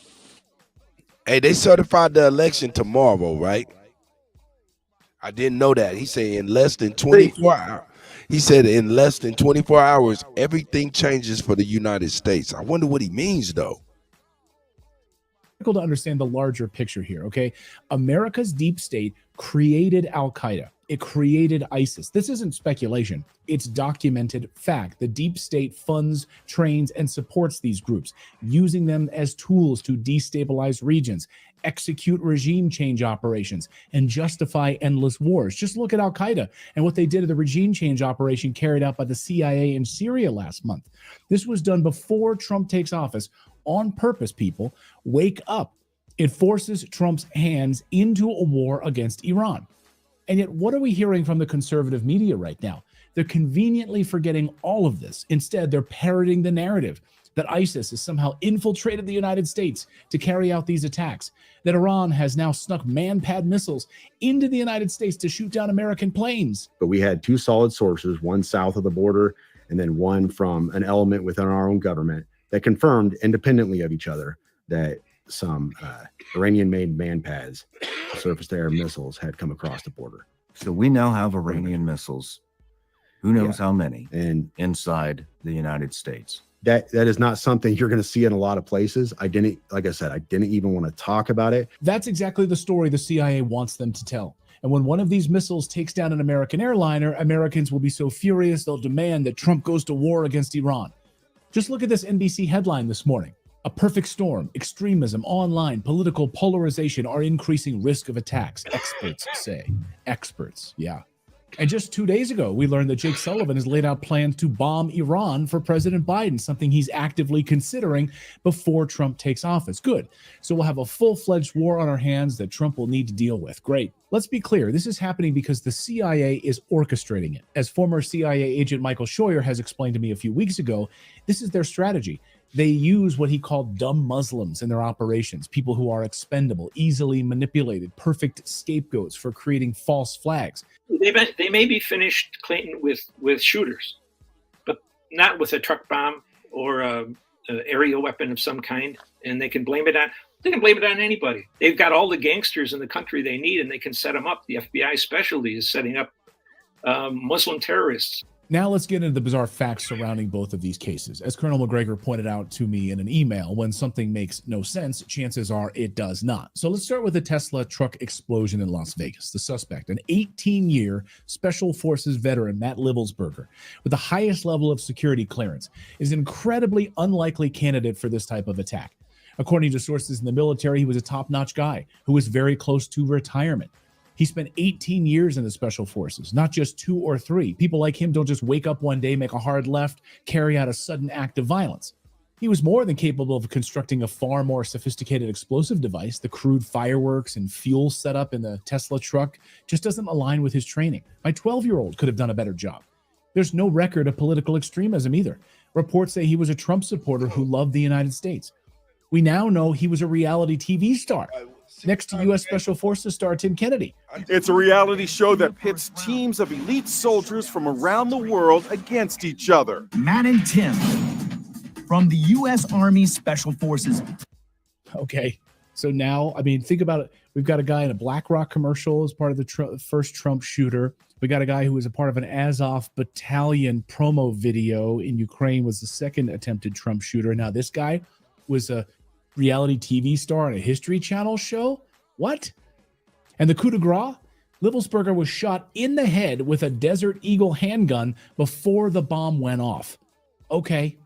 We also discovered through the coroner's office that the individual had sustained a gunshot wound to the head prior to the detonation of the vehicle.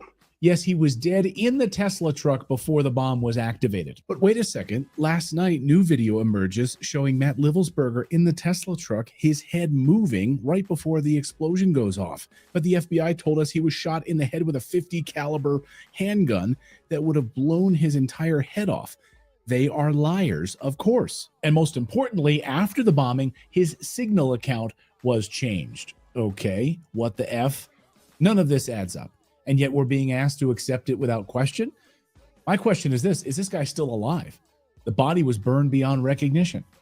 Beyond that, Livelsberger allegedly sent an email to multiple conservative news outlets where he explained that he witnessed the U.S. military carrying out war crimes in Afghanistan back in 2019, and that these drones all over the U.S. right now are using advanced gravity propulsion technology, basically UFO technology. He told Sam Shumate, who then appeared on the Sean Ryan podcast, that this information would change humanity. And he said, what I'm going to send you, now these are literally his words, what I'm going to send you is going to change the course of humanity. That was his phrase, change the course of humanity. Okay, guys, what does the CIA want you to believe right now? And what is actually the truth? Friend of the show, Laura Logan, says this, quote, you don't have to be a genius to spot that this email is filled with media talking points and smacks of a staged cover-up, from civilian casualties, war crimes, to drones on the East Coast. There's something for everyone here. I would bet good money this guy never wrote a single word of this crap. And then there's the New Orleans attack. Within 24 hours of the attack, New York Post reporter in yoga pants was somehow granted access to the alleged killer's apartment. There, she filmed a walk and talk showing off a conveniently staged scene with a Quran, radical manifestos, neatly arranged plans, all right there in the apartment. How does this happen? Who allowed her into the crime scene so quickly? Why wasn't the same courtesy extended in Butler, Pennsylvania, where the FBI cremated Trump's... Now that's crazy. ...alleged shooter without notifying his family, wiped his apartment totally clean? Just very unkempt in here. If we go over here, actually, you can see the Department of Justice documents here, the search warrant, and the property that they recorded here. This isn't journalism. This is theater orchestrated to sell the American people a prepackaged narrative. The FBI called this reporter 12 hours after they had a secure crime scene and say, hey, come on over here and film yourself. What? Who benefits? It's clear who benefits from regime change wars and terror in the United States. These aren't random events. They're calculated moves in a much larger game. As journalist Whitney Webb explains, this is all part of the plan. You'll be told that digital ID, digital surveillance, money, and Palantir big data pre-crime algorithms are the only way to stop the terror attacks. And it would be disturbing to see how many fall for the ruse, don't give in to the fear, and don't consent. So Whitney sums it up perfectly.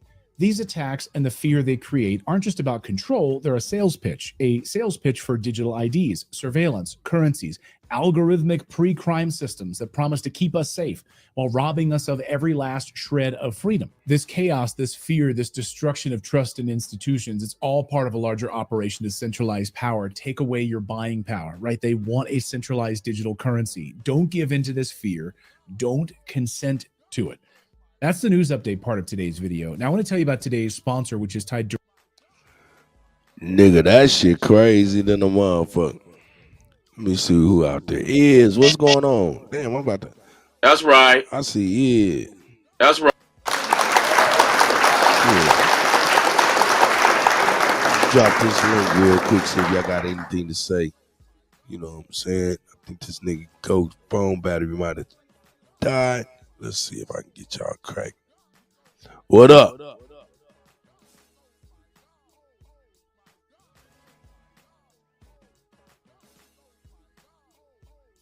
Let me see what we got.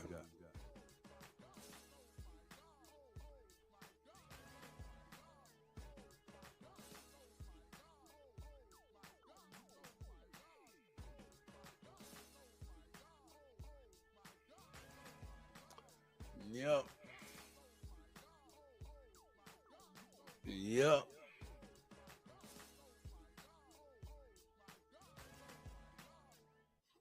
Nope, not that.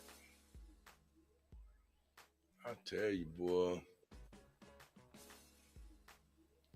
There he is. Shout out to the guy.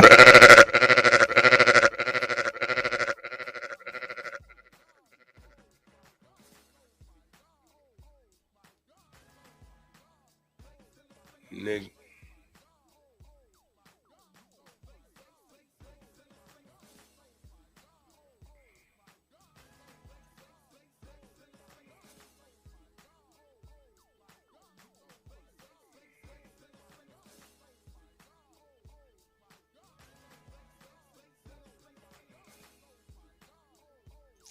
Go.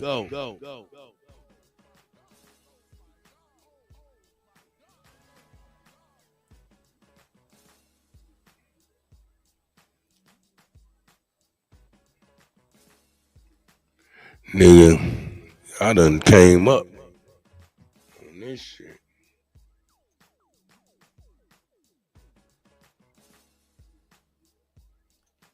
Yeah. Yeah, I'm right here. Yo, you keep muting up though.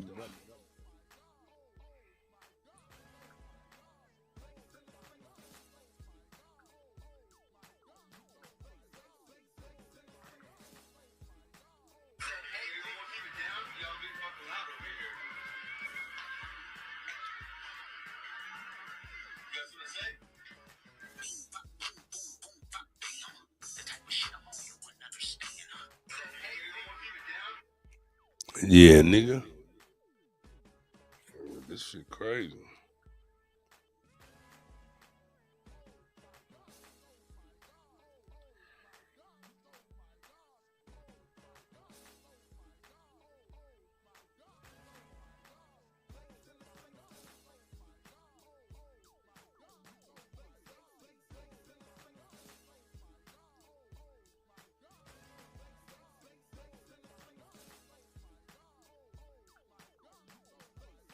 All right, let me get this together.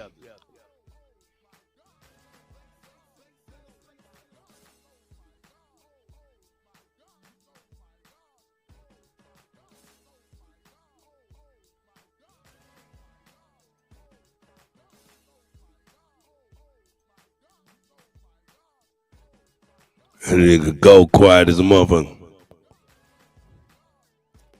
Some of that old stuff, OG Wilmore Reed said, I need to break out the real shit.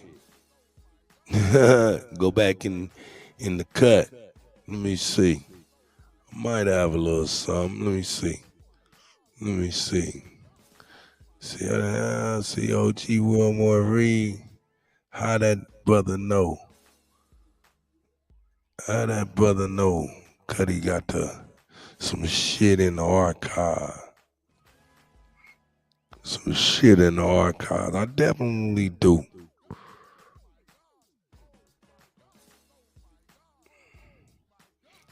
Nope. Let me get this together. Chief Holiday, are you there? Yeah, I got 1,500 motherfucking subscribers on Twitter in one motherfucking day, and they still just coming. It's crazy. It's crazy.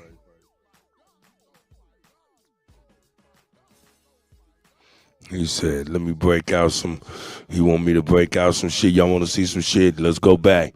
Here's oldie but goodie. Just wanted to give you a new video review of something somewhat new and something very new. What I'm wearing right now is a Dermal Synthetics Derrick mask, and it fits great, as you can see.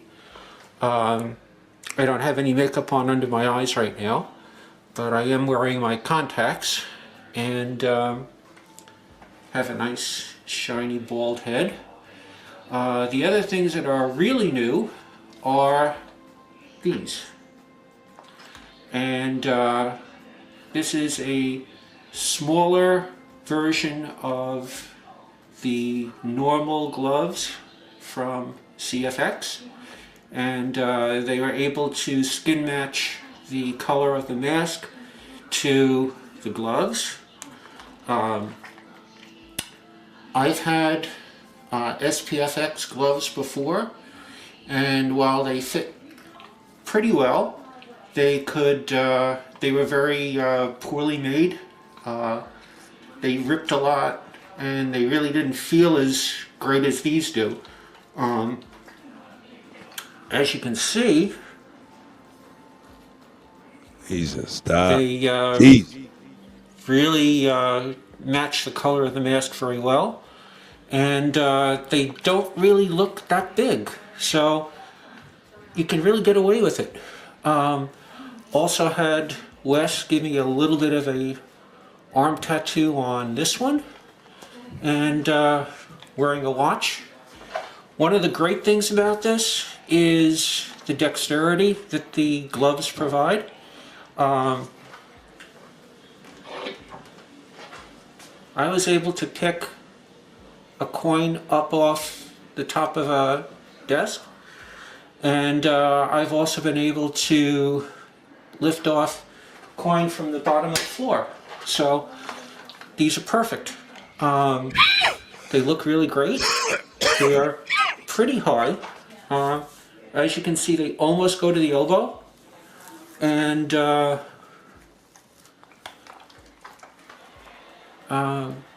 these are great stuff. I've been waiting to get a pair of gloves that were a little smaller than the regular ones, so these are considered a smaller size, and feel really good. Also got another pair for my Prometheus mask, so you can see quality is excellent. I'm also getting a outfit for a Prometheus engineer. Not the space jockey, I wish I could, but that'll be coming soon.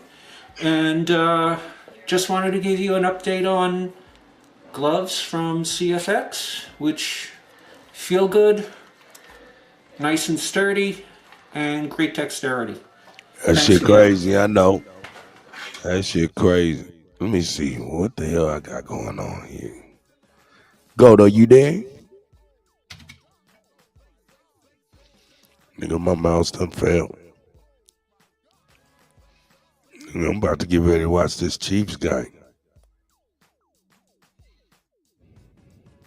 About to get ready to watch this Chiefs game. I know I'm late already.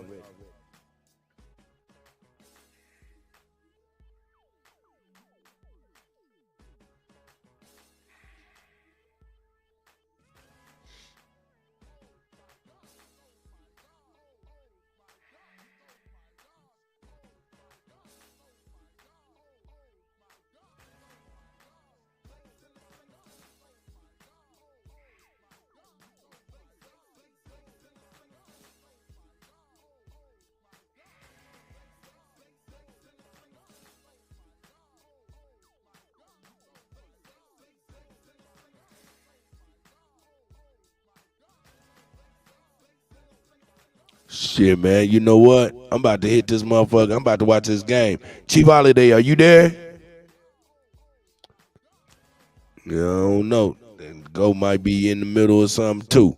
Shout out to the gods and goddesses, man. I hope y'all have a good day, man. I'm up out of here, man. Cut, you killing them. Have a good one, y'all. Very good. Panthers. My OG. All punchy on me. No PPP. I don't get along with niggas, I get along with bitches. I'm affiliates with gangsters, I don't conversate with snitches. Only move with the fam, we congregate for business. Only thing we got in common is to concentrate on riches. If somebody said we done it, we confiscate the witness. Made $100,000 working out at Planet Fitness. Blackballed in my city for keeping it the trillest. Broke the hater world record, gon' put them in the Guinness. If you're real, then you're fake. If you're fake, then you the realest. They done turn the game around, so now they celebrate the snitches. Yeah, I ride around with that Drake, cause these niggas is vicious. They'll clean a nigga house and they won't even do the dishes. See, these bitches act like niggas, and niggas act like bitches. All these bitches ready to fight, these niggas scared and toting switches. Trying to imitate these rappers that's living so fictitious. Disrespecting dead people in their songs and making disses. I don't get along with niggas, I get along with bitches. I'm affiliates with gangsters, I don't conversate with snitches. Only move with the fam, we congregate for business. Only thing we got in common is to concentrate on riches. If somebody said we done it, we confiscate the witness. Made $100,000 working out at Planet Fitness. Blackballed in my city for keeping it the trillest. Broke the hater world record, gon' put them in the Guinness. I can only be me,